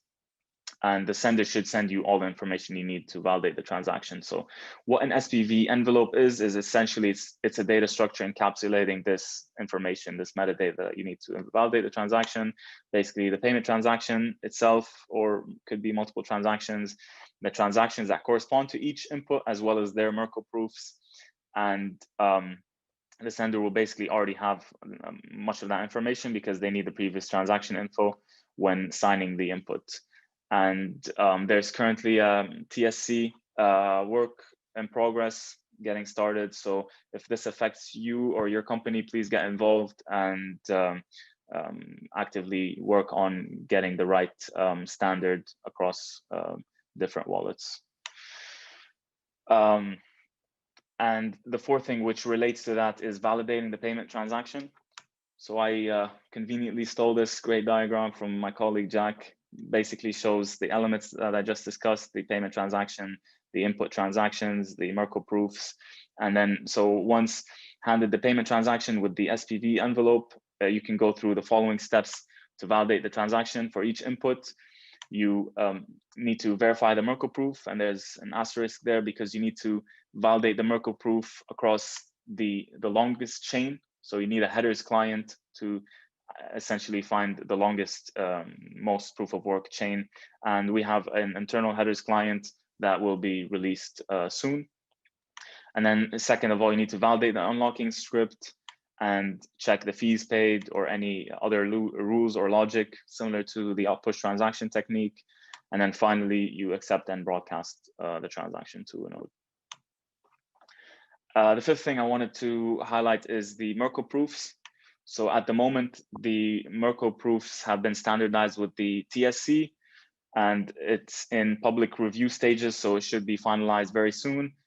And Mappy version 1.3.0 uses the latest Merkle proof standard, as well as Bitcoin SV node version 108. And the last thing I wanted to highlight is Mappy. So how would you write code to discover Mappy endpoints dynamically? I know most of the Mappy client libraries right now hard code a lot of the node details into the code, which is not great. The Bitcoin design supports nodes joining and leaving dynamically. So why shouldn't our code? So some steps have been taken already to solve this. Bitcoin peer-to-peer messages have been extended in order for them to return the Coinbase transaction as well as the Merkle proof, along with new block headers. And once you have a headers client, basically you can extract the miner ID data from the Coinbase transactions of each block, and then you can find the data of the specific miners.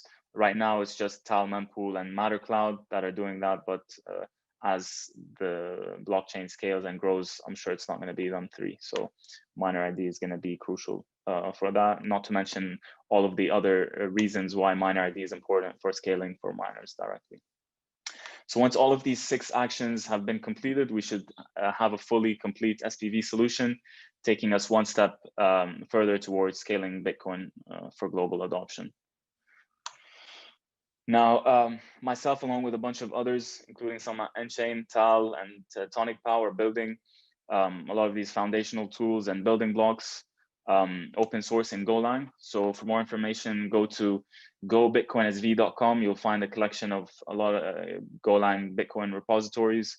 And we've been also building extensive Bitcoin libraries under the GitHub libsv that started off based on Ryan and Muddy Button's JavaScript library. And then we just went for a ground up approach, removing all legacy BTC, BCH baggage. So it's just purely Bitcoin now. Right. If you found this presentation interesting and relevant to what you're currently working on, please reach out and get involved so that we can design the right standards for interoperability without missing anything or anyone. So you can reach out to me using any of the following methods. The sooner we can sort out scaling the Bitcoin users aspect, the better for everyone, and the faster we can move on to other things. Thank you.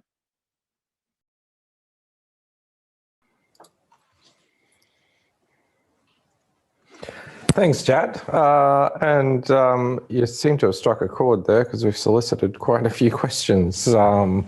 There seems to be an interesting, odd theme in the names of the people asking the questions. I don't know if this is a person or a few people having a bit of a laugh, but I'm guessing that there's an Aussie in the audience.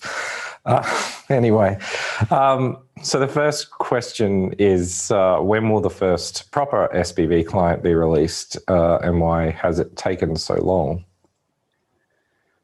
Yeah, so basically, as I mentioned at the end of the presentation, there's like 6 more missing pieces until we have a proper SPV client. And the main reason why it's taken so long is because it's not really something people can make money off of. You can't really sell an SPV client. It's like an open source library that anyone could run. So pretty much people have just been building their own bespoke solutions. And another reason is because, you know, BTC has like crippled Bitcoin for so long. So no one really needed SPV on BTC with small blocks. So it's, yeah, it's never been needed. Yeah, that's true. And also, I think some of the server-side services that were actually required for wallets to be able to do this either were missing or implemented quite badly. I think I said in the intro, Mike Hearn was one of the first people who ever really got SPV, and he implemented Bitcoin J, which did parts of SPV, but being able to actually get Merkle proofs back from miners and things like that were made a lot more difficult by the network model that BTC adopted, where there were thousands and thousands of nodes and you had no idea which ones were actually the miners. So yeah, it's a large task to make the server-side services available, which has to be done before wallets can even begin to start implementing. But we're getting pretty close now. Our next question was, how can we be sure our SPV wallet is connecting to the legitimate header chain? Yeah, so that's basically the way proof of work works. So the way you validate the legitimate header chain is it's basically the longest proof of work chain, and you can easily validate that objectively by calculating the hash yourself. It's extremely fast and extremely reliable cryptographically. You just compute the hash and you check that it's less than a specific difficulty. And that's actually a big criticism of proof of stake. So there's no way to objectively verify that a block header is valid on like proof of stake, because the miners don't really do any hashing that you could verify objectively. They basically just stake their coins, and you need to validate their signatures. So you need to know who the validators are at any specific point in time.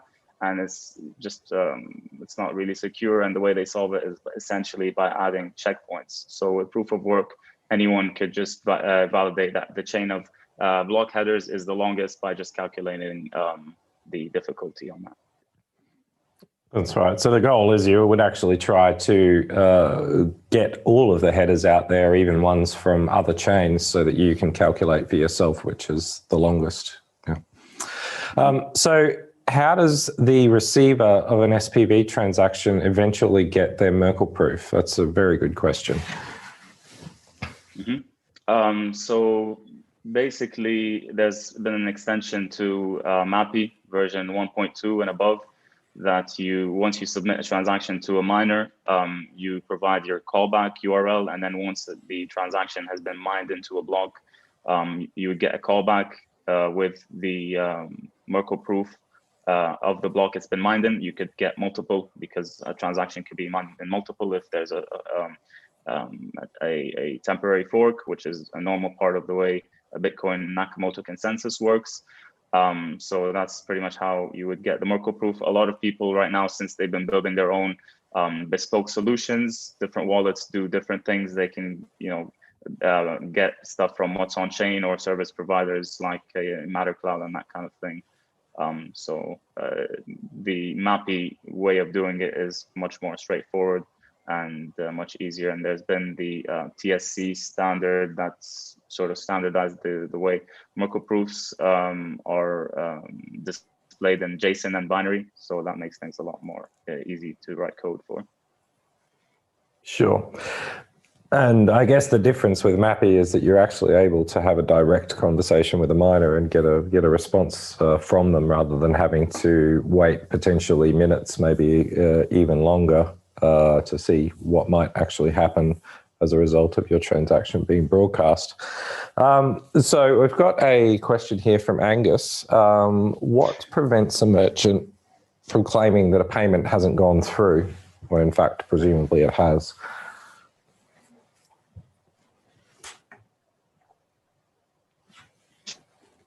Question.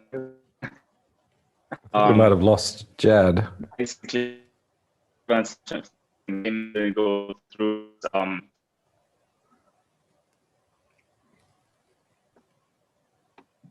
Jad, I think we might have lost you there. Hey, do you might have hear a me bad now? connection. Yes, that's better. Yeah. That's better? Yeah, what was the last thing I said? We didn't really get to the start of the answer. I think you cut out before you started. All right. Okay, so the answer is, for example, let's say the transaction is not paying enough transaction fees. So that would prevent a merchant from accepting the transaction. Maybe they want it to be mined in the next block, so they would need a specific amount of fees. Maybe they're satisfied with not having it mined in the next block because it's like like Amazon, it's going to be shipped in 5 days, so it doesn't need to be cleared on the blockchain network immediately. So they're fine with accepting lower fees for it to get mined within the next day, or it's probably going to be within the next hours or something, since blocks get mined every 10 minutes. So that's something that would prevent a merchant from accepting a transaction. So they can have all types of rules as well. Yeah. And from the client side, I think knowing that the merchant is going to receive a signed response from a miner who has reputation, I think the client would probably be able to know something was up if they didn't actually get such a response passed back from the merchant. Because for the merchant to claim that the miner had rejected it, they would essentially have to forge a signature from the miner as well. Just our next one question. thing to add as well, sorry to cut you there, Steve. But this also relates to the up-push transaction stuff. So basically what up-push transaction does is it forces a transaction to be a specific way, or else it won't be able to get mined on the blockchain.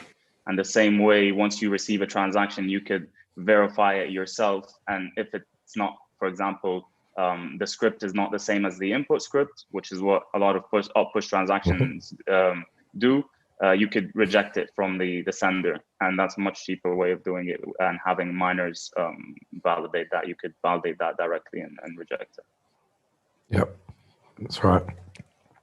Can you think of any examples of think of any SPV examples that are not appropriate under the invoice paradigm, i.e. BIP 270? Yeah, so this is if you're doing stuff like Twetch. It's like an open protocol, for example, where a lot of different people are putting data on the blockchain, and then you want to collate all of that data and use that from different people. So that could be done in some sort of BIP 270 payment protocol way, where you submit it to a server that only collects that type of transaction. or you could have a listening node that listens on the blockchain for specific transactions in that way. So if you're just putting data or stuff like that, but I would say pretty much most transactions can and will be done much cheaper using the payment protocol, because you don't have to know about all the transactions on the network. A transaction is going to be known by the sender and the receiver, maybe a few other third parties, but not the entire network. That's right. So that's where the P2P stuff comes from. I think it's probably important to point out that BIP270 is a peer-to-peer interaction, but it's not actually SPV itself. SPV is about proving that a transaction has some connection to, or is connected to the blockchain and has been included. A transaction that has not yet been submitted to a miner, or may have been submitted but not mined into a block, doesn't have an SPV proof. So whilst it's a vital part of this whole workflow, it's worth being careful about what you sort of call SPV and what is actually another part of the peer-to-peer interaction. So last question before we get to the interesting one. Not that they're all not interesting. This is from a merchant. Will miners start charging SPV clients for getting block headers from them? I'll preface this by saying I'm actually planning on asking Craig some questions about how header distribution will work. Yeah. So if you remember what I said about the block headers being only 80 bytes. So that's pretty much only 80 bytes every 10 minutes. And that's like minuscule, like tiny. A picture of a cat on WhatsApp is, orders of magnitude greater than that. And you get hundreds of pictures on WhatsApp and stuff like that. So I would not think it's not going to be charged for any time soon, if ever.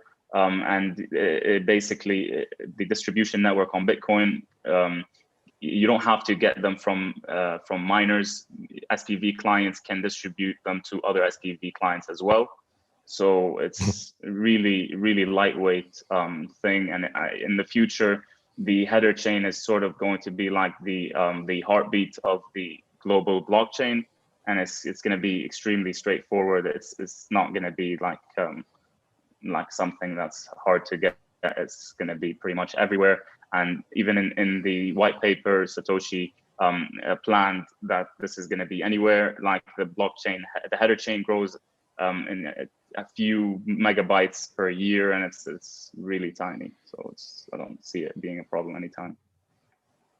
Yeah, that's right. No, I mean, even if miners did want to charge for it, fundamentally they only really need to send it out to one party, and then you can use peer-to-peer exchange to distribute them.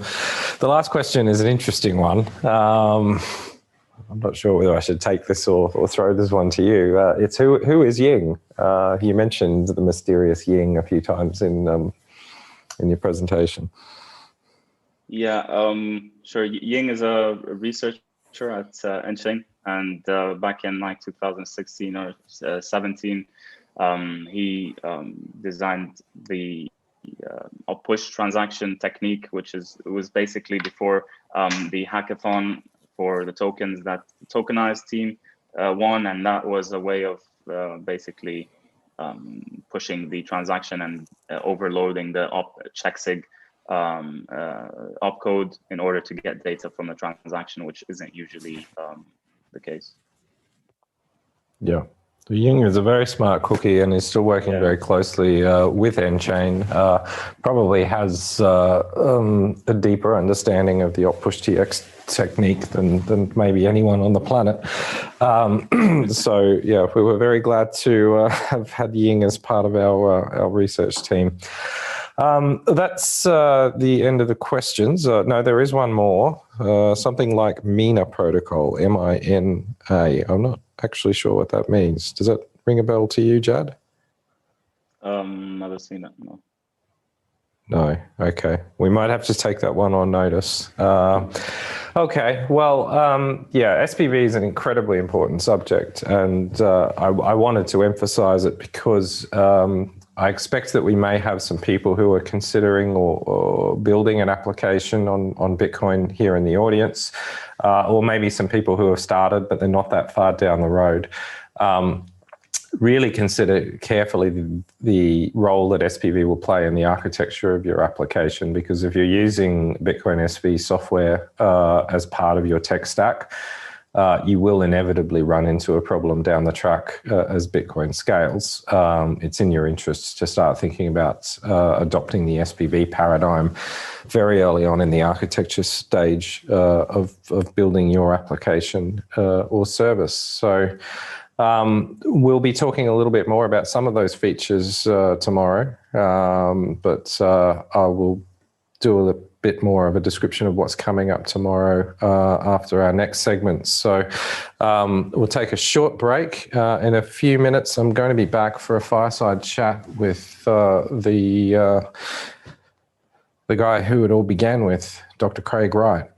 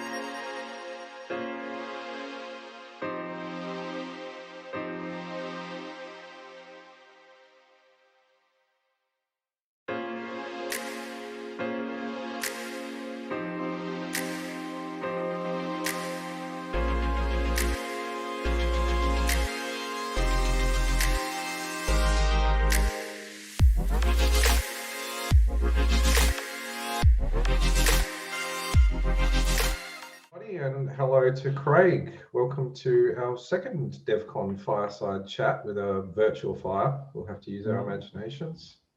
Welcome to DevCon, Craig. Welcome. How are you? I'm good.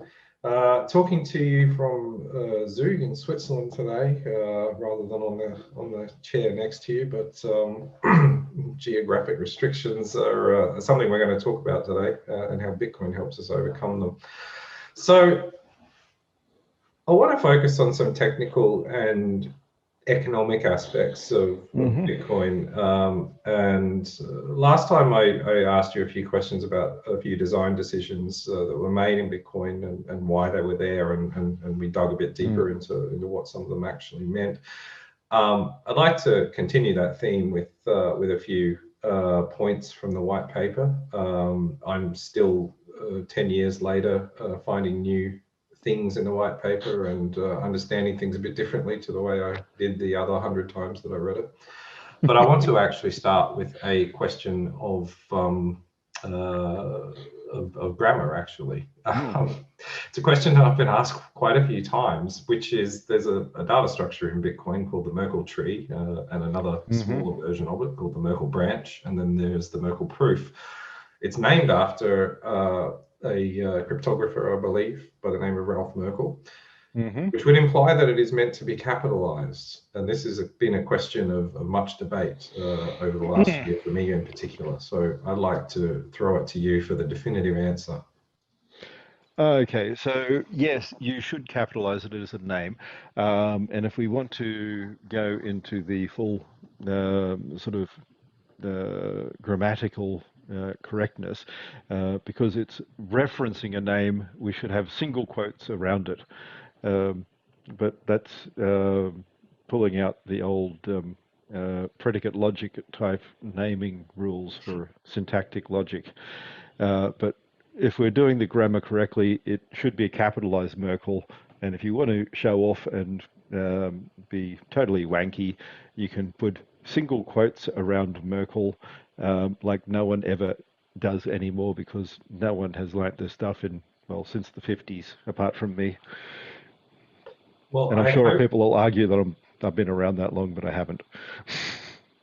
If we're going to enforce that, I have a lot of documents that I need to update, and it sounds like a job for grep rather than a manual task. But then again, you're also in information technology, so no one expects you to even know how to use a comma.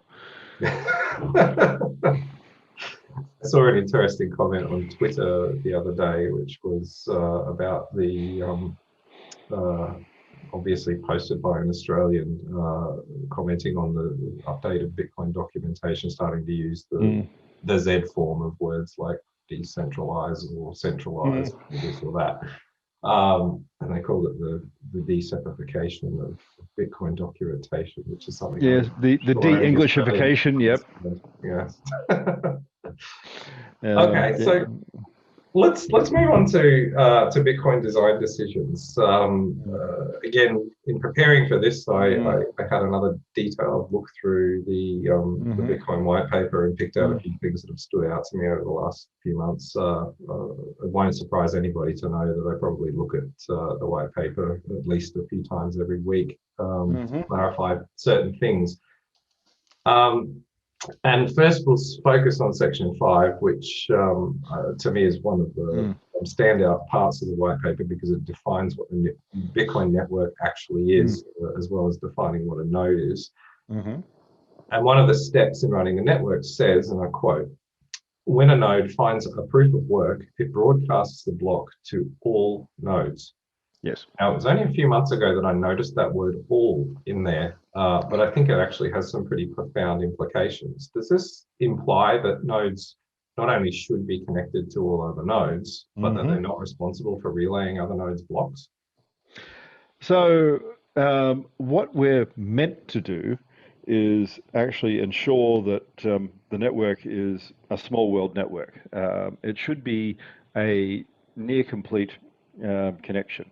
So we're not going to go into graph isomorphisms or any silly mathematical stuff like this, but if you don't have a complete graph, it's still okay. I mean, you should forward if it's there to forward, but it should connect to practically everyone. So the process is you receive a block, and then you just do a quick check. Anyone you're connected to, do you have this block? If they don't, then they should be able to go, yep, I want it. And you should then send it. and not everyone should send everything everywhere, because why receive the same block 50 times? Remember, if you have the block header, you have from one node, you have sort of everything to prove the block everywhere else. So once you have the block header, you can prove it. I mean, so yes, I want to check the block header multiple times, but I don't want to check the whole block multiple times. Yeah. So a well-connected Bitcoin node would be taking responsibility primarily for getting it to all of the other nodes, wouldn't it? Because it's in its interests to do so. Correct. If you are sending your node out when you've discovered one, you want to get it to as many nodes as possible, as quickly as possible. When you're receiving a block header from another node, is it as in a block that you haven't mined, some other node has mined it? Is it interesting to you to know how many other nodes have seen that block and how fast they've seen it? Yes, it very much is. This allows you to work out the connectivity and where you should aim sending first. Now, there are different methodologies in sending on networks. Although it says send everywhere, you could blap it out to everything equally. Now, that could be a problem in that some slow networks may actually degrade you getting it to large networks. So nodes will start working out that this guy has 30% of the network. This guy has 10%. This guy has 2%, but he's really fast. This guy has 5%, but he's on a terribly slow dial-up modem. And they will start working out how best to send around the network. So optimizing the network traffic will occur, but that's only going to occur if you can start working out, well, what connectivity this guy has. Are they responsive? Do they forward? All sorts of things like this. Okay, so if you're looking for the fastest path to get your block accepted by a majority of the network? Correct. You want to get it to everyone, but what you want to do is, I want to get it to this 60%, then I want to get it to that 30%, then that 10%. That's only one example. Maybe it's that 30%, then that 30%, etc. But you're going to work out for your particular set of connectivity, your particular set of network computation power, what is the optimal methodology for my company to send everything around the network, and it's going to vary. That's part of what I'm actually doing with my PhD at Exeter at the moment. I'm trying to work out, decompose the graph from the node point of view, so that they can create a formula to say this is how we should be connected. We need extra bandwidth to China. We need extra bandwidth to the US. Japan's fine. UK's fine. That sort of thing. Yeah. Okay. Well, that's interesting because we're actually the Bitcoin SV team is currently working on introducing the concept of connection priority, so that when you have a block to broadcast, you can actually choose which nodes to focus your resources on first. And we had planned that primarily so that people could draw a distinction between Bitcoin nodes on the network, the ones that are actually producing blocks, and merchants and home users, other people that are connected who are essentially sort of draining your resources. There's no reason for us to use our resources sending them blocks when we actually should be sending them to nodes first. But it sounds like there's it will even stop DDoS attacks, because if you just stop connectivity between all of these random nothings, whenever someone does an attack, then you're still able to process all your connections. You still want to have a methodology for getting transactions in, of course, otherwise you're not going to be able to earn anything. But equally, you want to be able to sort of make sure that the majority of other nodes see your block as quickly as possible, so that they don't go off and discover another block that competes with yours. Yep. So we had a discussion a little while ago about terminology again, and we're talking about people who are connected to you who aren't actually nodes. Now, they may well still be running the Bitcoin SV software, but they don't fulfill the definition of a node because they're not trying to produce blocks, or they're not producing blocks rather. And for a while, I'd been calling them blockchain listeners, but after that conversation, I think you and I settled on the term blockchain block subscribers rather. Do you recall the rationale behind that? Yeah, I don't mind using block subscribers because they're effectively not sitting there like people seem to think in a mesh promoting this block going around the network. What they're doing is basically sitting there and pulling information off the network. So it's a subscriber model. Would you envisage that ever becoming a paid for model, a paid for service? Some yes, some no. What I see is there'll be a variety of different models. So where I've said about overlaid networks, there'll be different connectivity requirements for things like exchanges, real ones one day, banks, other merchant organization that need really fast access. I mean, potentially the Amazons of the world will eventually hook in, the MasterCards will hook in, and they won't actually be nodes. Potentially they will pay some nodes for better access. I mean, right now, you get people in exchanges paying for dark fiber connectivity into the Australian Stock Exchange, or Securities Exchange now. I keep calling it the wrong name. I know they've remarketed themselves like a decade ago, but old habits. Would you? I'll stop one day. I'm starting to lose track. I've been away from Australia long enough now that name changes I don't remember. Would you ever envisage this sort of cloud of block subscribers ever being serviced by a node adopting, you know, some other technology, like stuff a copy of the block in BitTorrent and you can all figure it out from there and get it yourselves? Well, if you've got the block headers, you can work out whether a block's correct. So any way that's quick.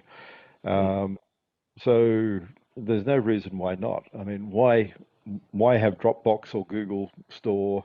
Why does Google run a pile of hosted cloud servers? Why does Amazon do the same thing? It adds efficiency. So economic efficiency is good. Yeah. I can certainly imagine S3 being used and abused for some distribution on the network at some point. So let's turn our attention to some more definitions, and probably one of the most important words in Bitcoin, the definition of a node. Section 5 of the white paper, I believe, is the canonical description of what it is. Yep, it should be nice and simple, but it doesn't seem to be. Some of the simplest things always seem to be the longest and most horrible things for people to understand. I know there are a lot of people who are actually clamoring for some clarity on this because the functions described in section 5, many of those functions are actually, well, I guess in the mining pool model, which is quite common nowadays, it's actually multiple actors that collectively perform all of those functions. So, I mean, the obvious example right now is a mining pool, which is what typically runs the Bitcoin SV software and builds the block templates, which then distributes them out to people who run warehouses full of ASIC units and do the hashing work rather. So where does the boundary of the node begin and end, and what should we call the other actors that are involved in it? Well, the boundary is a difficult word. I mean, but if you have a group of sort of different entities who outsource part of their work, they're still going to be an entity. So the primary aspect of this is not, do I get proof of work and outsource it? because those guys aren't really nodes. The guys finding hash solutions are just finding hash solutions. There's no difference to if they're doing it on rainbow tables. They're just checking very quickly a lot of rainbow tables. So it has to be the person who is the active mind, the coordinator. So who is actually deciding which transactions go where, which order, and how the block is constructed? They're the ones who actually set the rules and set who gets paid. If you think about it, they make the rules on who gets paid. They make the rules on the mining pool getting paid, any network providers getting paid. So he who has the gold, golden rule. Yep.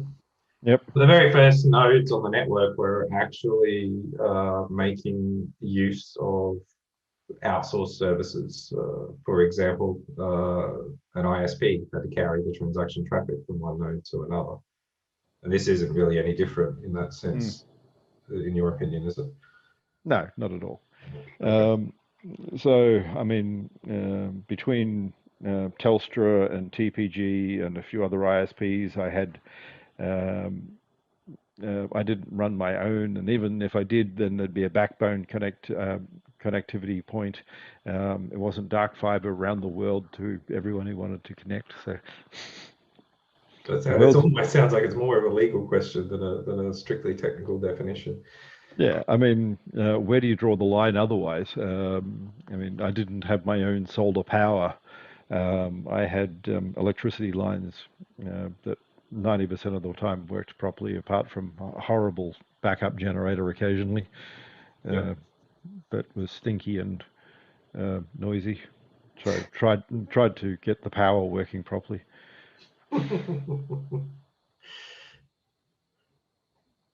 We've got another section of questions on just that topic, actually, some alternative ways coming up. So I'm going to go out on a limb here and say, out of section 5, there are 6 steps. Step 2, each node collects new transactions into a block, which implies also that it's validating those transactions. This is probably the heart of it. This is what the actor that is performing step 2 is the one that you would probably define as the node. Well, if you've got someone collecting transactions, then they're also choosing who gets paid. So they're going to choose. Think about it. If you do that and you're outsourced, you could chuck in your own transactions that for the mining reward. Yeah. I mean, where's that go? So. Okay. I mean, contractually, yes, you could sue people, but it's never good to give people the opportunity to get themselves sued. So we've been talking in terms of nodes here. The other common term that is used to refer to these particular actors is miners. Where is that term appropriate? Is it the node operator? Is it the hashes? Is it something else? That's going to vary. I mean, at the end of the day, the sort of controlling mind, the point that decides how the block's constructed, what transactions get in, what size the block they're going to work on, whether they stop at 1 gig or 10 gig, whether they want to reject anything that's not Catholic, like certain people in Bitcoin's history. All of that is really the sort of controlling body of a particular node. Like any organization, you can form partnerships and you can form corporations and trusts, and you can form businesses, joint ventures, all of these different aspects together in how you sort of distribute that over time.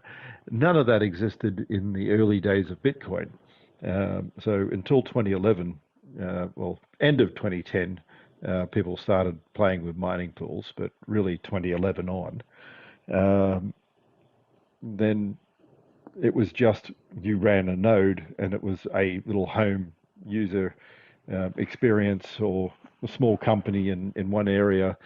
But after 2010, after 2011 on, we got to the point where people started creating alternative structures that they could run business as, which I hoped would do a bit more commercialization, and I didn't quite think of the hijacking that occurred. But I mean, the irony there is everyone's looking at distributed developer groups and saying, like you were talking about with governance.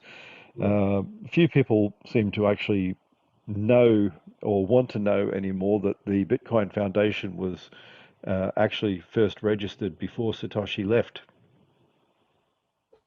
I didn't know that. No, it was actually registered in 2010. That's why Satoshi is actually a life member. I see. Does Bitcoin Foundation still exist as an incorporated entity? Sort of. The only way to put it is, quite frankly, a shit show. The whole concept was it was meant to be a steward to govern the protocol, not but as in it was supposed to play a role in the block size debate and in result. Oh, there shouldn't have even been a block size debate. I mean, that was the whole point. There should never have been a block size debate. It should have just happened. It was just a limit that nodes could change whenever they want. And instead, a group of developers started this whole, the community rules, which, I'm sorry, how does the community give you any feedback? Other than van der Waals and Voorhees and a few of the early guys sat there and went, the community has told me I've got my community consensus now. They want to do exactly what I want to do. It's amazing how the community always does what I want. Governance by developer decree. Oh no, it's not a decree. It's like when there's a papal bull. I mean, it's the word of God tells them, or something. I mean, it just comes down from all high, and they just know the will of the people. Yeah, well, it's like democracy in Soviet Russia. You can vote however you want as long as you vote Stalin. Well, Bitcoin governance was actually one of the topics I was going to get to, so I might jump forward to that since we've already opened the hornet's nest there. When we came up with the Genesis spec, you were actually part of this process in terms of reviewing the terminology, etc. We defined, I guess, 3 categories of things that the software itself, the Bitcoin SV software, enforced using code. Now, enforced using code doesn't imply that is actually the rule. It's just you can code. You can build code to try to express any set of rules.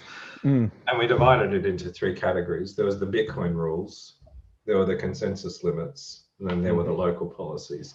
Now, the Bitcoin rules is what we defined as things that were meant to be immutable and never change. They're just, that's the definition of the Bitcoin protocol.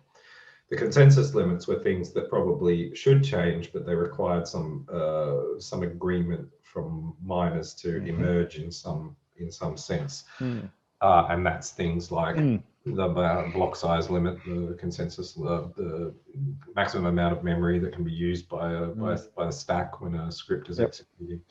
Things that basically, if there were no limits, would enable anybody to reasonably trivially force a node to crash. So they're designed to expand. And then, of course, there's local policies, which are individual to a specific node. Anyone can change them anytime they want. There might be some consequences or risks to doing that, but they're essentially there for miners to have their own individual control without having to deal with consensus. So are you still okay with those 3 categories? And is there anything you add? Yeah, I don't mind doing it that way. I mean, where people sort of miss some of this is there's a difference between changing the protocol where suddenly it doesn't work without changing the software. If you have to go around and make everyone upgrade and change their SPV client, then that's a no-no. If SPV keeps working, then that's your first test. Now, the other side where people got it wrong with like 1 meg cap and that sort of test, it should have never really been the test that they made it, is it's a unilateral contract. So if I put a sign up saying, I've lost 3 dogs, if you bring back my dogs, I'll pay you $100 each, then I can't force someone who's found 2 of my dogs to go out there and look for the 3rd one. They can go, bugger this, I've got 2 of your dogs, and you find the 3rd one yourself. The same way with mining. I can't force them if they've been paid to take through transaction fees 100 transactions. I can't say, but you must take 101. They can just go, bugger it, I don't want to work harder. So you make the case then that miners actually have the absolute right to choose what they mine, what they choose to mine, and what work they choose. Under the caveat that if they drop a block that other miners are going to accept, either they lose those fees, or if they do something a bit wacky in constantly rejecting all non-Catholic transactions, then all the other miners will reject them, and they'll continuously orphan blocks, and that miner will end up losing a lot of sort of income and probably go bankrupt. One scenario that's been put to me before that I'm not sure that I have the best answer for is if a miner mines a particularly large block, doesn't another miner have an incentive to ignore that large block because there's a whole lot of transaction fees in that block that they could try and mine a competing block and get it? Yeah, but they're going to be doing it after the first miner. So, I mean, think about it. If you have 30% of the network and the other guy has 40% of the network, and you discover a block first, you could say, well, he's got 40%. But the problem there is you actually have 60%, because if you get it distributed to everyone, it's going to end up, you have that block and other people accept it. So what is it about the Bitcoin model that would stop a tragedy of the commons situation where a miner has 30% of the hash rate, mines a block, the other 70% all decide simultaneously, I'd be better off rejecting that block because I want to try and get the transactions? How would that sort of scenario play out? And is it even realistic for... No, it's not really realistic. I mean, all it would do is fragment, and they'd have lots of little blockchains and no one would earn any money. Now, the difficulty is that you're assuming that they can take their money straight away. But the 100 block maturity level means that you have to actually get other miners to build on top of yours. So remember, you can't spend until it's 100 deep. So if you're going out there and kicking all the other miners off, then how are you going to do that? Yeah. So if you got 20 evenly distributed miners and they all decide to start just mining their own blockchains because they don't want to let anyone else have any transaction fees, eventually some pair of miners are going to start mining each other's blocks, get longer, and the SPV clients will just ignore the other 18. Exactly. Yep.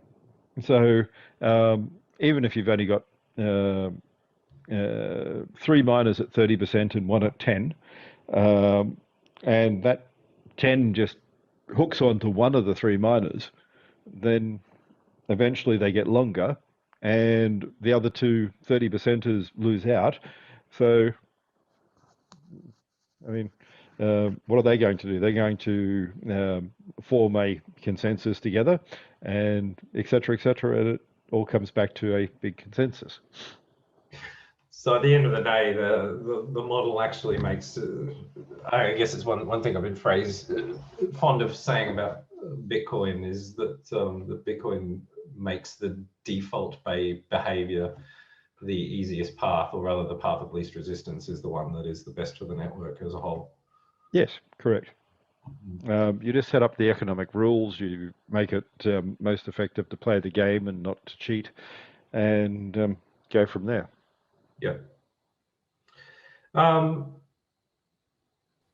Back to governance for a moment. This is a question from me as part of the Bitcoin SV infrastructure team, and probably from some of the other people that have to make decisions about what we do. And in fact, it's a thing that has come up recently.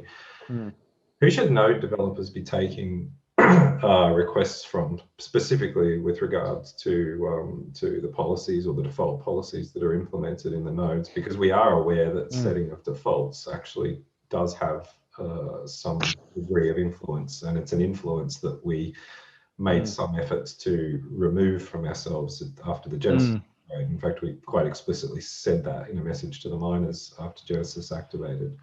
Well, it would be good to set it so that the miners have, the nodes have their own control and they can work this out together. You don't want to see the miners colluding. I mean, that's the natural state of every business, of course.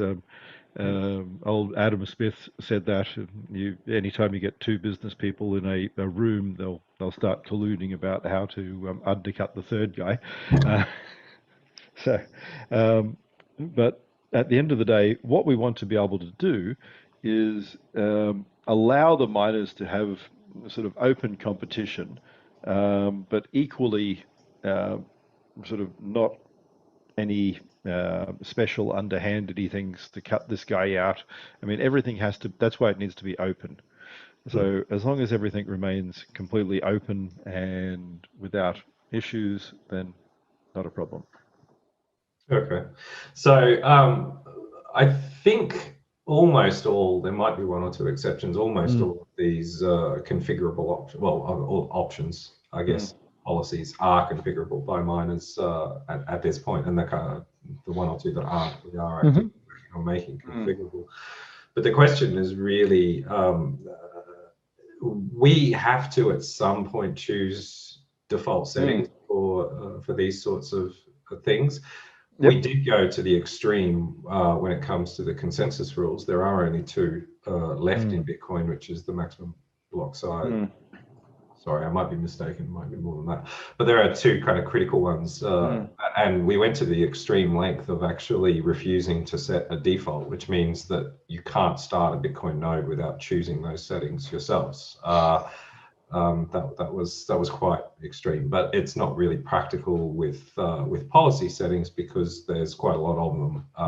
It would make it an incredible burden. So in changing default settings, like how should we as a dev team go about doing that? Our approach has been to informally gather a consensus of miners by listening to what miners are saying.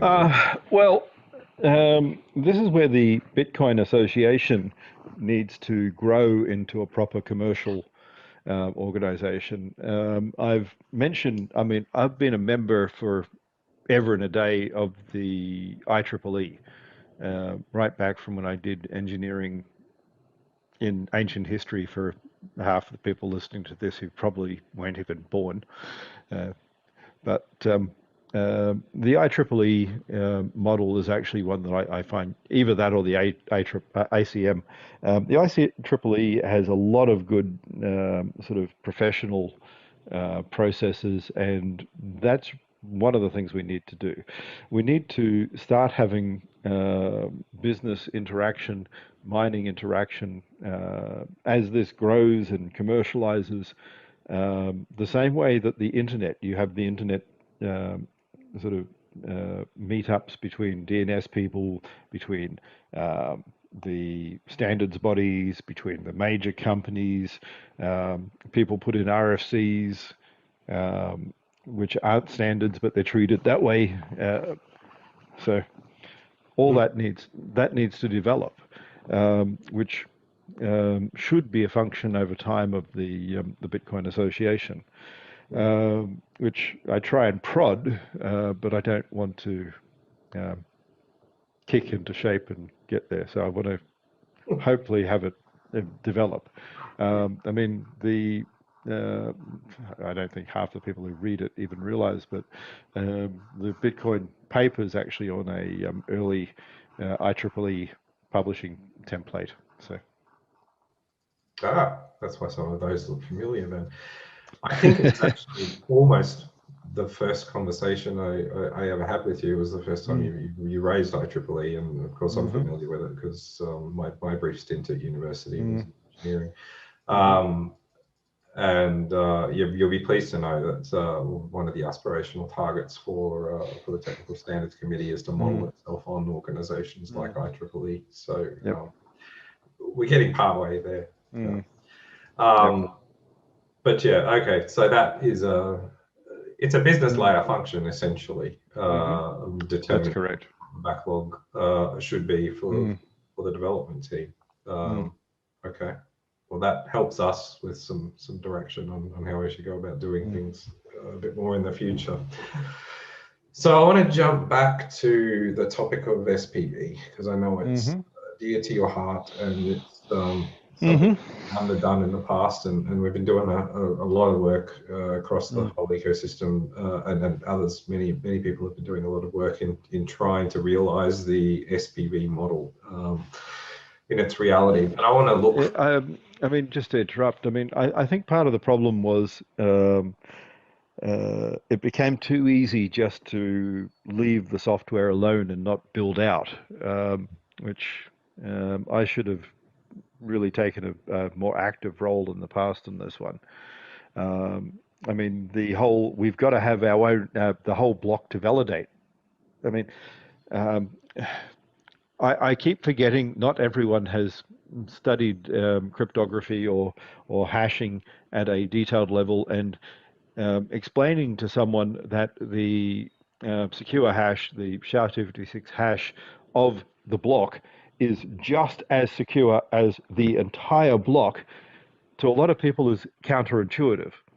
So, I mean, trying to say that this little 80-byte thing is equal to this 2 terabyte thing, people, no, but it is. We've got to. Well, I think we've got to get better, and that's a broad cross section of people that the comment is targeted at. We've got to get better at explaining that, because it is one of the most fundamental of Bitcoin. Yeah, I mean, the thing, people go and, but there can be collisions in SHA, and what if it's broken, and what if, and you get all these counterfactuals. And the whole point is, if SHA is broken, then Bitcoin's broken. So, I mean, that's it. You've answered your own question. If the sort of SPV header is not secure, Bitcoin's not secure. Full stop. It's very binary here.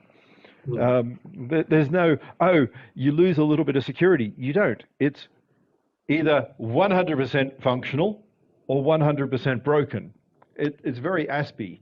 It's like me, it's binary. There's no middle ground, it's black and white. Gray is just lots of little tiny pixels of black and white mashed together, and you have to look closely. Yeah, okay. If you zoom in enough, you'll always get your binary response. Exactly, because then you can hit the photons. Aren't you lucky the foundation of the universe is quantum in nature? Exactly. Keep telling people this one. But... So Mike Hearn was probably one of the first people that ever really got SPV to any sort of degree. And for a really long time, he was probably the only one. Yeah. And I think that's probably some of his frustrations too, because he went out there and actually started building all of this, and then everyone says you're doing it wrong. I mean, yeah. But it's literally been with us almost since the beginning, because Bitcoin J, which we still use in Nchain today, we've written some large chunks of it. First, I know. Approximated an implementation of Bitcoin, SPV Bitcoin. I mean, this is partly the irony in that people making my work into a religion have taken, but Satoshi didn't do this. Well, I mentioned in the white paper that it's meant to be there, and I do say I haven't got round to coding it yet. That doesn't, so if I said this is how you're meant to do it, but I haven't coded it yet, you don't need to wait for me to do every bloody thing on earth. And because, and yeah, I mean. Well, why did you need to if Mike went and did a lot of Exactly, that was the whole point. I didn't want to do everything. Yeah. I mean, I had all these other things I needed to do, and I still do. So sitting there answering every question doesn't really. I miss Mike. I think it was one of the towering figures of Bitcoin's early history, and he certainly did a lot of the hard yards in working out how to convert all of the Indian nightmares and on the Java side, without which I would probably have lost a lot more hair. Yes, I will do the sort of whack myself with the ruler for that one. I know that's always been a big problem, which is the typical, I mean, ironically, I quote Mythical Man Month effectively in the original source code, and yet I don't put all the requirements of what I've actually quoted. So, I mean, that's my own hypocrisy there in saying that you need to do X, Y, Z and referencing that I know this and then not doing it. Well, you might be surprised to know that I've recently made my peace with Little Endian, and that I've actually come to prefer it for certain applications, even inside Java, which is natively Big Endian by default. So that's a long and extremely nerdy conversation to explain why I feel. Well, I mean, I think part of that comes down to the platforms. I mean,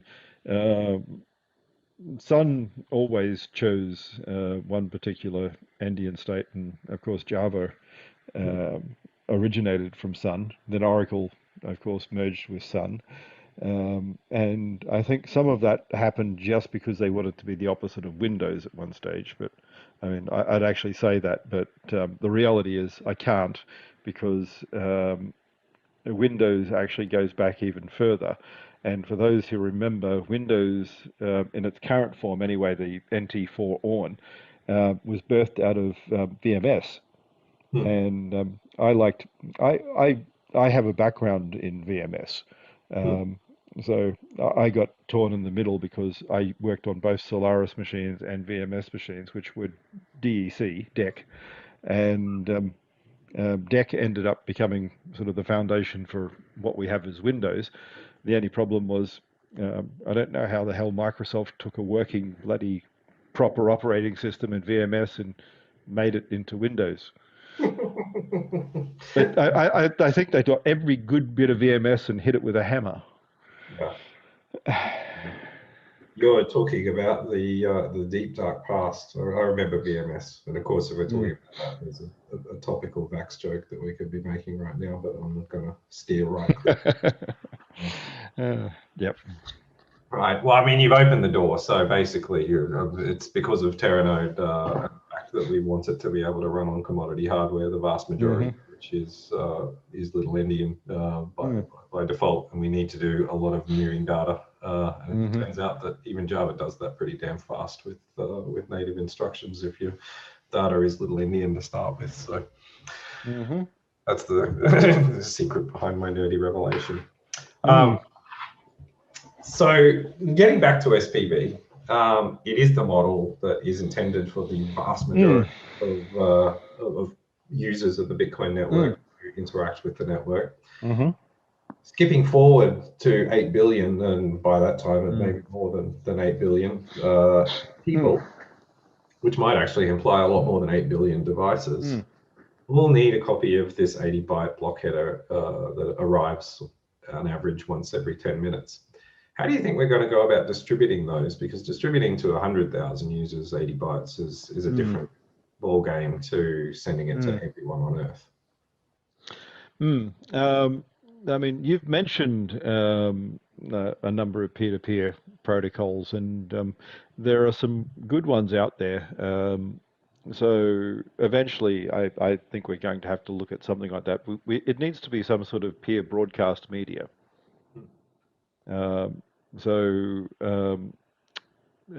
Structured overlays will also be probably part of it too, because we want people to not have to search and to find all of this quickly, potentially just even subscribe to a push model where it goes everywhere. It's really unfortunate that unicast is not publicly available. That would be super cool and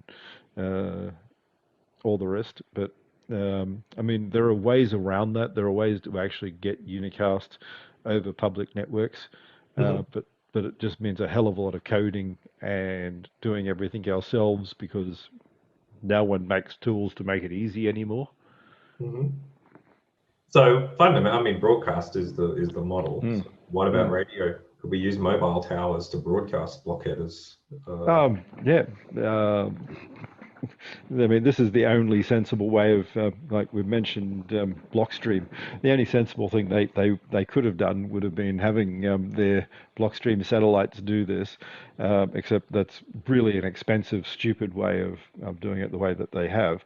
If you had LEOs, low Earth satellites, and giving it internet, yes, but you're better off hijacking a little bit of background bandwidth over 5G, or making an agreement with mobile carriers.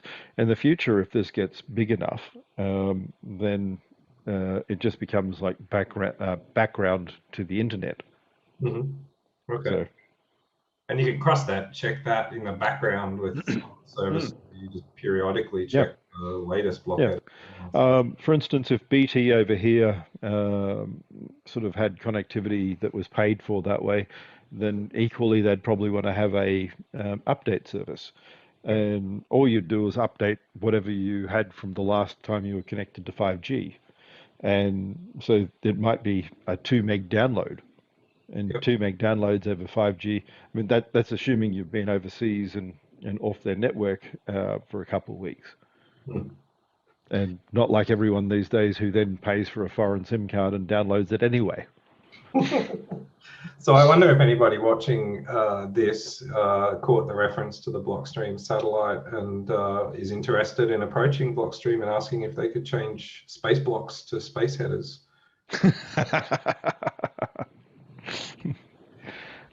Okay, I'll behave now. What about BitTorrent as a mechanism? BitTorrent's not too bad. It's not the most efficient protocol. Funny enough, mentioning some of the other people, I've mentioned many times Mnet and the related protocols to that. That was actually our old friend Mr. Zuku there. He was involved with that before it fell apart. So, I mean, it's interesting that he runs around now saying how proof of work, Bitcoin's the first proof of work system, when he was working on a proof of work system a decade before Bitcoin. And he just didn't know? He must have known. He didn't realize. I mean, it didn't have the economics though. They reset, I mean, they had this sort of socialistic idea that if anyone gets too much money, they'll just reset the network. Which makes it valuable. I mean, no one's going to get too powerful, because if they have too much money, we'll just reset it all and start again. That happened once in Bitcoin. That encourages people to invest. If I get too much money, they're going to reset my money, so I better put lots into this network. But it actually has happened in Bitcoin history with the testnet, because people started trading testnet coins and got worried, so they reset. Oh no, I heard about that. Testnet 2 and testnet 3 now, and the old testnet 1 is dead. I mean, this is the altcoin world. Oh, testnet coin, yeah. Well, I'm glad you mentioned proof of work, because it segues nicely into the last area that I want to cover with you, which is the topic of energy usage and energy waste. This is something that gets talked about a lot in media about Bitcoin in general, but You know, the Earth wastes a huge amount of energy. 99.8% of the solar energy that just comes and hits this planet gets just flung out into space unused. It's horrible that this planet could sit there and waste all this power that could be used for productive means. Including running Bitcoin. Including running Bitcoin. So I want to ask a question which might on the surface sound like I'm challenging a notion that that has been put about before. I've heard you speak about how it's critical to Bitcoin that the energy used in proof of work is used only for the proof of work, and that it is essentially wasted on that and that alone. Yes. That word waste, I guess I want to go into, because the expenditure of energy used to produce a valid block header through the proof of work process, it adds some weight to the trust proposition of that bit of data, doesn't it? Before that, it's useless data, but now someone spent a lot of money that they're going to use if it turns out that data is false. So I've said many times that it's the peacock tail, and we could say that the peacock tail is very wasteful, but it also has value in that the peahen goes to the guy with the biggest tail. So to the peacock, you could argue that it's not wasting, even though it's wasting. So could you also argue then that there is some value to the peahen in being able to choose the fittest of mates out of a selection, but being able to figure out which one is actually the one that's worth, I guess, trusting your future? Exactly. So what it does is, I mean, it de-anonymizes nodes. This is, of course, what some of my opponents really don't like. The whole purpose of proof of work is to make sure that nodes can never be anonymized. You can't run them on Tor. You can't hide them. As a user, you can do all sorts of things, but as a node, you can never be secret, which means you're always under the requirement of law. There's no anonymity. There's no screw you, we can do whatever we want. I mean, the reality here is nodes are always a controllable entity. So very simple. You can always take legal action against them. You can always sue them. You can always have government come and raid their building because they're acting as a botnet. So that's what it comes down to. And this goes to the property of Bitcoin that acting honestly will always produce a strictly better result for you than attempting to act dishonestly, because part of the downside of the dishonest act is you will get caught. Correct. You'll be known by everybody immediately and you're too big to hide. Correct. So is there any truth to the idea that a block header, before you've established that it has proof of work, is a piece of data that anybody could basically forge? After the proof of work is done and this peacock's tail, I suppose, property has been added to it, that data is actually a lot more valuable to people because they've got some basis on which to trust that the data is actually true. They now know that there has been an effort made in validating, and there's something at risk. So is it true to say then that the energy that is expended on mining that block hash solution, in some way the energy transfers value into the data, and that you're actually transforming the energy itself into value in some sense? I don't know if you'd say you're transforming it into value. I mean, it's part of a work process. So putting on my engineering hat once again, work is transformed energy. So you take power, the electricity, and you transform power into work, and work has a productive use by definition. If you're just running around idly for no reason, then it's not work. If you're doing it to exercise, you're doing it to win a race, then it's work. So at the end of the day, it is a proof of something that is creating value. It has this interesting property in crossing geographical boundaries that energy might otherwise not be able to cross so easily or efficiently, though, doesn't it? I mean, it does. So one of the things we've discussed is sort of where you put energy devices, and with the ability to very simply send a small update packet that just has part of the header, you can distribute the hash solving and the ordering of blocks separately. And for instance, if I have a facility, and this could be distributed even more, I could put right on the internet sort of hub point where I collect all my blocks together and send them out to other miners. One of the main sort of routers, like in California, for instance.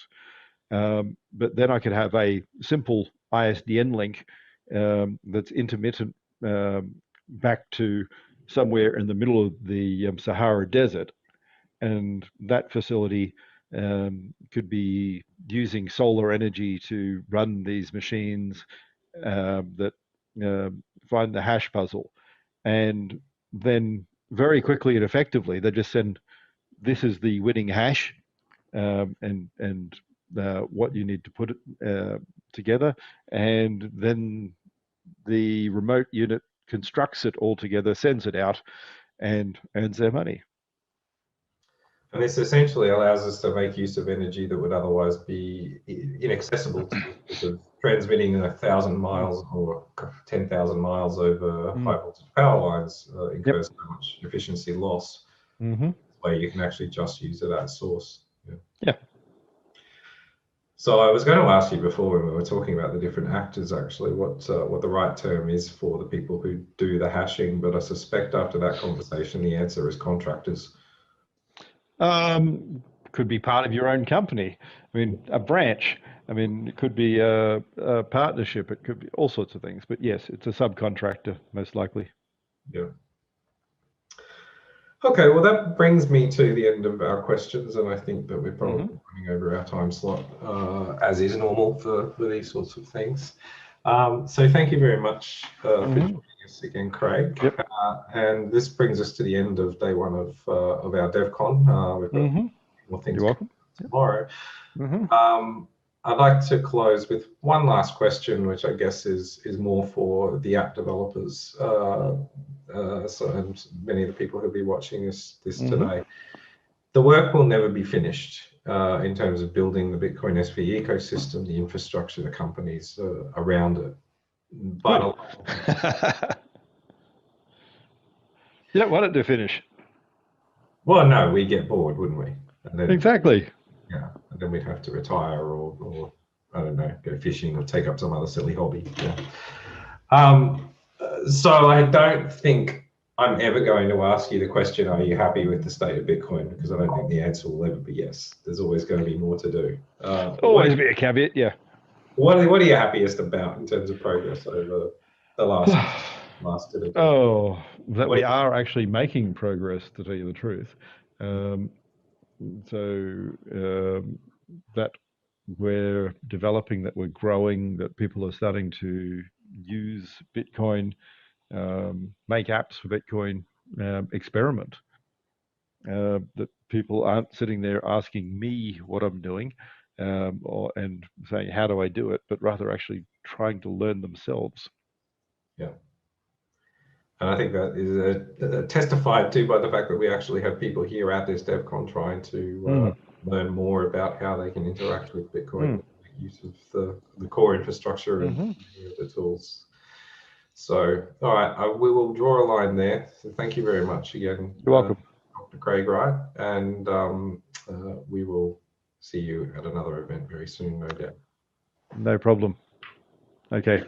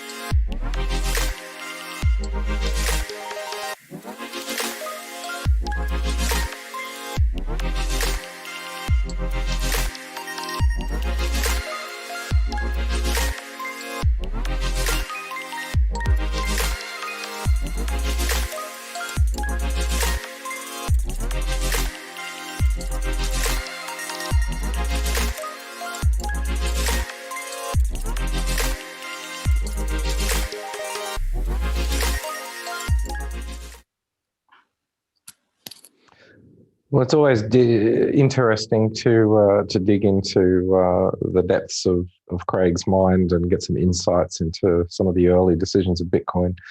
And that brings us to wrapping up day one of this DevCon. I hope some of you managed to pick up some airdrops in the breaks in between presentations. And we've got a whole lot more for you tomorrow, including a dive into nano services, a new type of dust return transactions, a lot of commentary on long chains and ancestor limits. We'll be joined by Hancash to show the Connect API, 괊ᴜ to show us some of the esoteric uses of push-TX. Hayden from the Electrum SV team will be showing us their SDK, and of course David Case from Chronoverse will be showing us the Fix SDK. On top of that, I can tell you that there is also going to be a surprise. So please join us again tomorrow for some or all of the presentations. I'll look forward to it, and I will see you then.